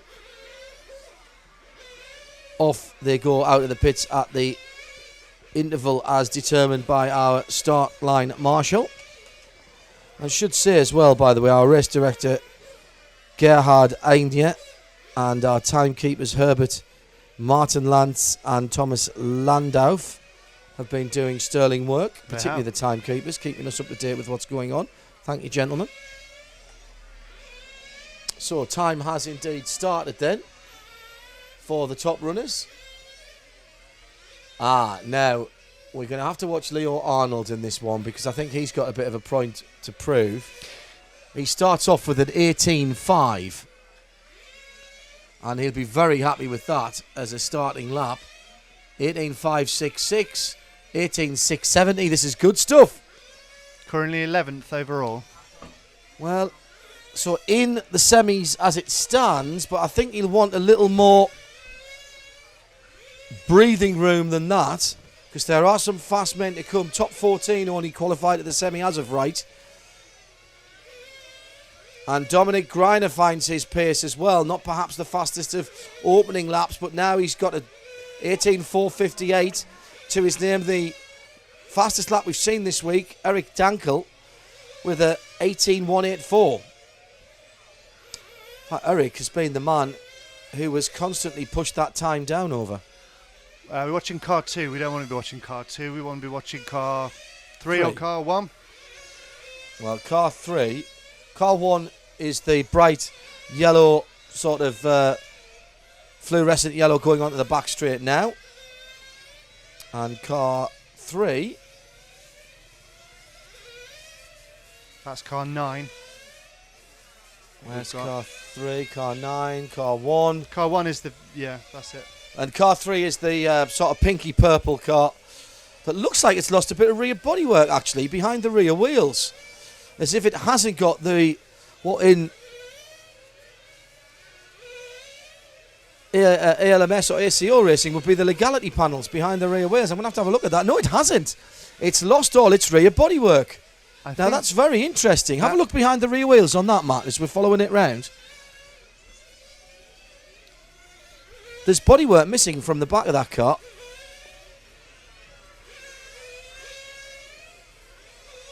There's the 3 car. Do you think that's the 0 actually that we're watching there? Yeah. Go back another couple, Nathan, please, to the next pinky car.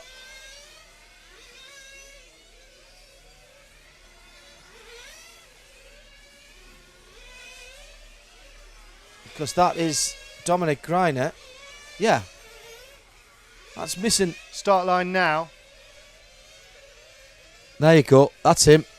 Look at the back of that car. If we can get a close-up, it's moving very quickly.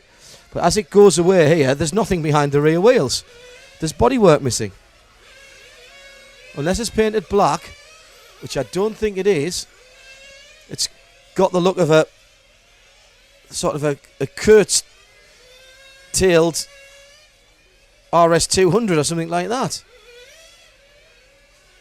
Oh, there's a wrinkling of the nose from Matt here. Yeah, you're right. You're absolutely right. I don't think that's allowed, but then again, There what is do I some know? bodywork there, but not the rear valance, because you can see right underneath it. We'll have to have a look at that when it comes into the pit lane. It may be that they've just done a little modification. It's just so quick, isn't it? Yeah, I don't know how Nathan does this, I really don't. But he's using it to good effect at the moment. And we're looking at the top two of Dominic and Leo getting 17 laps completed with just over 1 minute and 10 to go. They're already on their 13th lap. It's going to be tight for both. Well, it's going to be tight for Leo. Dominic should get the 17 lap run in. And at the moment, Dominic Greiner is in 6th position with a 17 lap run at 5:15.9. And I think he's on course to beat that, or at least get close to it. Leo Arnold, his best at the moment is a 17 lap run, 5:17.4, and he's going to be close to that as well. Last half a minute.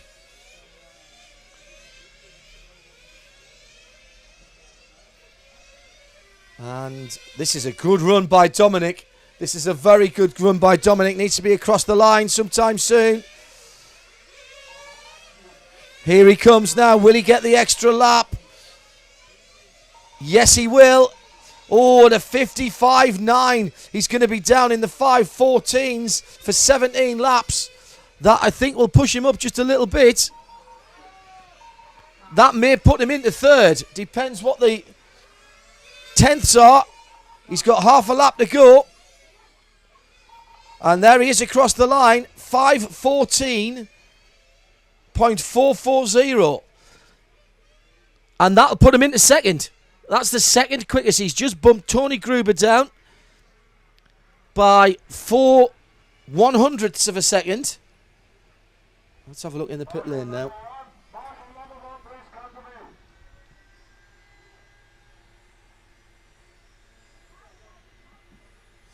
Well, the back of that car now I'm looking at, it does have some bodywork on it, and it's painted black. Yeah, that's what. With a decal on it.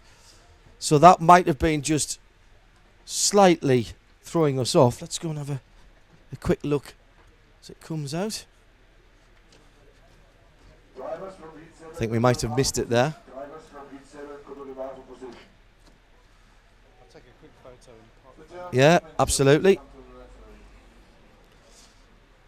So we've got the man on it. I think there was just a bit of black bodywork behind the rear wheels. So we're going to have a look at that. But a fantastic run by Dominic Greiner. Dominic Greiner and Leo Arnold, by the way. He'll bump himself up as well, I think. Yes, he will. 5:17.402. So you're watching live qualifying. It's the 3rd round. We're up to group number 8. Bit of British interest here for Kyle Branson. And only 9 runners in this particular category.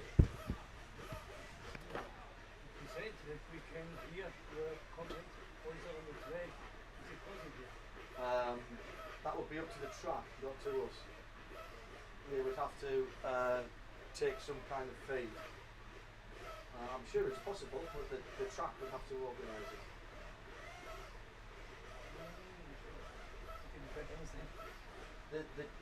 It's up, that is at the behest of the track. The track would have to make that decision. But if they want to use it, I'm sure it would be okay.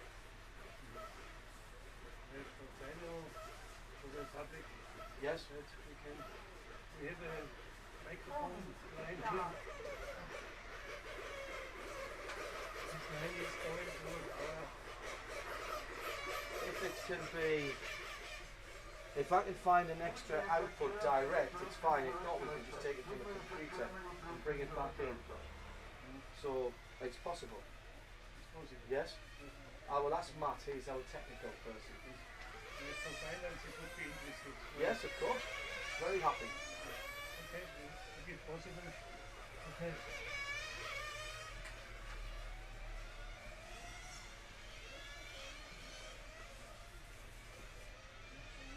So group number 8 then, getting their 3 minutes warm-up. Tony Gruber will lead them out when it gets serious from Daniel Elezi, 7 from 8 from Mikhail Dederian on 9. Martin Hoody on the X-ray number 1. Biagio Spataro on 2. Kyle Branson on 3. Eric Dankel on 4. Patrick Schaefer on 5. And Tony Giancaloni on 6.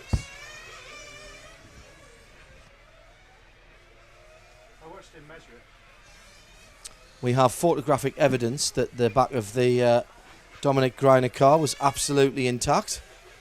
So it was just a trick of the light. Yeah. I went and I watched it.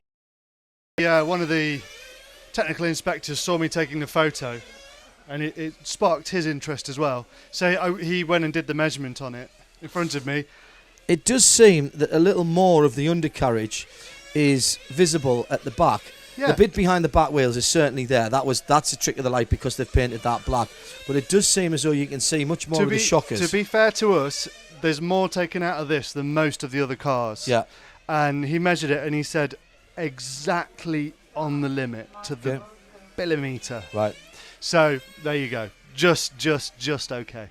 I'll put that on the Facebook group so you can take a look at what we were looking at. It is painted black. It is deceptive. It is on the limit. But when you look at it, it's the scalloping underneath where the rear light cluster is decals are and the rear wing mounts are. You can see much more of the undercarriage of the car around the back of the diff, the roll bars and the shock absorbers than you can on other cars. So they are pushing it. And it's clearly working for them, though. Yes. Fair play. Fair play to them.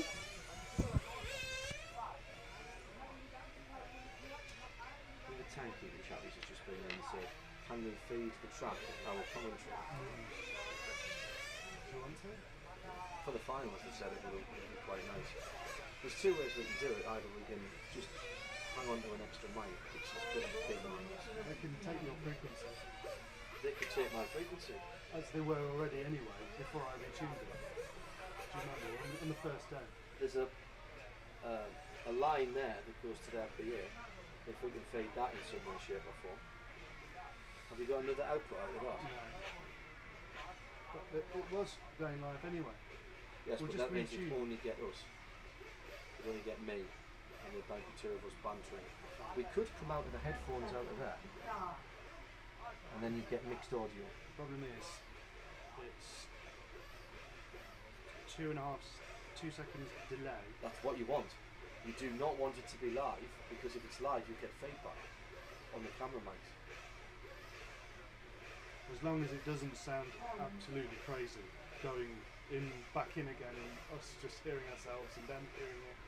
It'll sound worse if you haven't got a delay, because you've got the chance of feed.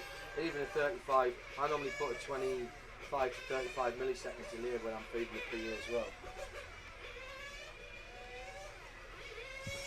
Right, we're off for the timed runs for the 8th group.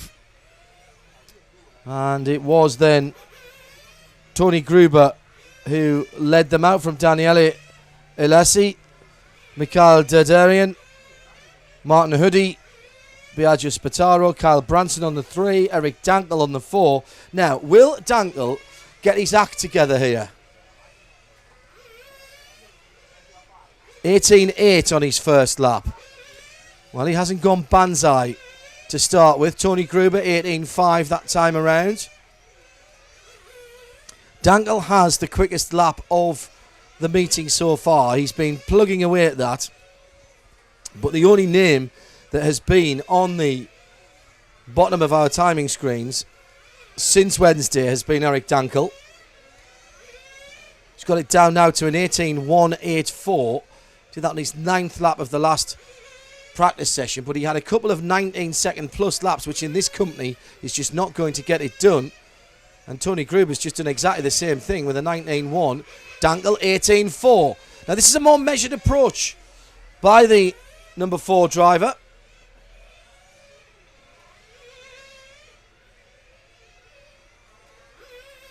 Again, too many white cars out in this category.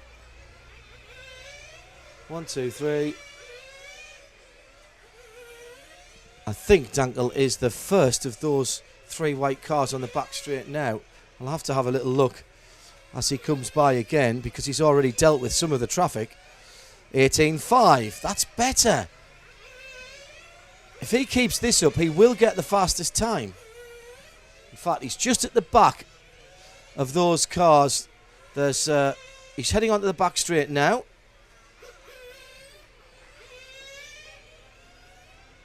And that is the number 4 that Nathan's picked up. Still have no idea. I can't see it with my eyes from trackside, and he's picking it up on the camera. Brilliant stuff. 18.4 again. This is what Dankel needed to do before, not be going for the absolute lap record. If he can continue where he's going at the moment, he could sneak fastest time by the better part of a second. He does not need to be doing the 18.2s and the 18.1s, 18.3, then an 18.4. This is much better and much more controlled driving by Eric Dankel, the German. It looks slower, doesn't it, John? In the way that it's going faster because it looks slower. Well, it's often the case, isn't it? The old adage of let the track come to you. He's not sliding it around. There's nothing too exciting, but he's keeping it on the grey. He hasn't had an off. You know, he lost 2.5 seconds on his first run. He should have been down in the 13s.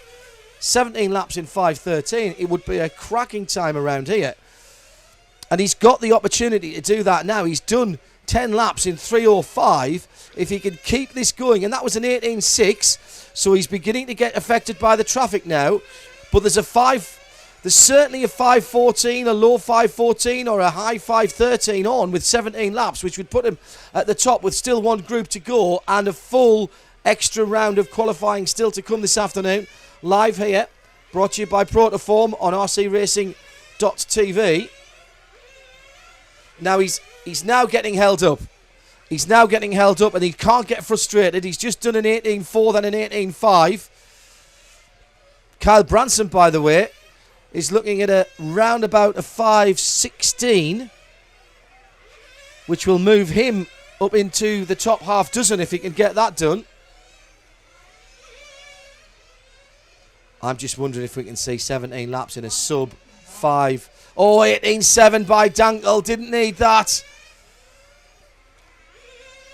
And that might have just pushed him away from a 13.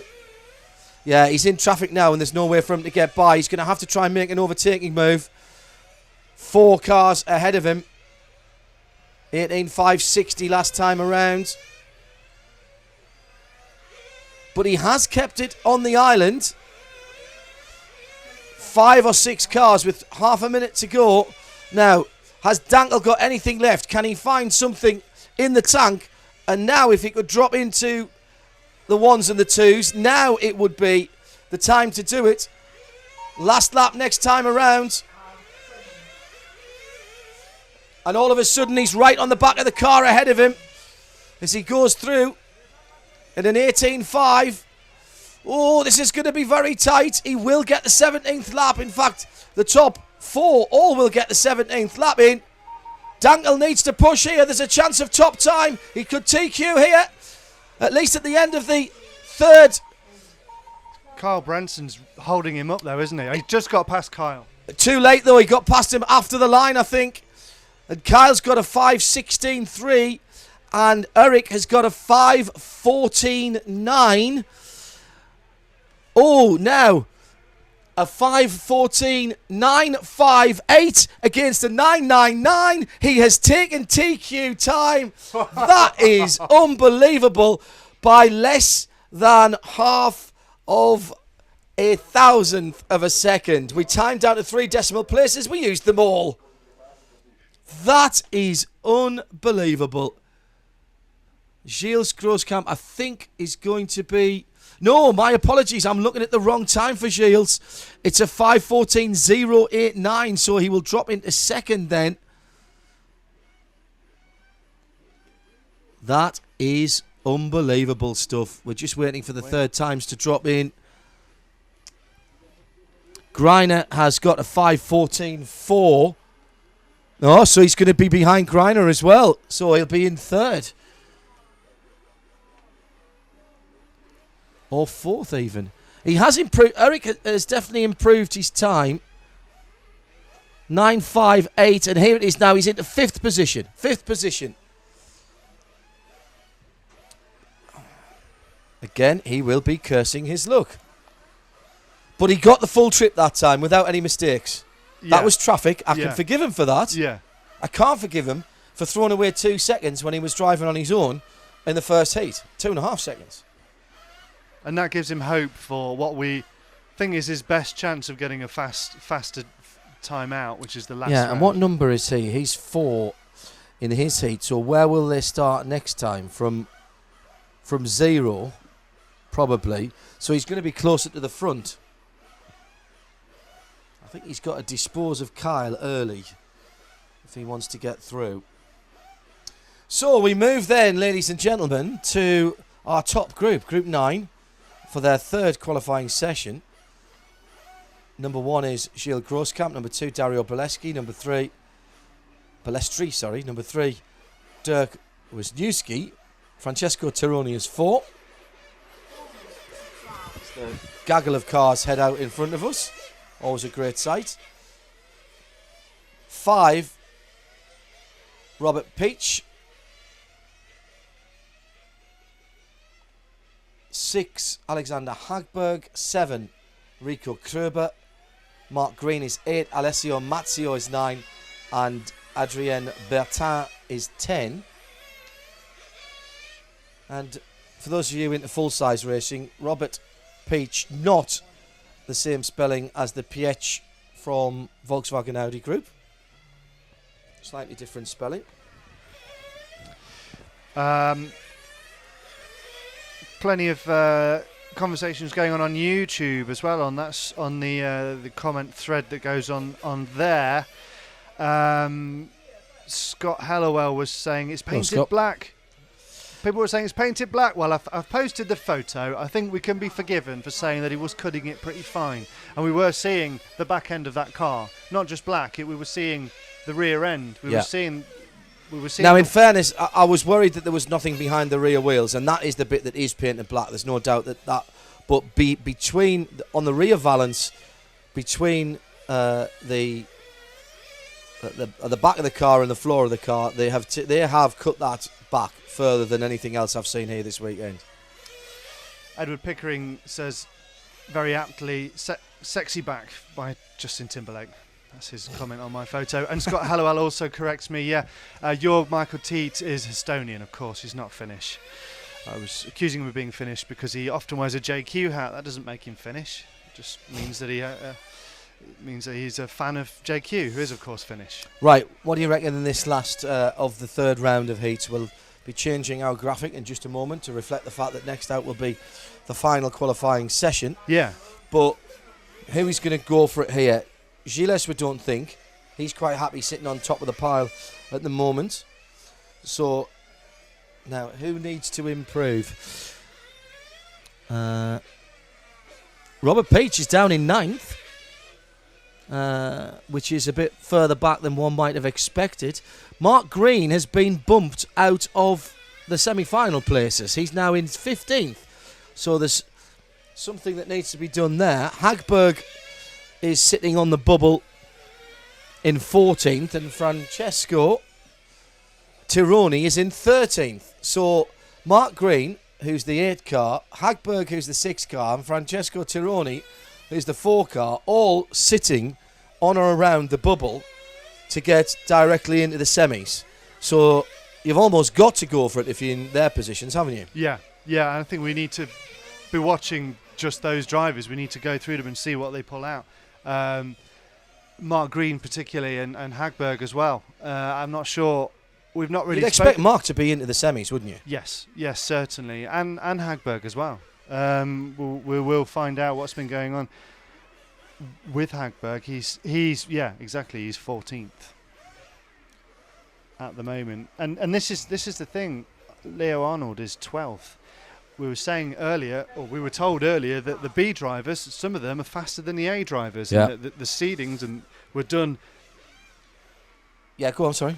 based on that, and that perhaps they should have paid a bit more attention to the times during control practice. Well, that's Rico Krober who will be first out. That means Mark Green's right behind him. So if Mark can make a quick move early on in the 8 car, he should have clear track for a little while ahead of him. There's Mark there in the yellow car.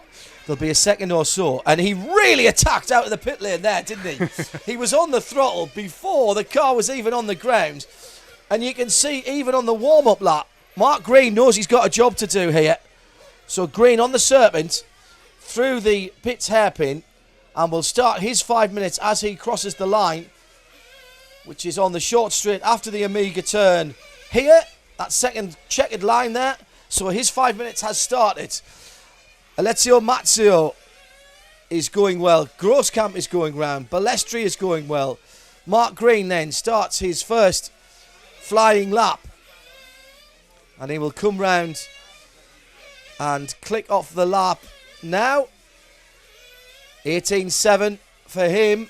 We've got 18.6s from Mazzio, Grosskamp. Alexander Hagberg's woken up as well. 18.7 for him. And another 7, 18.7, almost to the 1,000th. He is on the money there. Robert Peach in 3rd place at the moment. Mazzio, Grosskamp, Peach. In the early laps, only 3 completed. We'll wait till things settle down. Tironi, not even looking at a 17 lap total at the moment. That would be a disaster for him. Okay, we're following Robert Peach at the moment. And the top 13 all have 17 laps. So if Mark can get a 17 lap haul. Oh, he's had a bad lap. Mark Green's had a bad lap. But he's still on target for a 17 lap haul. That could pull him into the semi-final places with still 1 round of qualifying to go. Tironi's having a shocker at the moment. He's all over the place. 18.6 that time around was his fastest lap. But he's going to struggle to get 17 laps in. And he's just done a 19.2. Francesco is not having it his own way out there. And Peach has dropped off the pace as well. Dario Balestri. Where's car number 2? Let's check out car number 2, Nathan. And it's going to be this white one here. That's number 1. There's number 2. It's the orange, the white front with the orange. That's just going through the start-finish line under the scoreboard now and onto the back straight. And it really is that quick. That is car number 2. That's Dario Balestri. One of the 2 KM cars here, the world champion car. Now, he's on for a 17-lap haul. It's somewhere in the 5:15s. And that will... Well, it won't improve his position. He's got a 14.9. So he needs to find a little bit more speed. But he's in the top 5. He's 4th position at the moment. And all of a sudden, times are dropping off. 18.7s in the midfield. And Peach is down in the 18.7s. Grosskamp going for a longer run this time. He pulled in, remember, at the middle part of the second qualifying session. And he's on for a 5.16 with 17 laps. Minute and a half left to run. Balestri, Mazzio, Grosskamp, Hagberg. Hagberg could do himself a world of good here. And Mark Green. Mark Green's found some pace and comes up into 4th after 12 laps. And that puts him back on 17 laps. And that will give him a provisional semi-final spot. But he's been bumped back down by Hagberg. These guys are 14th and 15th at the moment in the overall standings. And they are fighting for that last automatic place in the semis. And Mark Green takes it back after 13 laps. He's got to get 17 laps, Mark, to have any chance.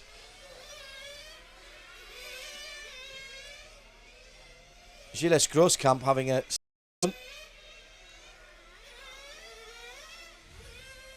So Balestri, Matteo Grosskamp, Peach. And there's Hagberg putting a quick one in. We're watching Bertine. We don't really want to watch Bertine. We want to watch. Don't say it like that. Don't dismiss it like that. Well, That's a bit harsh. let's be decisive. Who should we watch? We're I think We're back with Peach now. Hagberg and Green. Yes, Hagberg and Green. Hagberg is the green number 6 in 4th position at the moment. And we'll pick him out for Nathan as we've got the last few seconds left. Nice. Here he comes. Brilliant. And this might be his last lap as he comes through. Now, will he get across the line to get one more? Yes! And so is Mark Green. So this is the battle then. This car here, currently in 14th position, and Mark Green currently in 15th position. It will come down to the clock. This is his last couple of corners, and the sprint for the line here. And nobody worries about the West Bend. And Hagberg has managed to edge Green. 5:16.9 against 5:17.3. But a 17-lap run for Mark Green. Hagberg, that was his first 17-lap run as well. What did Francesco Tironi get there, please, before it clears? He's got a 17.7 to his name. Oh, he only got a 16-lap run. Okay. Yeah. Well, Hagberg's just gone ahead of Tironi, and so has Green. So they've both just cemented a provisional place in the semis. There we go. It's updated. And I think they've pushed Dario out of the positions to 15th. Francesco down to 15th, yes. And in fact, Mark Green's gone ahead of Leo Arnold, who's now on the bubble. Hagberg's jumped up to 10th with that run. So that was exactly what he wanted, just a little bit of consolidation. He was sitting in 14th, he's jumped up to 10th. Mark Green was in 15th, jumped up to 13th. And Francesco there, who was sitting in 13th, he's jumped out of the automatic semi-final places. So a quick breath from us, a change on the screen as we move into the final round of qualifying, which is the 4th qualifying round, and it'll be warm up for Group 1. We're going to take a quick breath after that excitement whilst we let these guys do their warm up. Keep the comments coming on the Facebook page and on the YouTube stream, and remember, you can join the Facebook crowd by just searching for us. If you're watching the stream at the moment, go into Facebook, hit the search bar for RC Racing, and you, I'm sure, will find that relatively easily, and just ask to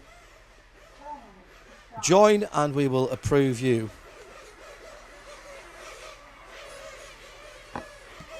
Henceforth. Forthwith.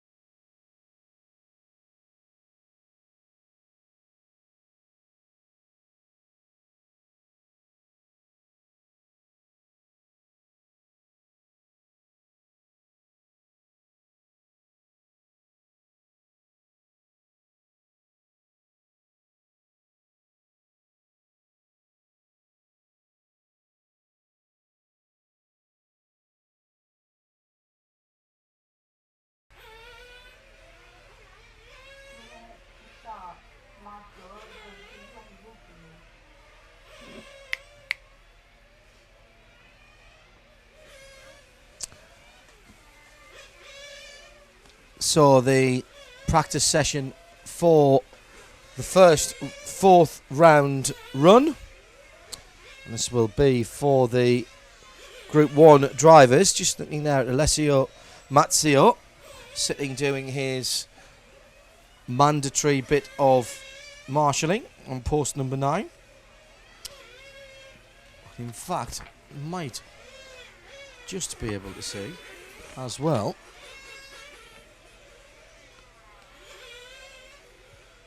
Just to the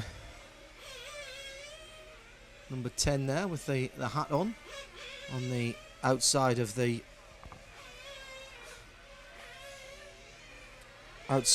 Amiga turn. That's Adrien Bertin, subject of our exclusive interview last night on rcracing.tv already. Oh, somebody's just banged into our camera there, but it has survived. So the car's coming into the pits for this, their final qualifying run. And it is the best run out of 4, not any 3 of 4, not any 2 of 3. So let's see who leads them out this time. It is in fact the 0 car that leads them out. So this will be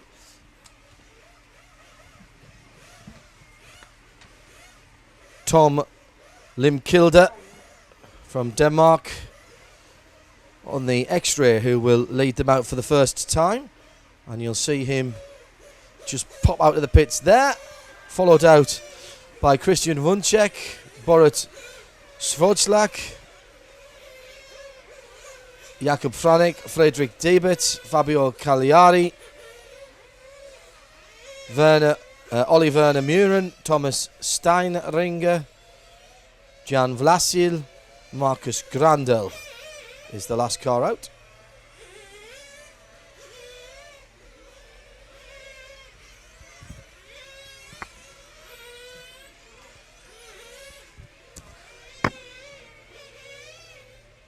So let's have a look at some of the runners. This is the 0 car of Tom Limkilde. Haven't spoken a lot about the Dane on the X-Ray. Watch him down into the pits hairpin and then through onto the start straight. And we just cycle back in a moment, Nathan, to the next car back. There's Christian Wunschek on the Serpent, member of the Nussdorf de Bant Model Racing Club, so Austrian native.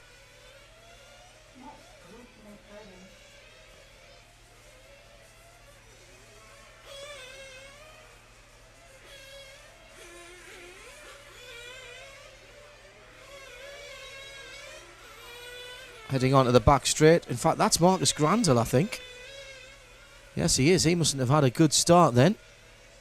That is the 9 car. Yes, very distinctive colour scheme. My apologies. So let's nip back to the next one and pick up one of the other drivers and give you a few details about them.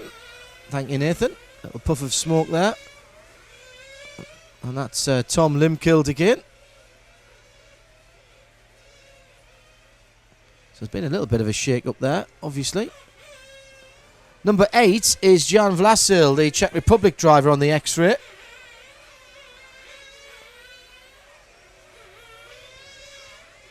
Using nice bright colours so that we can see him.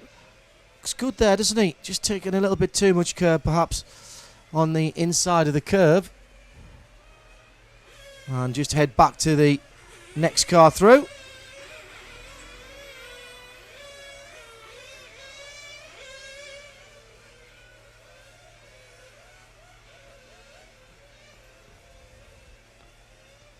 Yeah, and that is our 0 car again. Tom Limkilde, who's our 9 car again, rather, Marcus Grandel again. Do like that colour scheme. And just heading back another place to see who's coming up through the field.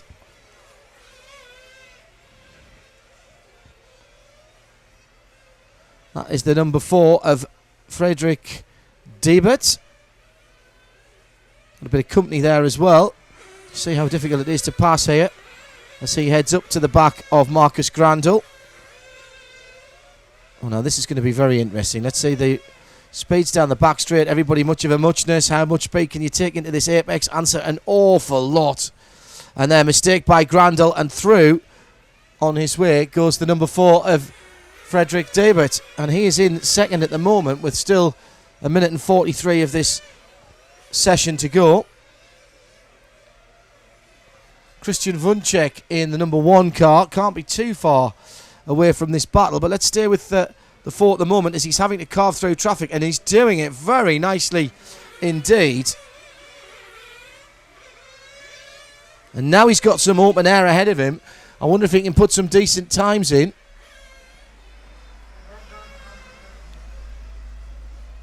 There's a lot of road ahead of him. Now, who's this coming up behind him? There's a shock of pink front end of the car. Heading onto the back straight. That is the Czech driver, I think. Yes, it is. Oh, bit of understeer there. You saw that. The front wheels turning massively.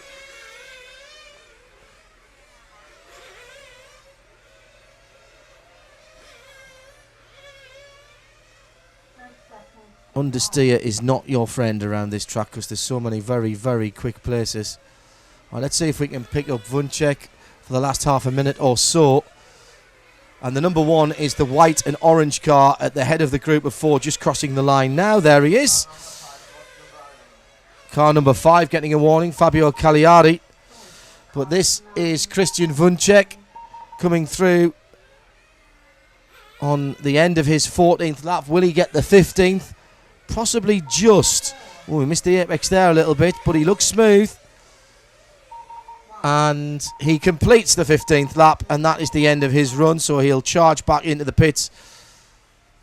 But he is done. Oh, and sad to say that I think Jan Vasil there is stranded at the side of the track.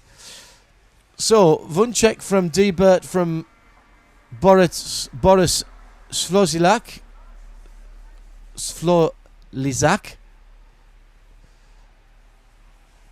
And that brings that particular qualifying to an end. And that means everybody in Group 1 now has had their 4 runs. They will not improve from there.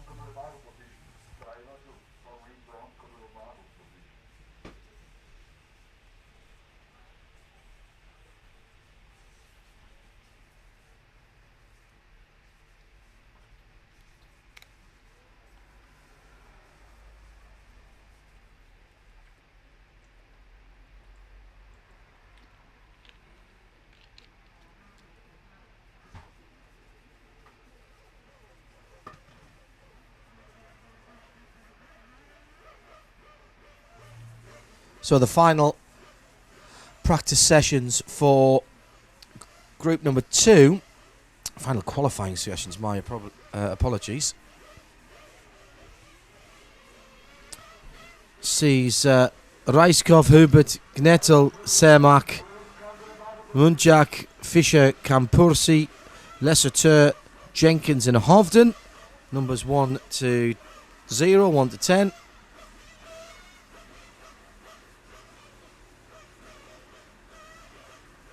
Drivers from the previous heats heading out to their marshalling positions. Marcus Grandel just putting the jacket on there.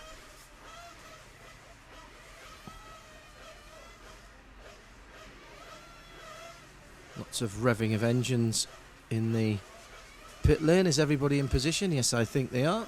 So a great gaggle of cars will disappear out onto the circuit in about 10 seconds time.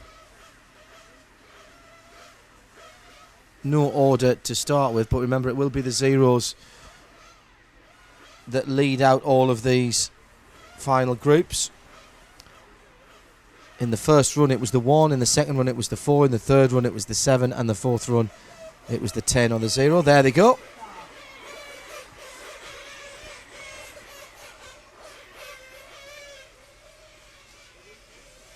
Out onto the circuit. And heading down towards the pit lane hairpin for the first time. Here they come, and there they go.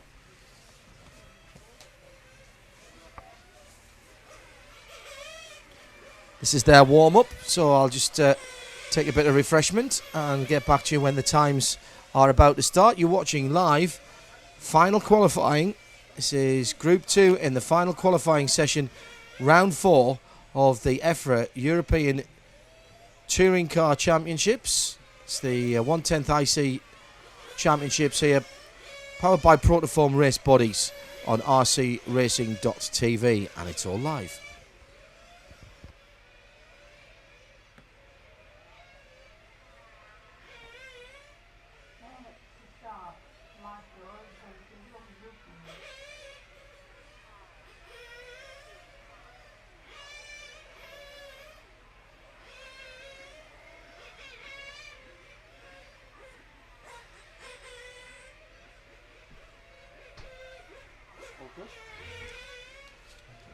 You're moving the camera again.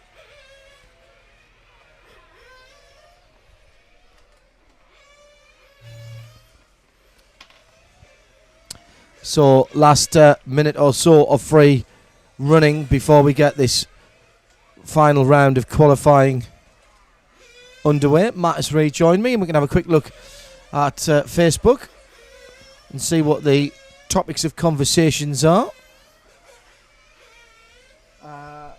Yes, Baz Berenson saying there's a great stream, guys. Greetings from the Netherlands. Hello, Baz. It's always great to have you watching. Thilo Alexander, I've already said that. Turkey. Yeah. Kangaroo golf. Yes, said that. What else do we have? What's happening with the RCTV calendar? Ah, yes. Well, Edward Pickering, earlier on you said there is no time, focus on the racing, telling us off for going off subject. Now, hang on a minute. I need to know about an rcracing.tv calendar. Tell me it is not the personalities from said TV channel No. in any kind of compromising process. This is not Calendar Boys, is it? Please, tell me no. It kind of is. It was the proposal that came up in Portugal was RC drivers who are, shall we say, bearable to look at, attractive, camera friendly. There you go, camera friendly, because it's not a sport known for producing really great lookers. Okay. So anyway, we produced 12 hot stunners from the world of RC racing. Would it be sponsored by Hot Bodies by any chance? I'd never thought. You are the first to mention it. I hadn't even thought of that. Have we selected the the final? I'm an outsider as well. Edward asks, have we selected the final candidates for the calendar? Well, we haven't even mentioned that since Portugal. We will discuss that again, I think, and put out the final 12. We haven't even asked the people if they're willing to be on it or anything like that. So yes, Edward also asks a bit more on topic. Who's our favourite for TQ? I still think. Hang on a second. I'll pick the microphone up and then you'll be able to hear me. I still think we've got a battle on here at the top between Gilles Goskamp, Dominic Greiner. Eric Dangle should be there. Tony Gruber and Dario Balestri have been impressed with their consistency. Alessio Mazzio, well, he's got a point to prove, hasn't he? And Kyle Branson, that's the top 7. And I would think...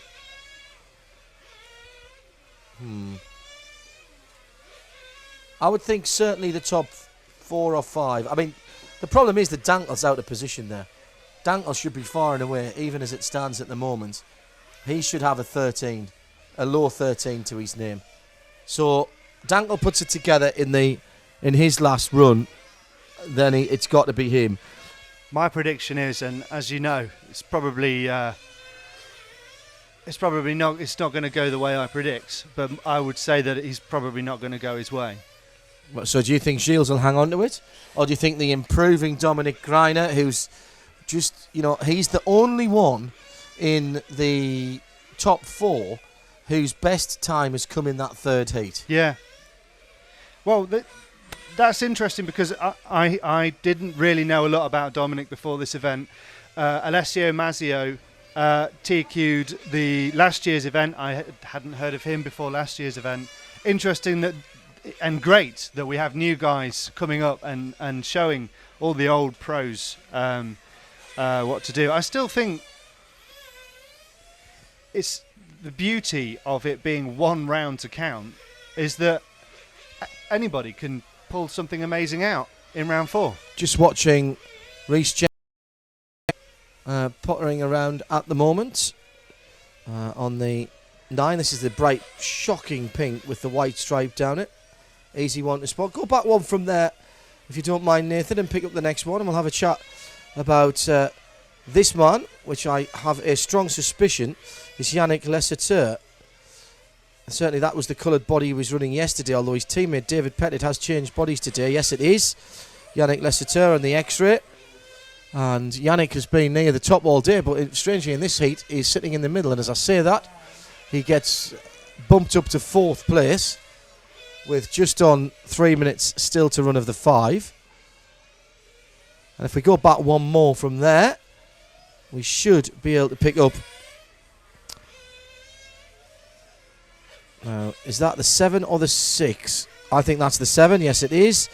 And that's Stefan Camposi, who is in 2nd place at the moment.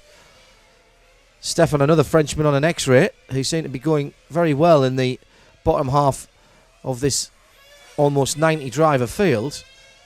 And 1 place behind them on the track, as those guys rail off another lap, is actually our fastest driver at the moment. And there as is Stefan. And as far as I say that, Stefan Fischer has just gone back to the top in the 6. That's another X-ray. So Swiss and French as far as this race is concerned, or at least final qualifying.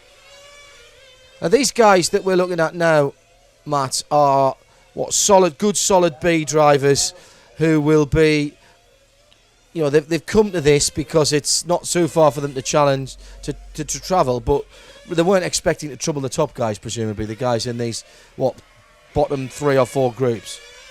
Yeah, this is the thing. It's good experience though, isn't it? It's great experience for them. The other thing that I love about the B Euros, I know I go on about B Euros a lot, but when you go to a B Euros, you meet new drivers every single time, because the ones that do well tend not to come back.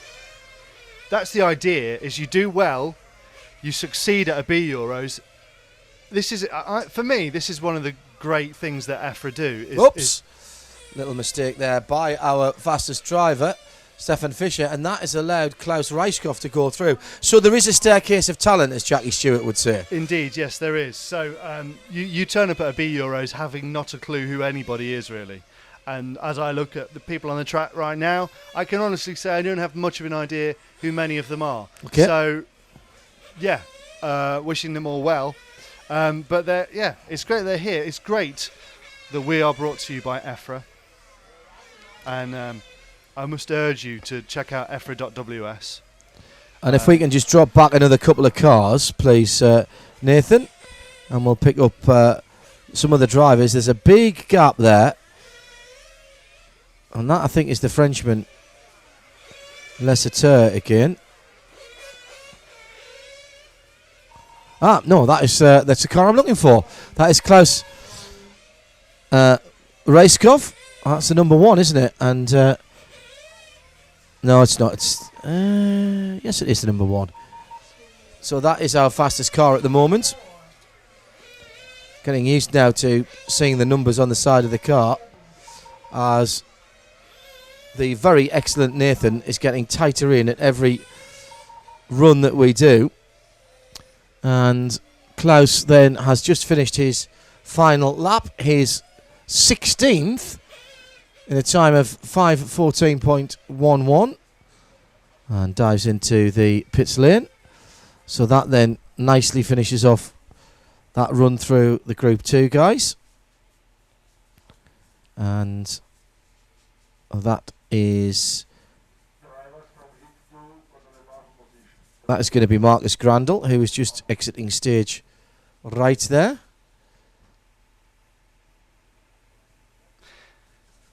So, as I was saying, yes, we are here for the EFRA 110th IC Touring Car European Championships. We must thank EFRA. We're here because of EFRA and EFRA.ws. Please go and check them out. You can watch us embedded there, along with the live timings, which are also embedded from myrcm.ch. And we're also here because of Protoform, and we are in the final round of qualifying Group 3, just about to go out. EFRA.ws? Yes. What's .ws then? Western Samoa. Long story. We have to Go on, carry on. We have to usher in some members because they Usher them. They ask to join the group, and then they want to get in there so they can have a chance of winning a Schumacher MI5 and also talk to us. Right. Klaus Knudsen or Knudsen. Klaus, you're in, sir. Thank you for being with us. You're more than welcome. Michel Pernicero. Michele, I think that'll be. Okay, Michele. Pernicciaro. Welcome. Thank you. You're very experienced in pronouncing names, yeah, yes. but most of them are wrong. I just sound like I know what I'm talking Say about. them confidently. That'll be Andrew Mollet, I think there. No, it's Andrew Mollet, of course. Andrew Mollet, thank you for being with us and thank you for joining the RC Racing TV Facebook group. Eldred Francisca, welcome to you, sir. Thank you again for joining. And Ole Jacob Byrne. Yeah. Ollie, thank you. Thank you again for joining. You are all more than welcome. You can all now join the ranks of hundreds, well, thousands of members that we have who are all contributing and saying fantastic things and making this programming improve with every heat of qualifying. James Connolly asked a question. Yeah. That there was a speed trap at the end of the straight. Yes, there is. We haven't seen any numbers from it, unfortunately. Well, actually, James Connolly asked the question. Yes. I went and found out the answer. Right. He said, who is fastest? I didn't find out who was fastest. I asked the timings hut, and they said that the best speed they've seen today was 105 kilometres. That is 66 miles an hour. So there you go. And Mark Vardy also asks, what shell... Pretty much spot on when we said it was 65, 70, didn't we? Yeah. You've got good eyes for speed, clearly. Mark Vardy asks, what shell is Alexander Hagberg driving? Well, of course, he's driving a Protoform. He's driving a Protoform P37. So there you go. And have you literally been out there ticking these off as you've been going? I just thought it comes up on my phone. Okay, I'll go and find out the very answer. good. And you've written them down on your phone. Well, because my memory is not the best. Very well done. Yes. So yeah, lots more questions and discussions going on. Just check, see what people are saying on the YouTube stream. That the track is fast now, says Fabio Barros. The track is fast now? Question mark. Well, yes. Is it fast as it was this morning? No. But I think people are getting more confident, and I think the fast guys are... There is a saying in motorsport that my colleague on ESPN and ABC, Johnny O'Connell, multiple race winner in the American Le Mans Series and championship winner and Le Mans winner in class, he says fast guys are fast at fast tracks.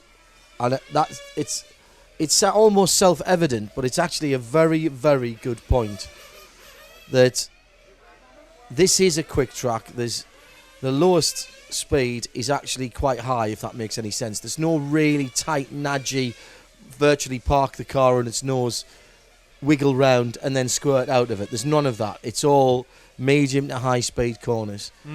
And the touch, the lightness of touch that it requires to hold the absolute maximum speed through some of these corners, particularly through that back straight left-hander down into the hairpin, down into this hairpin here. So coming through from the right of screen there, where you're seeing the cars coming right now through the ice curve, and you can, if you just stand at that point, which is where this camera is, and watch there, you can tell the fast guys without looking at the times. Just the way they exit the corner off the back straight and then attack the apex of the pit's hairpin here. Everybody in the pits at the moment, getting ready for their final runs. This is the third group. So it will be Henrik Christensen who will lead out in the 0. From Alessandro Balboni in the 1, Dennis Kubik in the 2, Yuri Weissen in the 3, Daniel Thiele in the 4, Sami Munk in the 5, Igor Liptak in the 6, Klaus Lechner in the 7, Jari Valkola in the 8, and Michael Blachowski in the 9. And Henrik Christensen is off and away. Let's watch the rest of them coming out of the pit lane on our pits camera. As Nathan catches up with the first man out down at the hairpin.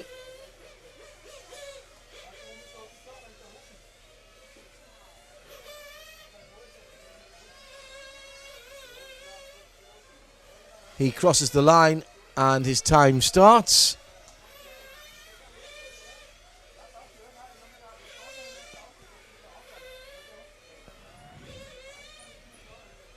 So that then is the 0 of Henrik Christensen. Let's drop one car back, and it should be Michael Blachowski who came out of the pits next. Oh, and he might have lost a position already. Is that Michael? Yes, it is. That is the 9 car.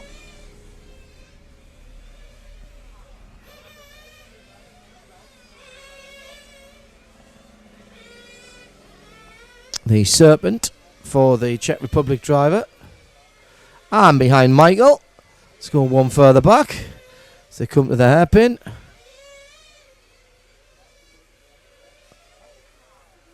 That is the 8 car. Oh, I see. So they're doing it 0 to 1. That's why I was confused earlier on. Jari Valkola on the X-Ray NT1. Behind him should be Klaus Lechner on the 7. And that looks vaguely familiar to me. Is the 7 of Lechner. Oh, big slide there, and he's going to be in trouble. He's got a challenge here. Look how close they are through the hairpin. And behind him is Igor Liptak in the 6. And let's watch Igor because he is the fastest man at the moment, and he will not like seeing that car ahead of him getting so out of shape. The X-Ray driver has had to drop off a little bit, and that's cost him some lap time. But he doesn't want to get alongside the green car ahead if he makes a mistake. Almost thought of having a look through the Amiga turn there. So difficult to pass without committing, and he's through now, got through into the hairpin. So that's the fastest man on the circuit at the moment. Go back one more, please, Nathan, and slip back down through the field as Igor actually made a little mistake there. And this should be the 5 car. Oh, in fact, it's the 4. So this is a good run by Daniel Thiele. In fact, he is the quickest car at the moment, so we've got onto it exactly the right time. As he clicks off another lap, he's looking to do 16 laps in around about 5 minutes and 10 seconds.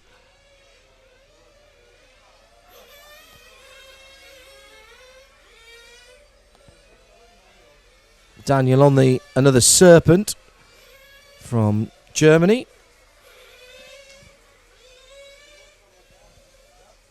And as he comes down to the hairpin, we'll slip back another car and pick up our next runner on the track, which is the number 5. So Dominik Munchak, the Swiss driver, with a little issue that's dropped him out of position. Sami Munk, sorry. The Finnish driver had dropped him out of position. Excuse me, looking at the wrong group there.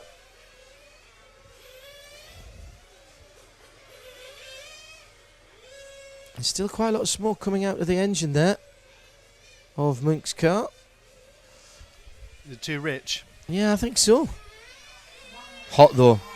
You don't want to risk Don't want to go nipping too the engine. too Yeah. lean, do you? No, you'll nip it. You will nip it in these hot conditions. One further back then, I think, will be Yuri Vaisin. If that's the 3 car. Oh, that's the 2 car. So there's been a change as well. So that's Dennis Kubik. So Dennis must be doing okay. Yeah, he's up into 4th place.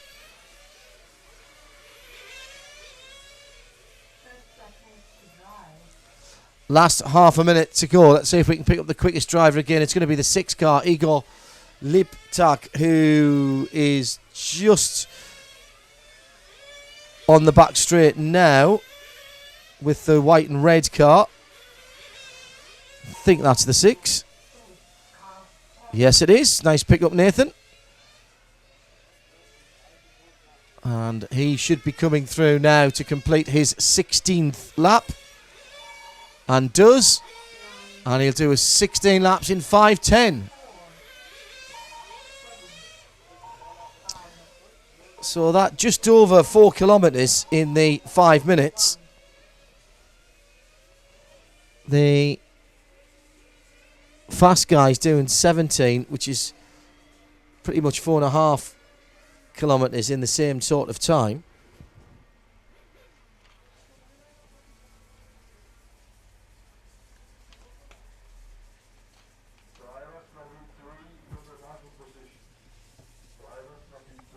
So Group 4 will be next up, and it will be Arndt Bernard who will lead them out from David Pettit, 10 from 9 from 8, Thomas Liptak from Martin Hansen at 7, Franz Engsel at 8 from Andreas Verhoeven at 5, Franz Engsel at 6, excuse me, Andreas Verhoeven at 5, Hermann Berger at 4, Oyvind Stusdal at 3, Mikhail Abrahemek at 2, and Juraj Hudi at 1. That will be how they go out when the clock starts. They're allowed to go out however they want for the practice 3 minutes in the pits there. We're just waiting for 1 or 2 marshals to appear. Michael Blachowski, not quite there yet. Neither is Henrik Christen. And the 2 spots there.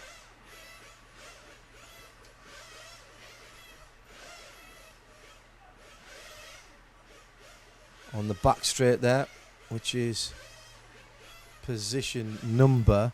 You see the marshal's post number on the end of the back straight there, Matt? Just on this side. Is that 6? It is.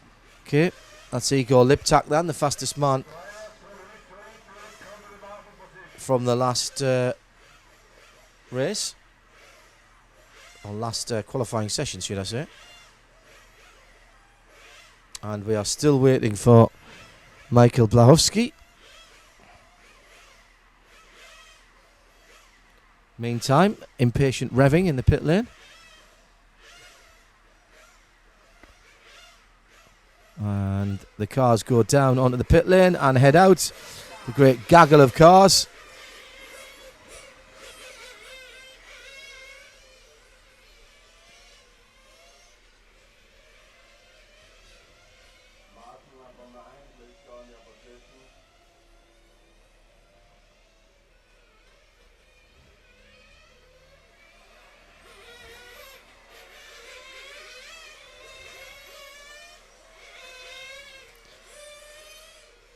Don't forget that this is an EFRA European Championship, and we're the EFRA official media partner, brought to you by EFRA, and that's the way that a championship like this can be watched by hundreds of people. Hundreds of people were watching practice day. It's not often that can happen for an RC race. It's quite a cool thing that we're doing here, I think. I think it's the way of the future, isn't it? Because niche sports, all types of motorsport is niche. The stick and ball sports dominate the European and US marketplaces, and finding broadcaster who is prepared to show the kind of lengths of time that you expect to see now in endurance racing or even motorsport generally. It's getting more and more difficult. So it makes sense to be doing streaming on corporate websites, series websites.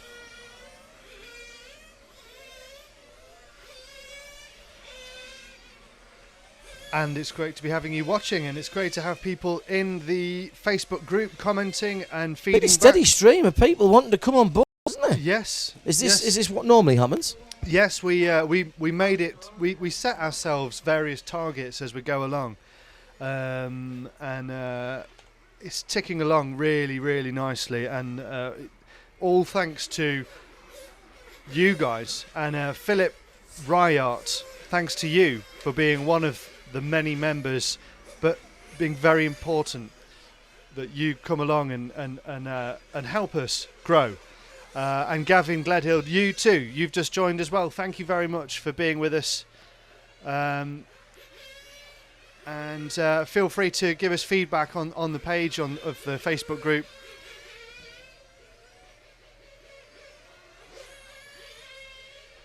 Because you can give us information of things that we don't know. And Which is a lot. A lot, yes. And we're first to admit that. And you can also ask us to find things out that you don't know as well, because we can be your man in the field, on the ground. So, yeah.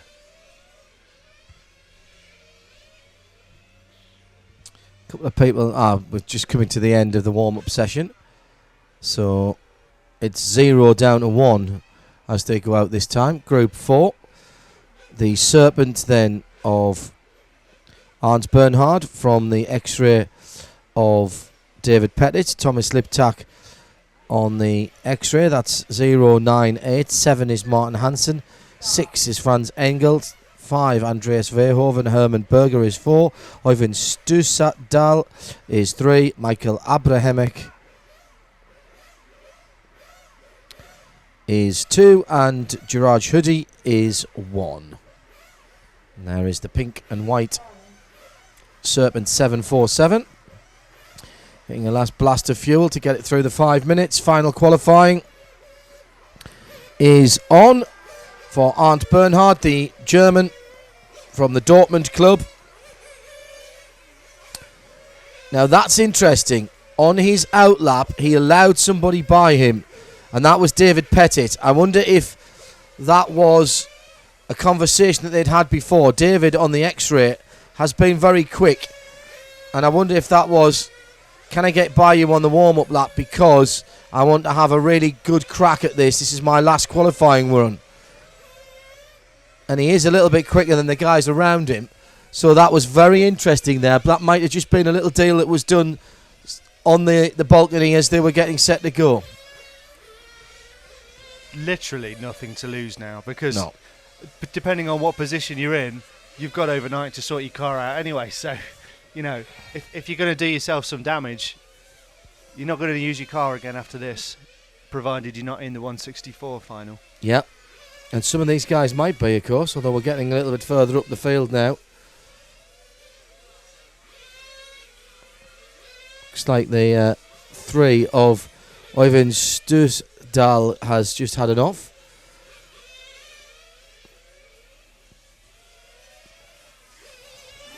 Now let's see if we can pick up some of the fast guys as we watching that battle. David Pettit in the 9, and behind him in the 0 is Arndt Bernhard. Just drop back through the field from there, Nathan, if you don't mind, and we'll pick them off one by one. Give everybody a mention at this stage. So that should be the 8 of Thomas Liptak, and it is. Coming down to the hairpin. And close company behind him. I think that's Martin Hansen in the 7. It is. And Hansen goes through, right on cue. Hansen at the moment in 3rd place in the timings of this group. So we'll nip back 2 cars now. and pick up the Lonesome Machine. As these two go through in front of us, let's just drop back a couple and see the next car coming through is there he is.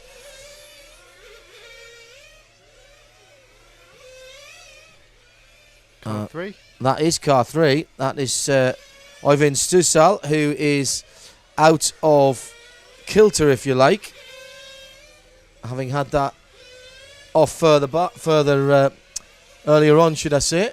Although, in fairness, he's running in second place at the moment, so that hasn't done him that too much harm, despite the fact he had to get a marshal involved.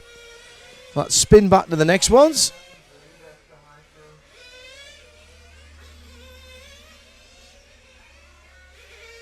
Somebody being warned there that the leader was behind them, but I have to say I didn't hear the car number. I think it might have been 10.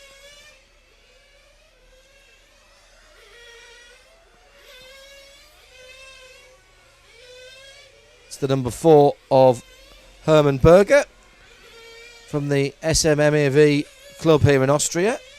And behind him, as we slip back as he goes down into the hairpin, we'll just come out a little bit and pick up the next car. This is the very brightly coloured red number 3 of that is Oyvind Studsal.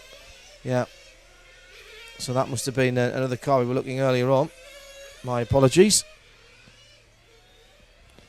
But Oyvind doing a nice job to be 4th in this run.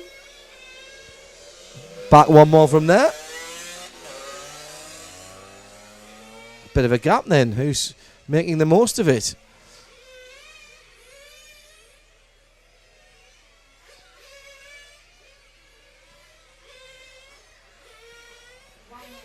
That is the 2, Michael Abrahamic, who is in second at the moment with a minute to go. And you can see nice and smooth there, gets on the power. Oh, cracking stuff down that back straight. 65 miles an hour or thereabouts.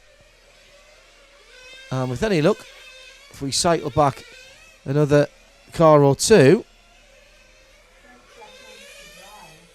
with half a minute to go, we are pretty much back where we started. That is the one car of Uriah Shuddy.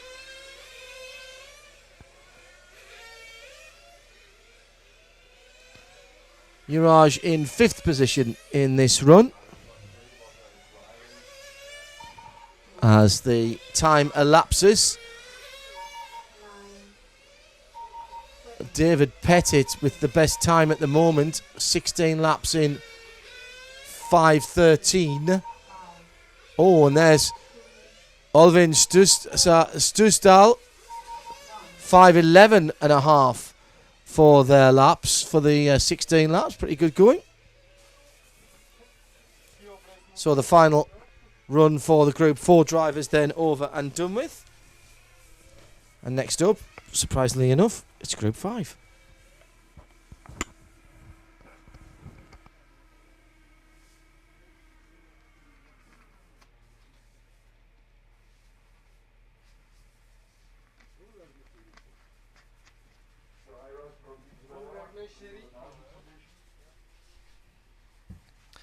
Another welcome that I'm very, very pleased. Lars Haugen.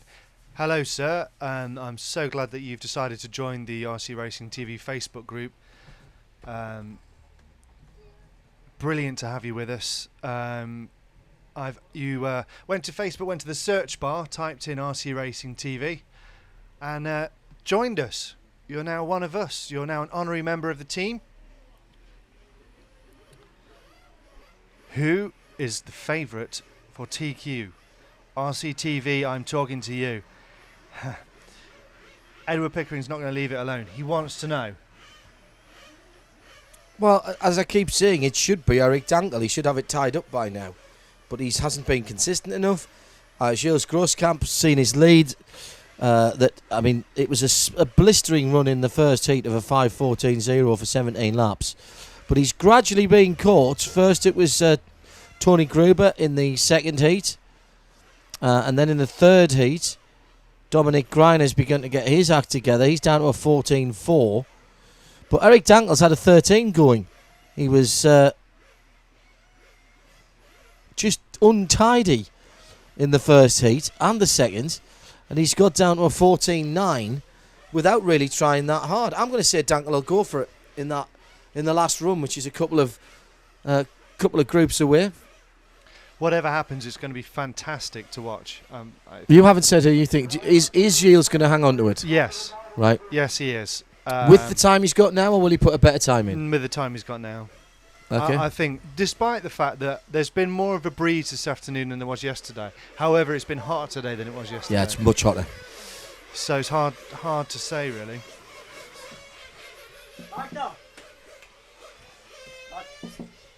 He's going to go and referee in a minute.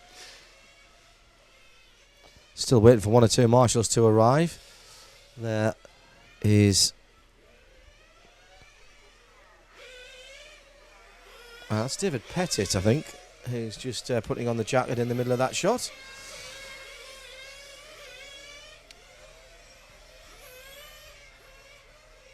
Eldred Francisca. Hello, Eldred. Thanks for commenting and talking to us on the Facebook group. He's an electric powered driver. And so... What, he's electric powered and he drives? Yes. Excellent. Now and what sort of cars does he drive? Who knows? I'm an electric powered driver and I drive a diesel. No, okay. I know what you meant. Sorry, I was being pedantic. Eco-friendly ones. Yes. Yes. Absolutely. No, he's obviously familiar with a different type of qualifications. So he's not overly familiar with the final system and how it works. But he questions, are they still using the bump-up format? And Louis Qualters is right in there. Yes, of course. They still use the bump-ups, and the groups will be split into A and B, two sides of a Christmas tree. And we'll start with the 64, up to the 32, up to the 16, up to the 8, up to the quarter, up to the half, up to the main final, where the two sides of the Christmas tree meet with each other. And how will you decided which side, whether you're in A or a B?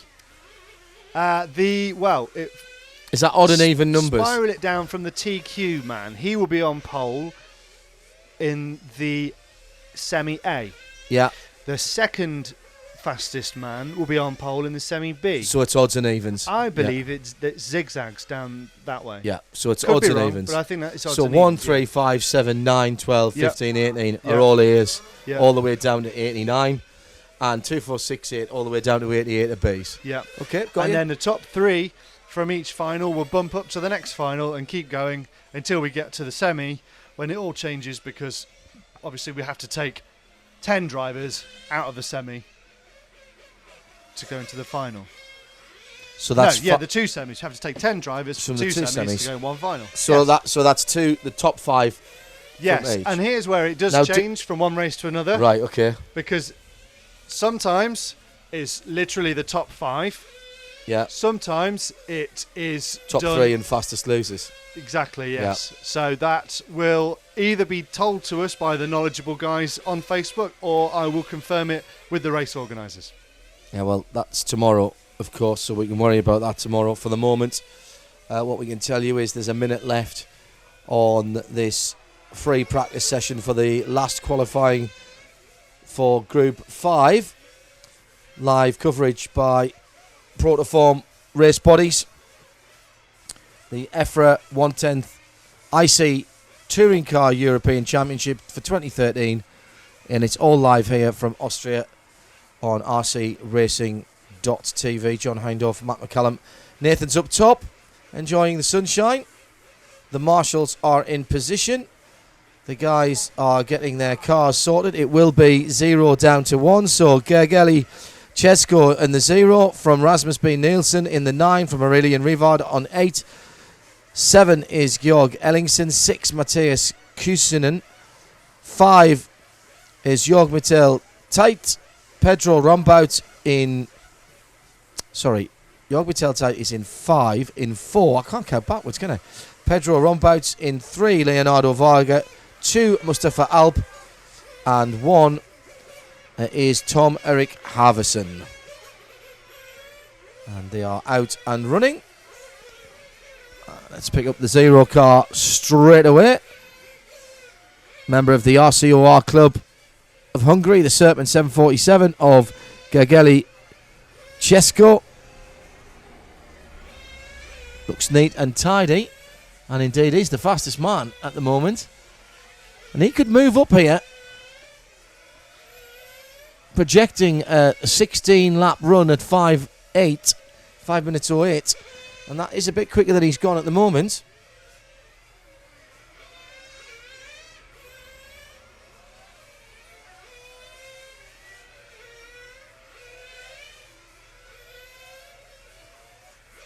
See if we can move back to Rasmus B. Nielsen. Next car back on the track. Oh, that was a nice exit onto the pit straight. That is the X-ray of the Dane, running in the youth category as well. Now, given that Alex Thurston is 14 and he's not in the youth category, how young do you have to be the youth category? Or do you Has he not in register the for youth that? category? Well, he hasn't got the youth against him. I thought that 17 was the cut-off. Okay. He's very very tall for his age. Alex? Yeah. Yes, he He's is. tall for yes. his height. Yes, he did very well in the 1/8 in Halifax. Did Alex? So Very well. nip back another car in this heat from the 9-2 Aurélien Rivard, another X-ray driver, this time for the Frenchman. Let's see if it is Aurélien who comes through next. Oh, I don't think. Let's have a look as he comes round. That is the 8, yeah. And right behind him is Georg Ellingsen.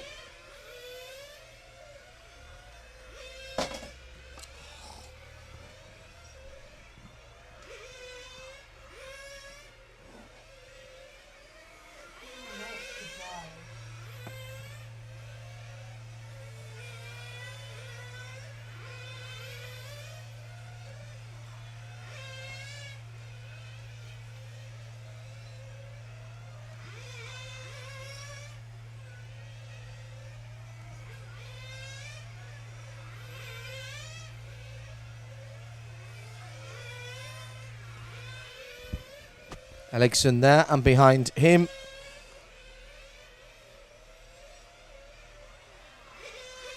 now is the 6, which is Matthias Kuusinen, another one of the Scandinavians we have with us, Finnish driver on the Mugen. Now, is that Mugen then the same Mugen that builds engines and things like that? Is it just a big engineering company?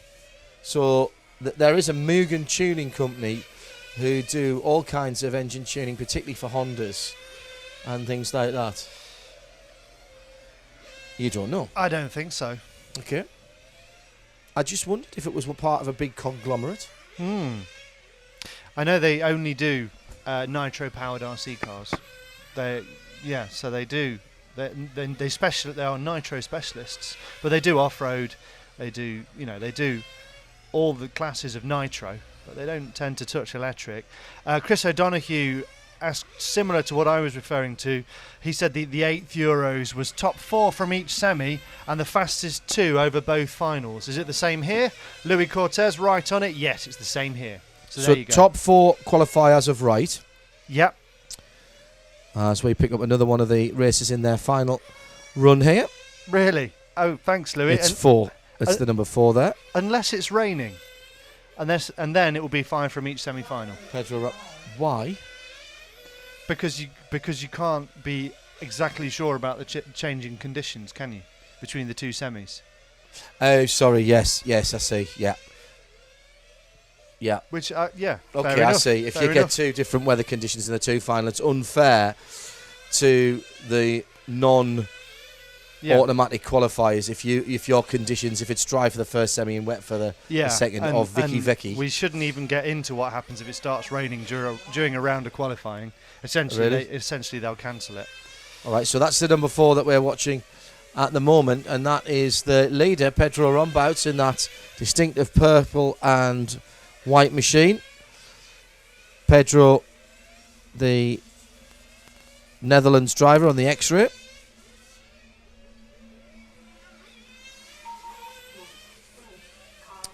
And that should be his last lap as he comes through now. Crosses the line. And the computerised voice says number 4. And as Pedro hung on to it, he hasn't. Just pipped at the line by Mustafa Alp with a 5 minutes 5.59 for his 16 laps, which I'm sure he will be delighted with. We'll move on to Group 6 next. Live from Austria, Protoform Race Bodies coverage of the EFRA 1/10 ICs Euros. We are brought to you by EFRA. We are the official EFRA media partner, and you should go to efra.ws to find out more about EFRA. What does EFRA stand for? The European Federation of Radio-Controlled Automobiles. Ah, well done. And that's in English as well, so that's good. It's not Federation Internazionale Automobili. I was lucky with that, yes. Yes. I'm very impressed with the organisation of how much has been got through in such a short time, how quick they turn everything around, how the next set of guys are ready to go, how they're rotating the drivers off the balcony onto the marshals' posts, all of that stuff. And, you know, it really is a full day of action, and there are some full-size race meetings that could learn some lessons, absolutely, from how this is. Yeah, you know, if you're going to attract spectators, and I appreciate that there aren't so many people who will come out who have no interest in RC. If there are people here and you've got family racing or somebody that you know or you're interested in it, you might come out and see it. But if you are going to attract people, it needs to be action, bang, bang, bang, bang, bang, and not big gaps in between.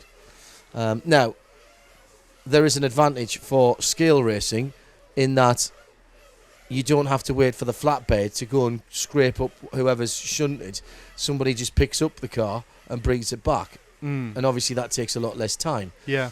But even so, just the way that everybody is so revved up, literally and metaphorically, and ready to go at the end of their runs has been impressive.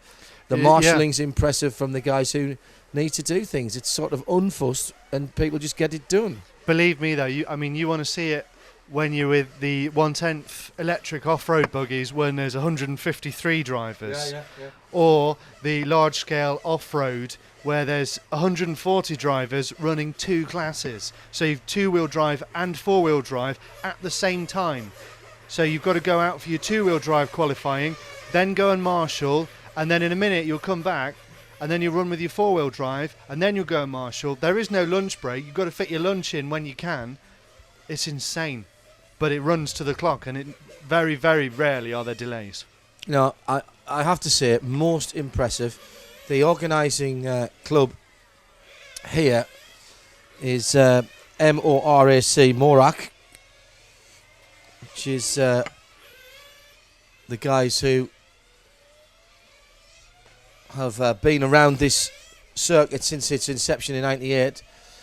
The Model Racing Auto Club of Graz, or Morac Graz, or Model Renauto Club, to use the language of the country that we are in. Oops, unsafe release there by the 0. Just pottering out on the racing line at nothing like racing speed. That will have slightly disappointed the person behind, but we're not being timed at the moment, so this is just the warm-up. Now, we are in now Group 6, so I've moved across to Matt's left because it tends to get a bit more hectic from here on in. You might just want to angle that screen round a little bit if you don't mind.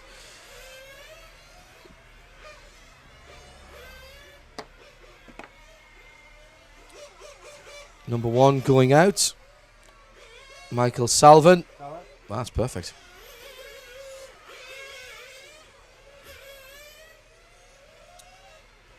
Two minutes left on the warm-up session. I'll stick my head outside for a moment and just check the temperature. Oh no, way hotter. I've only got to the door, and you can feel the heat. Is it baking? Yeah. It's strange. We're in a shipping container, but it's not that hot, is it? There's no aircon. It's not that hot And in we've here. got a lot of equipment in here. Yeah. No, I've moved to the door, and I can feel the sun burning me immediately, and I'm not exactly fair-skinned. So I would say, without looking at any of the markers, that we are well into 26, 27 degrees, possibly even a little bit more now, and it was supposed to be 2 or 3 degrees warmer tomorrow. So we could be getting close to 30 degrees Celsius tomorrow, and that is going to be uncomfortably hot for anybody who's sitting in the sun. Nathan, take note. Plenty of hydration for everybody. And you've just got to wonder, haven't you, how the tyres are going to hold up if it does get that hot. We do have Nacho Lopez Luch in this run, the number 2, the dark red car that I've sort of taken such a shine to. As we are coming down to the end of the practice running, it will be 0 down to 1. So in Group 6, that means Claudio Coloma on the X-ray will lead them out on the 0 from Giuseppe Mussolino, the Azzurri coloured machine, the number 9. Then René Pupke on the 8, Sergio Franch Cadena on the 7, on the 6, Tobias Keller, on the 5, Timo Saarinen. In the 4, Jonathan Pastor Sanchez on the Mugen, one of 2 in the race. Timo Saarinen also running 1. The 3 will be Quentin Leroux on the Capricorn, and 2 Serpent 747s to finish us. Nacho Lopez Luch on the 2, and Michael Salvin on the 1, the man behind the aforementioned Serpent brand. So at the back of the field, it's going to be the number 2 and the number 3 that I think will set the pace here. Lopez Luch and Quentin Leroux. And we're starting to get into people who will have genuine quarterfinals hopes here, because Nacho Lopez Luch is in 22nd position at the moment. Quentin Leroux is on the bubble of the quarters at 28th position. He's rocket. Is he? What's Leroux doing? Nacho doing? Straight away under 19 seconds. That first lap out the box, so important to set the tone for the rest of the 5-minute run. Remember, the time, your own personal 5 minutes, does not start until you have crossed the timing beam. So if you get out of order or you make a mistake, you can drop out of the way, let everybody get through, and then spin through the line. And we have seen a bit of shuffling of positions. Deals done in the last race, I think, for David Pettit to get to the head of the field early before his time started. 18.8, 19.0 for Lopez Luch. That would suggest to me that this track is getting a little slower, because earlier on they were going quicker than this. It's not surprising. No, it is baking out here. And the wind's dropped again, if I'm honest. The wind has dropped. Now I've come outside, and I'm standing in the shadow of the timekeeper's hut, so I can have a look at these cars a little closer up. And this gives me a view down the pit straight where I can see them drifting out of the left-hander that comes onto the pit straight. And here comes Lopez Luch, a little blast of power heading into the Amiga turns for all of the top guys. More of the cars now, Matt, I can hear now when I've come back out, are grounding out over the bumps. So people are running the cars lower and lower as the weekend goes on. Really? Yeah. It was the odd one or two before, and now it's pretty much everybody. And you can really hear them clattering down the tarmac with those aluminium chassis grinding off on the ground. A lot of carbon underneath there as well to have the components mounted onto, and the steering arms, the suspension, shock mounts, roll bar mounts, etc. A lot of carbon under there. This is magnificent. I must remember to get out the commentary box more often when I am at full-scale racing, because I have really missed it. who's doing what to whom. Well, it's René Pupke in the 8 from Michael Salvin in the 1 and Nacho Lopez-Luch in the 2. So if we just drop back from Lopez-Luch and go through the field, that is the number 3 of Quentin LaRue, who I've been disappointed with. I thought he would have had a better run here in that bright car. Neon Dion, yeah. And one ahead of him is the Spaniard, who has been setting this place alight, but isn't really performing. He must have had enough. Oh, he has. He's done a 21-second lap. Nacho's had an absolute nightmare. Oh, and he's even coming in now. Yeah. Game over. Game over. So he is going to hope. Qualifying then, completed. Yes, it's over. He's going to hope then that his 22nd position at the moment is enough to keep him in the quarterfinals.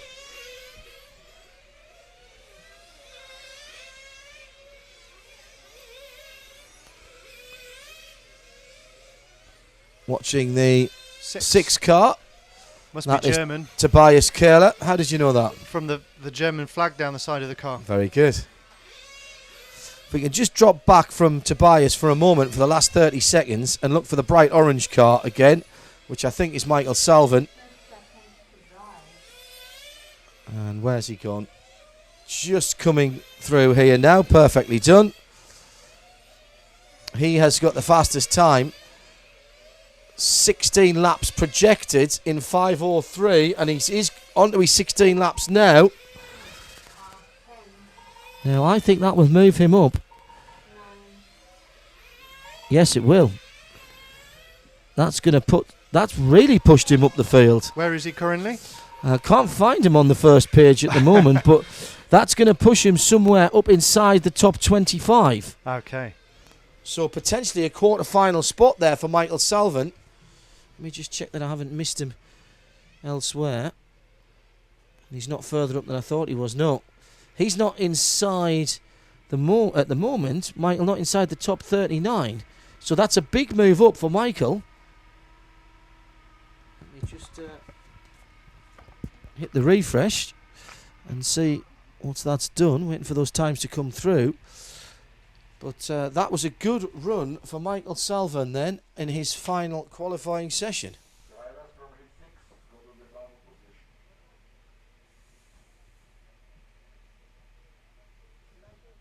Group 7 comes up next, first of the Brits.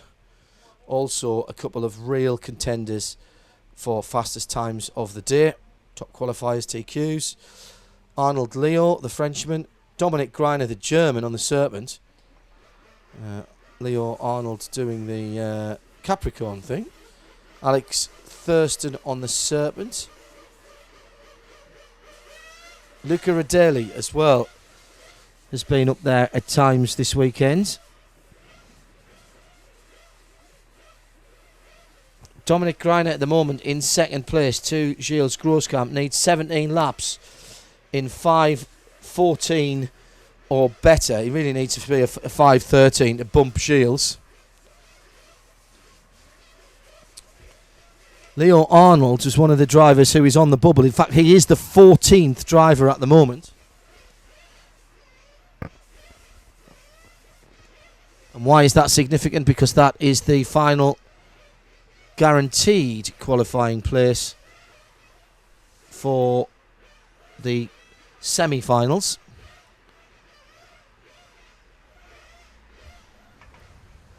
Yeah, Michael Salvin jumped up to 29th for that last run.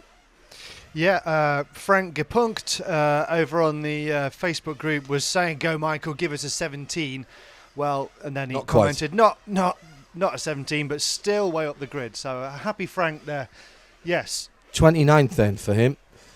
After that, Just taking a quick look. Just wanting to see if there was a practice. No. no practices, no. There was when we had drivers bumping up, and in some classes I think it still is the case that there is a practice final, but no. Right, so Leo Arnold then in 14th position with Mark Green just ahead of him. Luca Adeli's down in 17th position. Hasn't had a 17 lap run yet. And if he can do that, he's got half a chance of getting an automatic semi-spot. I'm just having a quick look. Yeah, everybody in the top 15 now with 17 laps to their name.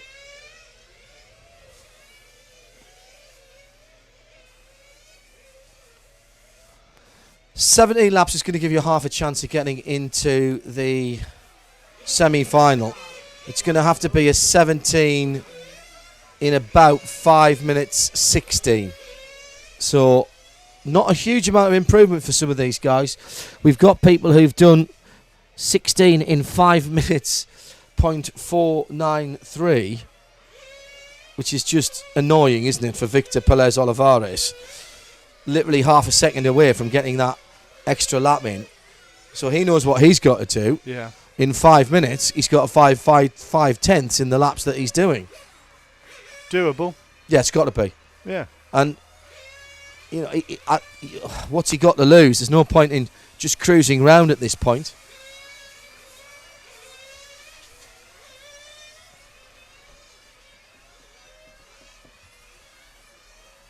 So, coming down to the last half a minute or so of this practice session, as out goes number 7, Gerhard Kandelhart, just after a couple of practice laps there. So it will be Alex Thurston, of course, as the number 10, the 0 driver, who will get out onto the track first when the clock starts. Well, then would only be right for us to watch him round and see how he gets on. Yeah, I wonder if those chicken wings make him fly. Or the chips slow him down.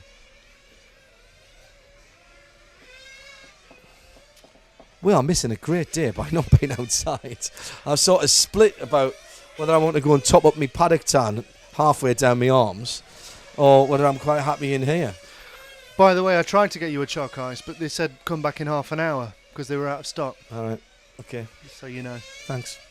Don't mean to think I'd forgotten. There's no time for that now. No, of course not. Half a chance early on of the tactical choc ice, and that's gone. So the driver's being called into pit lane as they get ready to start their final qualifying. 3:30 back in the UK, 4:30 here in Austria on a Friday afternoon. Maybe one or two people just tuning in before they nip off home. And we've got 3 more qualifying sessions to go. 5 minutes for each driver out on the track at the same time. Your 5 minutes starts after a warm-up lap and you go across the line. And you need to put as many laps in as possible in the shortest possible time. It's 17 really to aim for to be sure of a semi-final place. 17 laps in around about 5 minutes and 5:16. So people who have just missed out before. Now the multicoloured car then of Alex Thurston heads out onto the track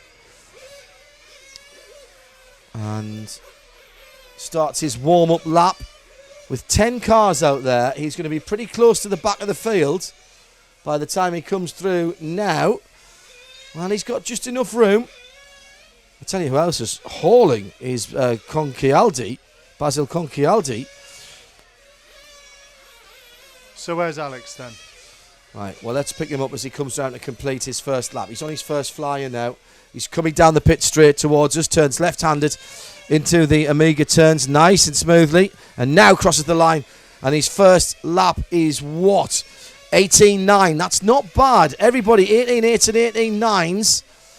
So he's kept himself in there. Victor Pelez Olivares, who was half a second away from getting a 17th lap in the last time he qualified, is at the moment on target to do just that. Leo Arnold, also right on the quali bubble for the semis at the moment, is the quickest driver after 2 laps with 37.2 for 2 laps.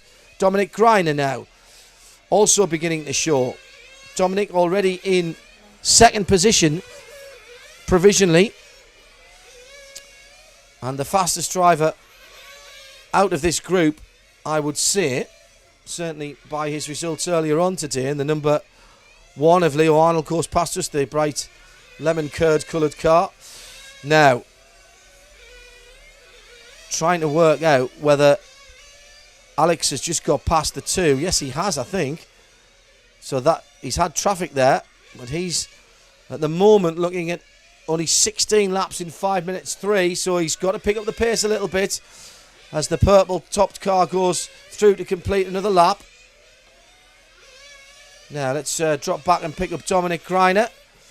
It's the other purpley pink car, Nathan, that is coming through to you in just a second. There he is. Now this was the car that caught us out last time with the black bodywork at the back. There is bodywork behind those rear wheels. We are looking at this on a very small screen, I hasten to add. Can you make that bigger for tomorrow? But they have shaved the rear valance to the absolute millimetre according to the scrutineers. Absolutely legal. Pictures on the Facebook site. And Dominic Greiner, another one of this crop of young Germans racing the Serpent. Very confident in his driving. Very precise in his driving. Exactly what is required for this circuit. Let's just drop back from Dominic and have a look at some of the other contenders. Try and see if we can pick up the next one back. And that, I think... Car number 4 we're on now. Right, that is Patrick Nahe. And I don't think it was. We want the other... Car 1, don't we? We want the other bright yellow car, which is just going under the scoreboard now and onto the back straight. So we'll wait for Nathan to pan out and then see if we can pick it up. There he is.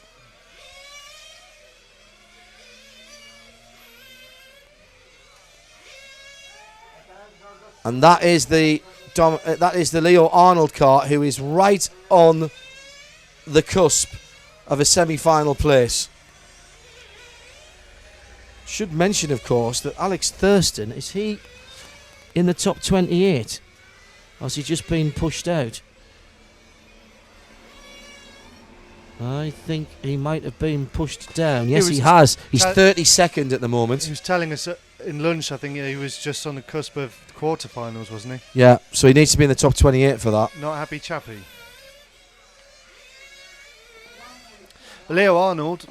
Doing 5:03. Go on, talk. Doing an 18.463 on his 13th lap. Well, I tell you what, if Alex continues at the pace he is, he might squeak in to the quarters in 26th position.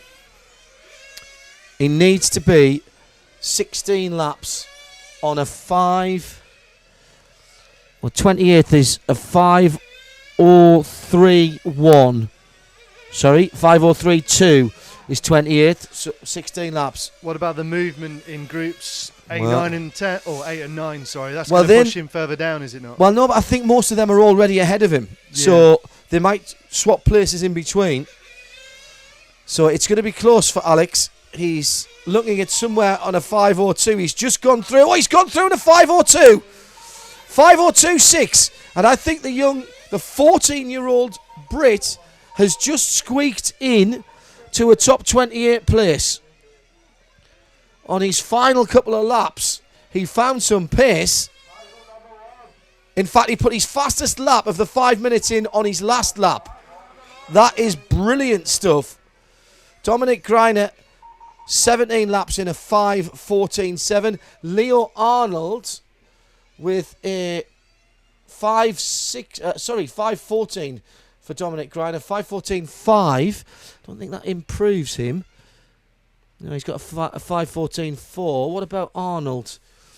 Leo Arnold at the moment with a 5:17.402 and a 16.451. That will push him up.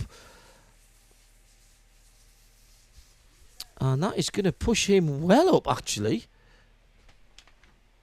5:16.5.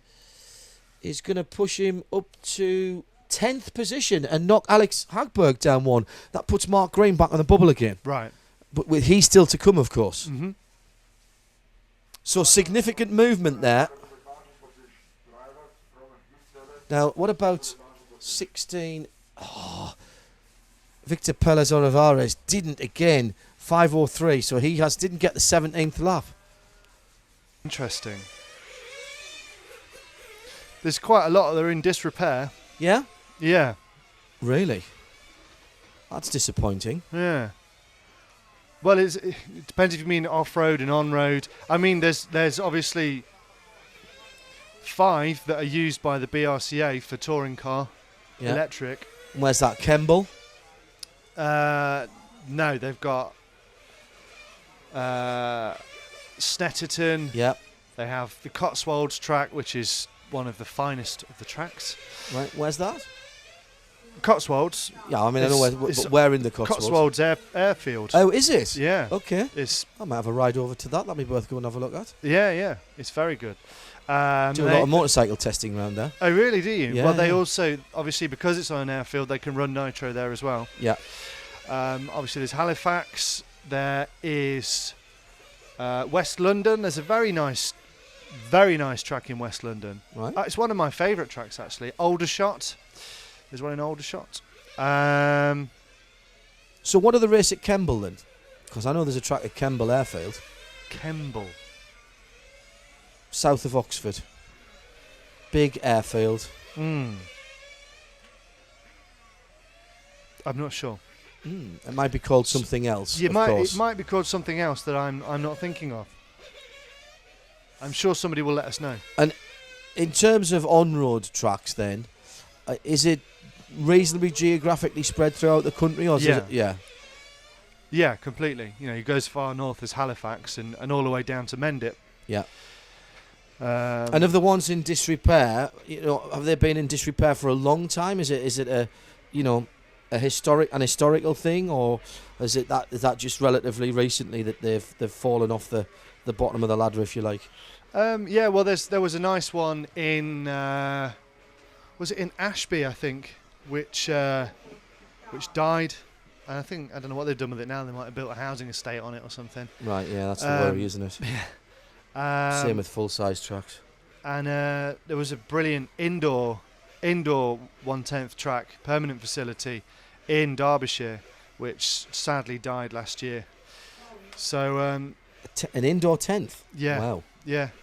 Very cool. I think they ran 12 races there as well. Yes. Right, So- we're off and running then for... This is qualification for Group 8. We need to take note of this. Mikhail Derderian has led them out on the 0. Daniel Elaisi on the 9 rather. On the 8 is Elaisi. Gruber on the 7. Jan Coloni. On the 6-5 is Patrick Schaefer. 4, Eric Dankel. 3, Kyle Branson. 2, Biagio Spataro, and 1, Martin Hoodie. And we would expect to see Eric Dankel go off like a scalded cat, but he's not. Again, he's playing himself in a bit quieter, as he did last time. But you've got to think he wants to go for TQ. Well, the other thing, of course, is you could want to avoid some of the other guys. So you're sort of looking and saying, which side of the draw do I want to be on? That's the other thing, isn't it? So you wouldn't mind being second to Gilles, because it would keep you away from Gilles in the semis. 2 more rounds to go. 1 more after this one, sorry. And Kyle Branson sets a cracking pace with an 18.4, his fastest lap of the session last time around. Also an 18.4, Eric Dankel. We'll let it get 5 or 6 laps in before we start looking at the time, with just under 4 minutes still to go. Nobody challenging. You need 17 laps in a low 5.14, or preferably a 5.13 to beat Gilles. That's Gilles Groscamp, who is still to come.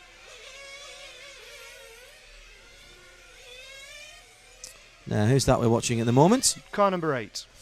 Which is our leader, Daniele Alaisi, who for 5 laps has got a 1:33.0 That'll give him a 17 lap run at about 5:15. Eric Dankel all of a sudden begins to pick up the pace, 18.4. Now, this is more like it.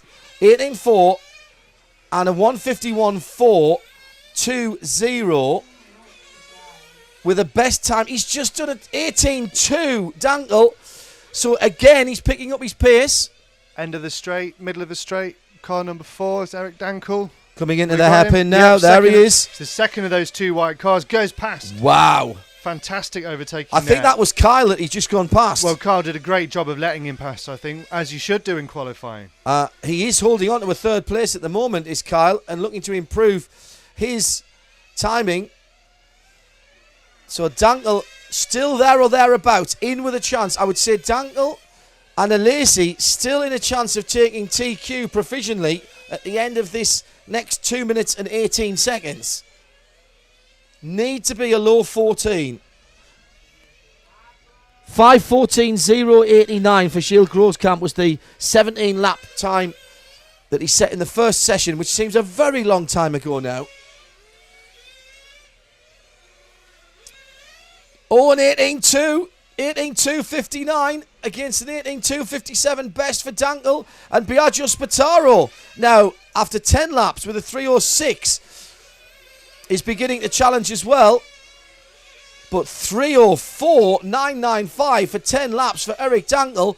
That is a sub 5:14 in the offing. 90 seconds to run.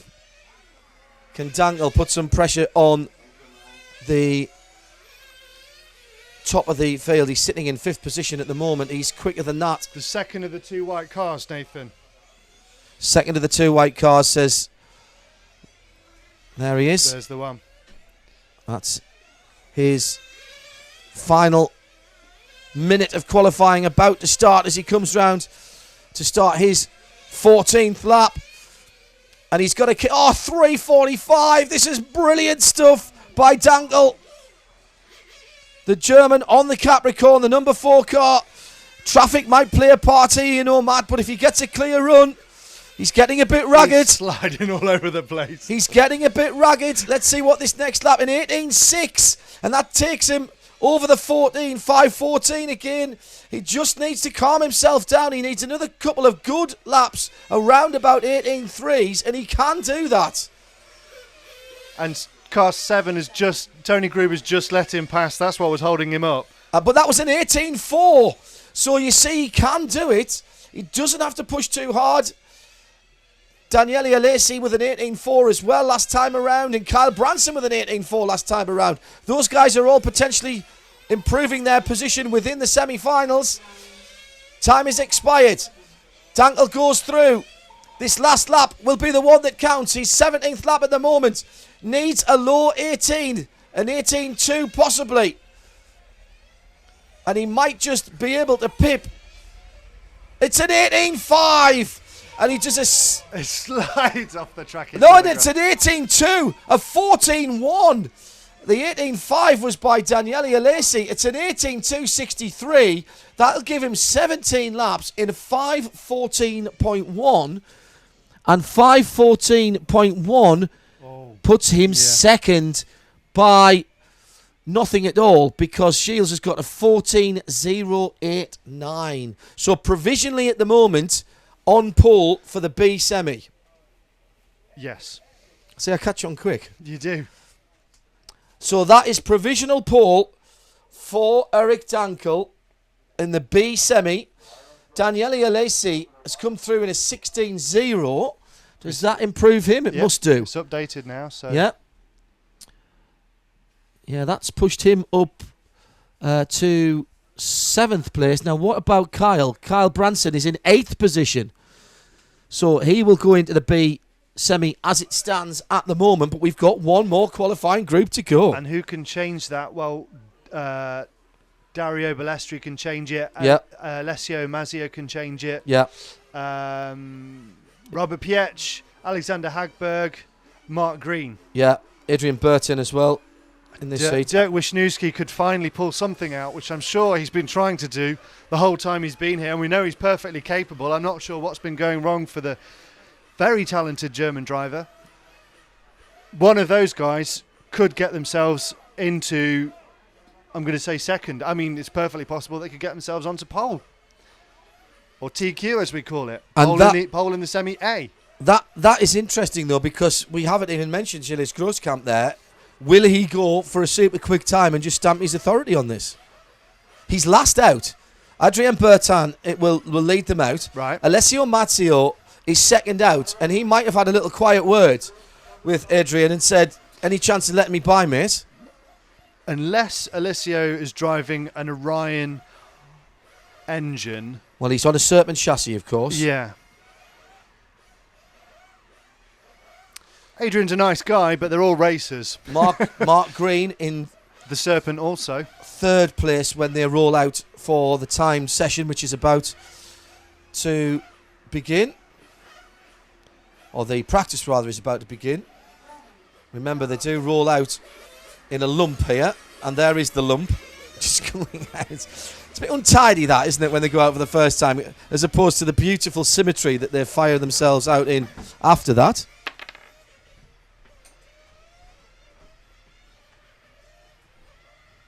So this is practice then.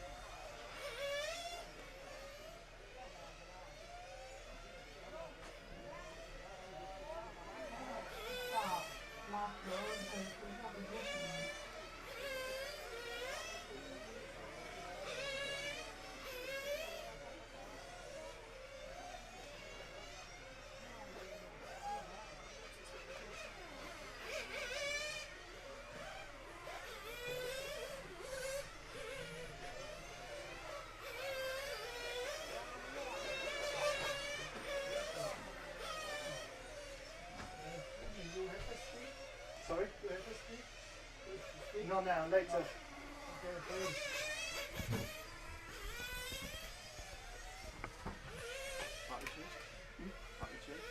Yeah.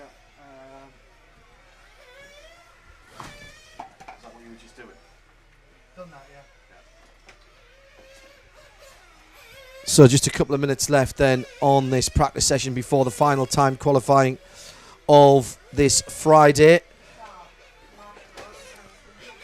Thanks to EFRA for bringing us down to this fabulous facility, and to Protofarm Race Bodies for the sponsorship of the broadcast, as we are ready for the final qualifying action that will set the A and B semi-final grids for tomorrow on the air at an early 8:30 UK, 9:30 here in Austria, Central European time. And we'll pick up the action from the 16th finals onwards. Bring you up to date with what's going on and what has gone on in the 64th and the 32nd finals. We'll try and get a word with the fast men tonight as well.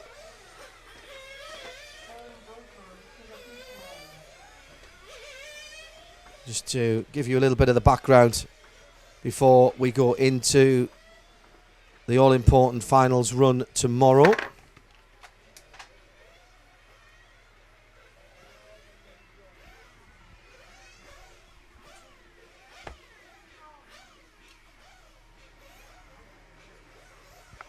So get ready for action then, as Adrien Bertin, great interview with him on rcracing.tv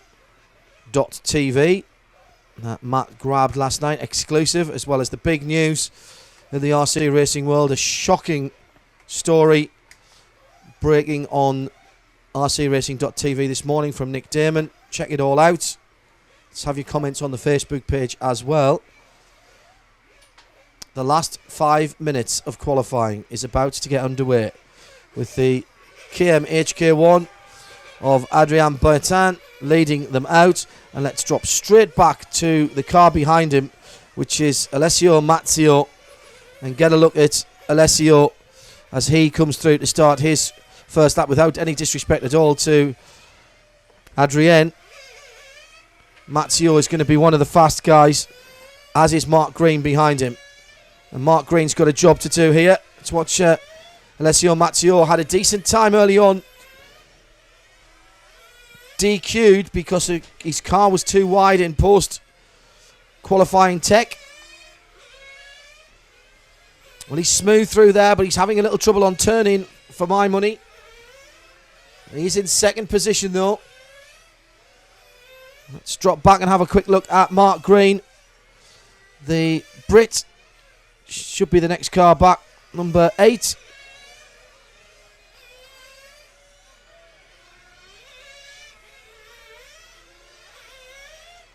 And Gilles Groskamp at the moment is the man who's setting the pace. We'll catch up with him in a moment.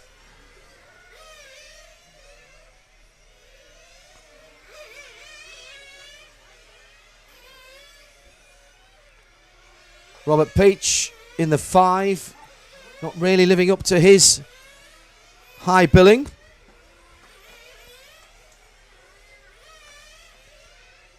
Right, let's see if I can pick up Gilles Groskamp. And I'll get Nathan onto him as we're watching this cracking battle further up the field. That's developing into a race, isn't it? 4, 3, 2. Coming past me now is Gilles Groskamp in the all-white body, Nathan, and he have picked him up already.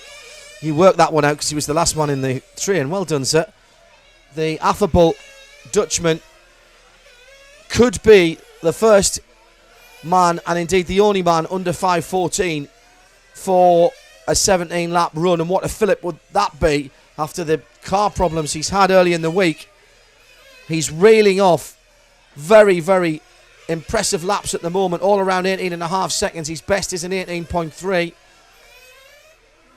I'm not sure that the 18.1 fastest lap of Eric Dankel from earlier today is in jeopardy. 18.5, 18.5, 18.5 for Groskamp. And Alessio Mazzio all of a sudden drops in with an 18.288, the number 9 car. So that's going to be 2 cars ahead of Gilles, but we'll keep an eye on him. Oh, Gilles rolled it! Just going onto the back straight, and there goes the chance of improving his time. And he'll keep out of everybody's way because he's a pro and probably dive into the pits now. So Gilles Groskamp there, turning it over, going through the Remus curve onto the back straight, that 57-metre long back stretch. So now it's the number 9 that we need to pick up on. And I'll find him for you as we wait for him to come past me here. There he is, another white car, I think. Yes, it is. So just check him down the back straight, I think, at the moment. I think we might be a little bit further ahead of you, Nathan. I'll catch him the next time round for you. Yeah, just going past me now and into Amiga. It's the white car going across the start and finish line now. Thank you, sir. Well caught up. And Alessio Mazzio, 18.6. He's done an 18.2. Mark Green in third behind Francesco Tironi, who could improve here as well. But he's looking at a 5.17 for 17 laps. So that means he's got to get across the line. That's going to be tight. Alessio Mazzio.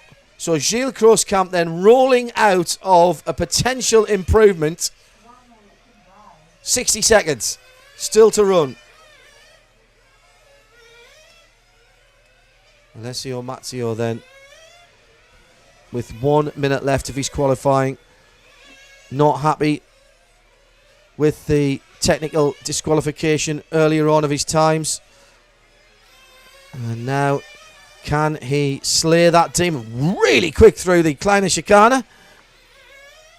Through the pit hairpin, hard chicane, and down to the pit straight again to complete his 16th lap. And what is his time? It's another 18.4. He's got to his name a 15.5 for 17 laps. He's going to beat that, I think. Peach only gets a 16 lap run in. Wow. 15.05 for Alessio and 15.0. 15.0 for Alessio as the timing updates. 5.15.0. Now, is that going to move him up? He's bettered his time, but I don't think he's bettered his position. No, he hasn't. So what about Mark Green? He's got a 5.18.4 for 17 laps. And Hagberg's done himself no harm either there with a 17.3. And that will definitely bump Hagberg up. Actually, no, Hagberg had a 16 already.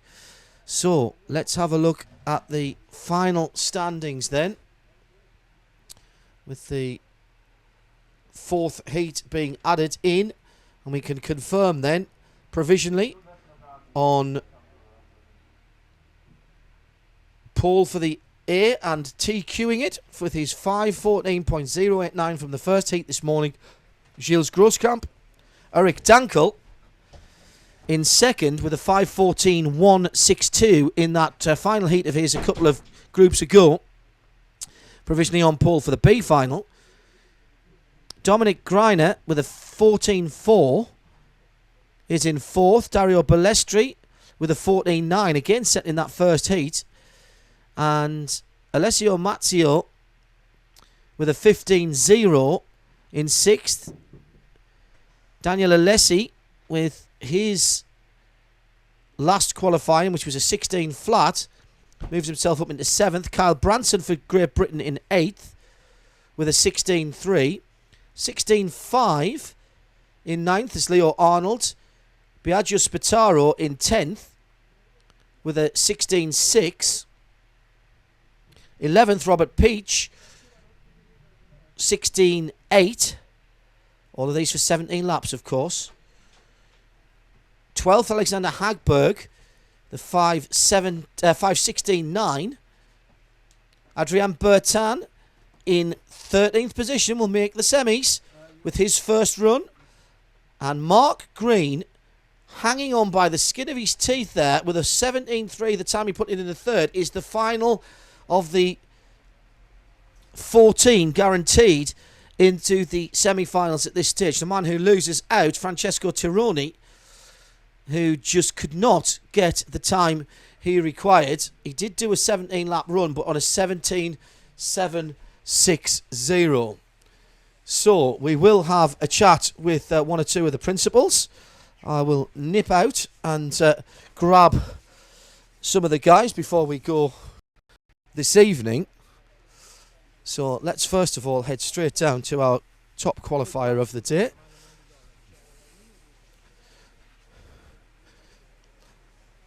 Should say that it's been a fantastic qualifying, and the weather has held up beautifully and is still great. The 64th finals are on their way, and we will bring some reports of that to you. But what we really want to do is have a word with the guys at the sharp end of the field, so that we can at least give you a flavour of what's going on with the sharp end of the field, as I say, the big qualifiers.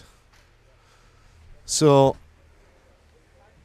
I can see that the guys are just getting back to their positions in the pits, which will give me a moment to get us set up, and then we can have a wander down.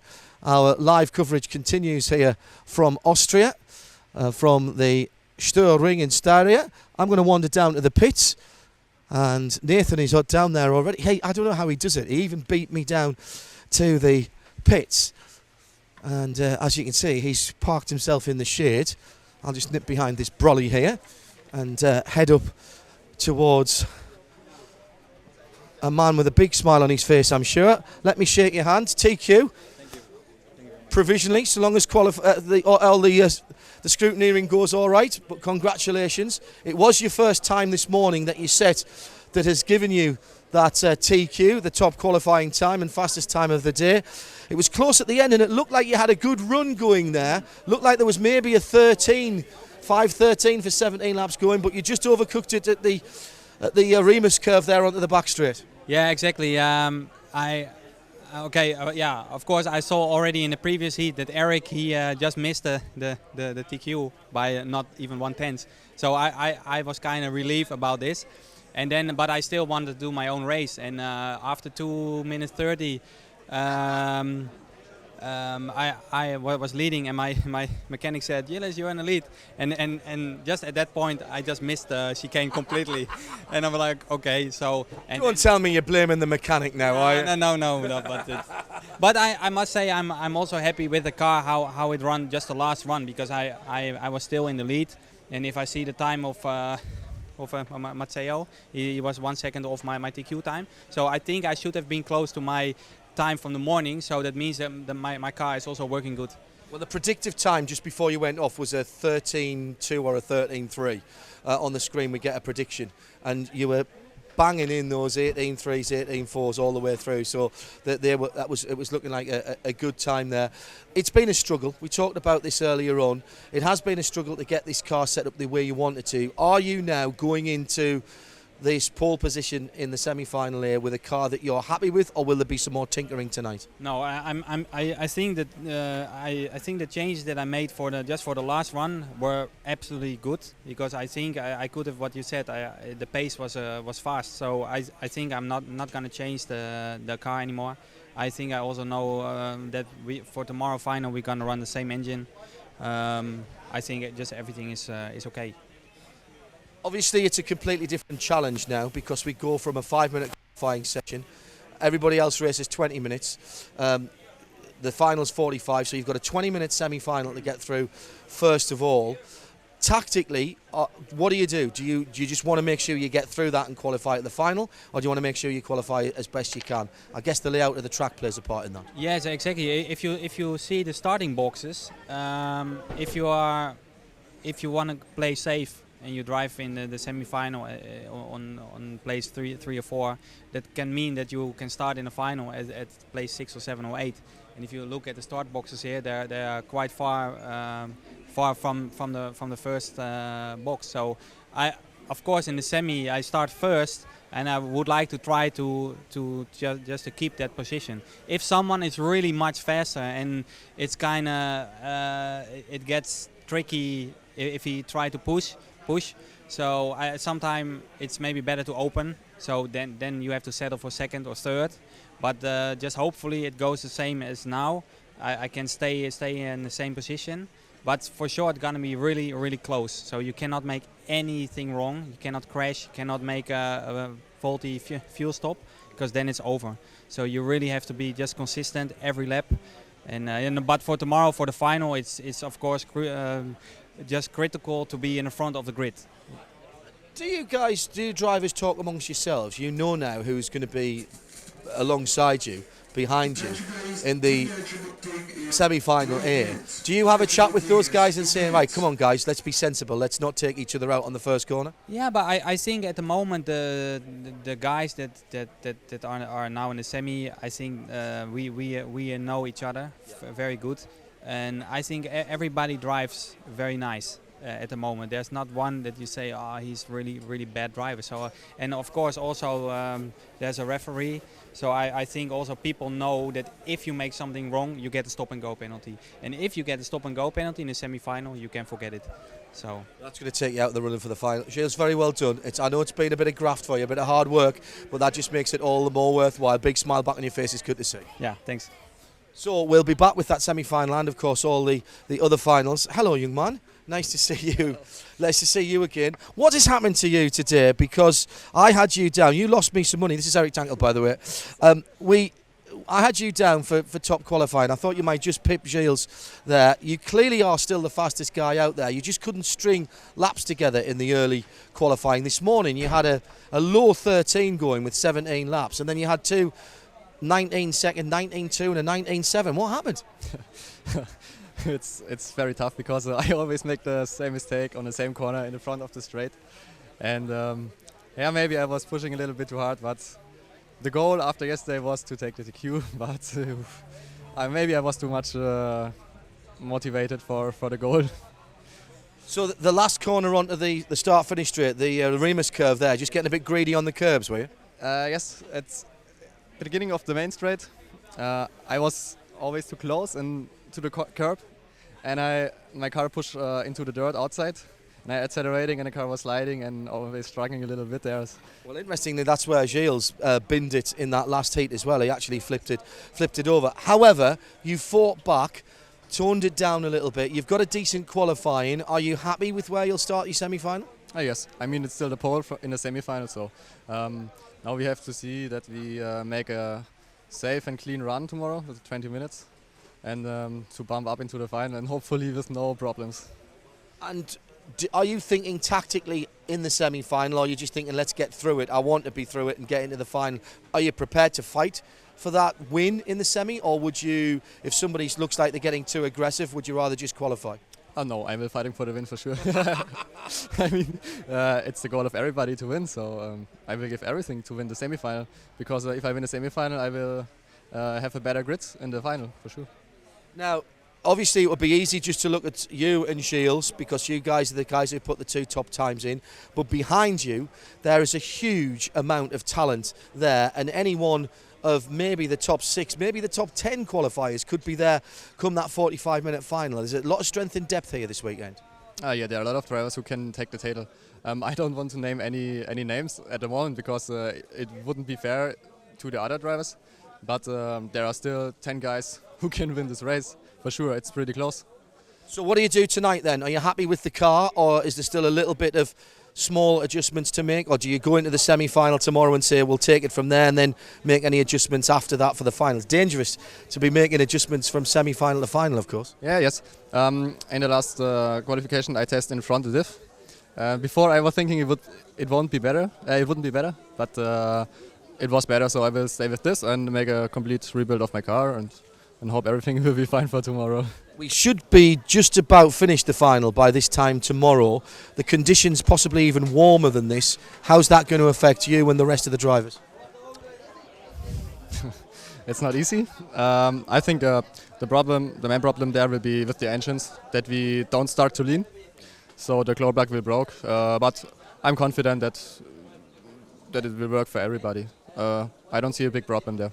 Eric, thanks very much. Congratulations, Paul, for the B final. So there we go then. We've spoken, thank you, to the two top qualifiers. As you can see, not quite as hectic in the pit lane as it was this time yesterday, because clearly a lot of people are relatively happy with their lot. Now, we've got the 64th finals to come later on this evening, and we'll bring you a report on that through tomorrow's early running. We'll pick up the action tomorrow with the 16th finals, and that will be at about 9:30 Central European time. That's 8:30 in the UK. We've got a few people to go and see and to talk to before the evening is over here, and again you'll see that either tomorrow or in future episodes of RC Racing, either online or on our various syndication. It's been a cracking day, hasn't it? And what we've certainly found out is the track has held up very well. The lack of grip that the drivers were talking about early in the week, seemingly not such a talking point now. The spec tyres, the handout tyres, not such a talking point now, because everybody has dialed themselves in to the vagaries of the track, the tyres and what they need to be doing. And as ever, the cream has risen to the top. Gilles Grosskamp, top qualifier, the Dutchman who perhaps should have won more already this season, hasn't had a lot of luck. Is this the turning point of his season in the European Championship? And a title beckons for him in the IC 1/10 touring cars, the EFRA European Championship here in Austria. Or could it be young Eric there that we've talked to? The young German has been confident all week, perhaps not quite as confident today, didn't get the consistency of the run in that 5 minutes, and if he can't hold it down in the 5 minutes, how's he going to be in the 20 minutes and then the 45 minutes of the final? Behind them, there's got to be 8 or 10 other drivers who are still in with a chance. And as you know, any little mistake here can be punished. Any mistakes off the track, stop or goes, as you heard Gilles said, is going to take you right out of the running. Well, we'll find out all about that tomorrow when we're back from 9:30 Central European Time. Our Protoform race bodies coverage starting then Central European Time 9:30, 8:30 in the UK, and we, with thanks to our colleagues at EFRA, all the results are there on their website, and of course the roundup of today's action will be on the RC Racing .tv, and we'll have some written word as well as some pictures for you as well before we go qualifying tomorrow. Thanks to Nathan on the camera, obviously to Matt who's guided me through today again. Have a cracking day. Join us tomorrow. I'm John Hindorf in Austria, live for rcracing.tv. Bye for now.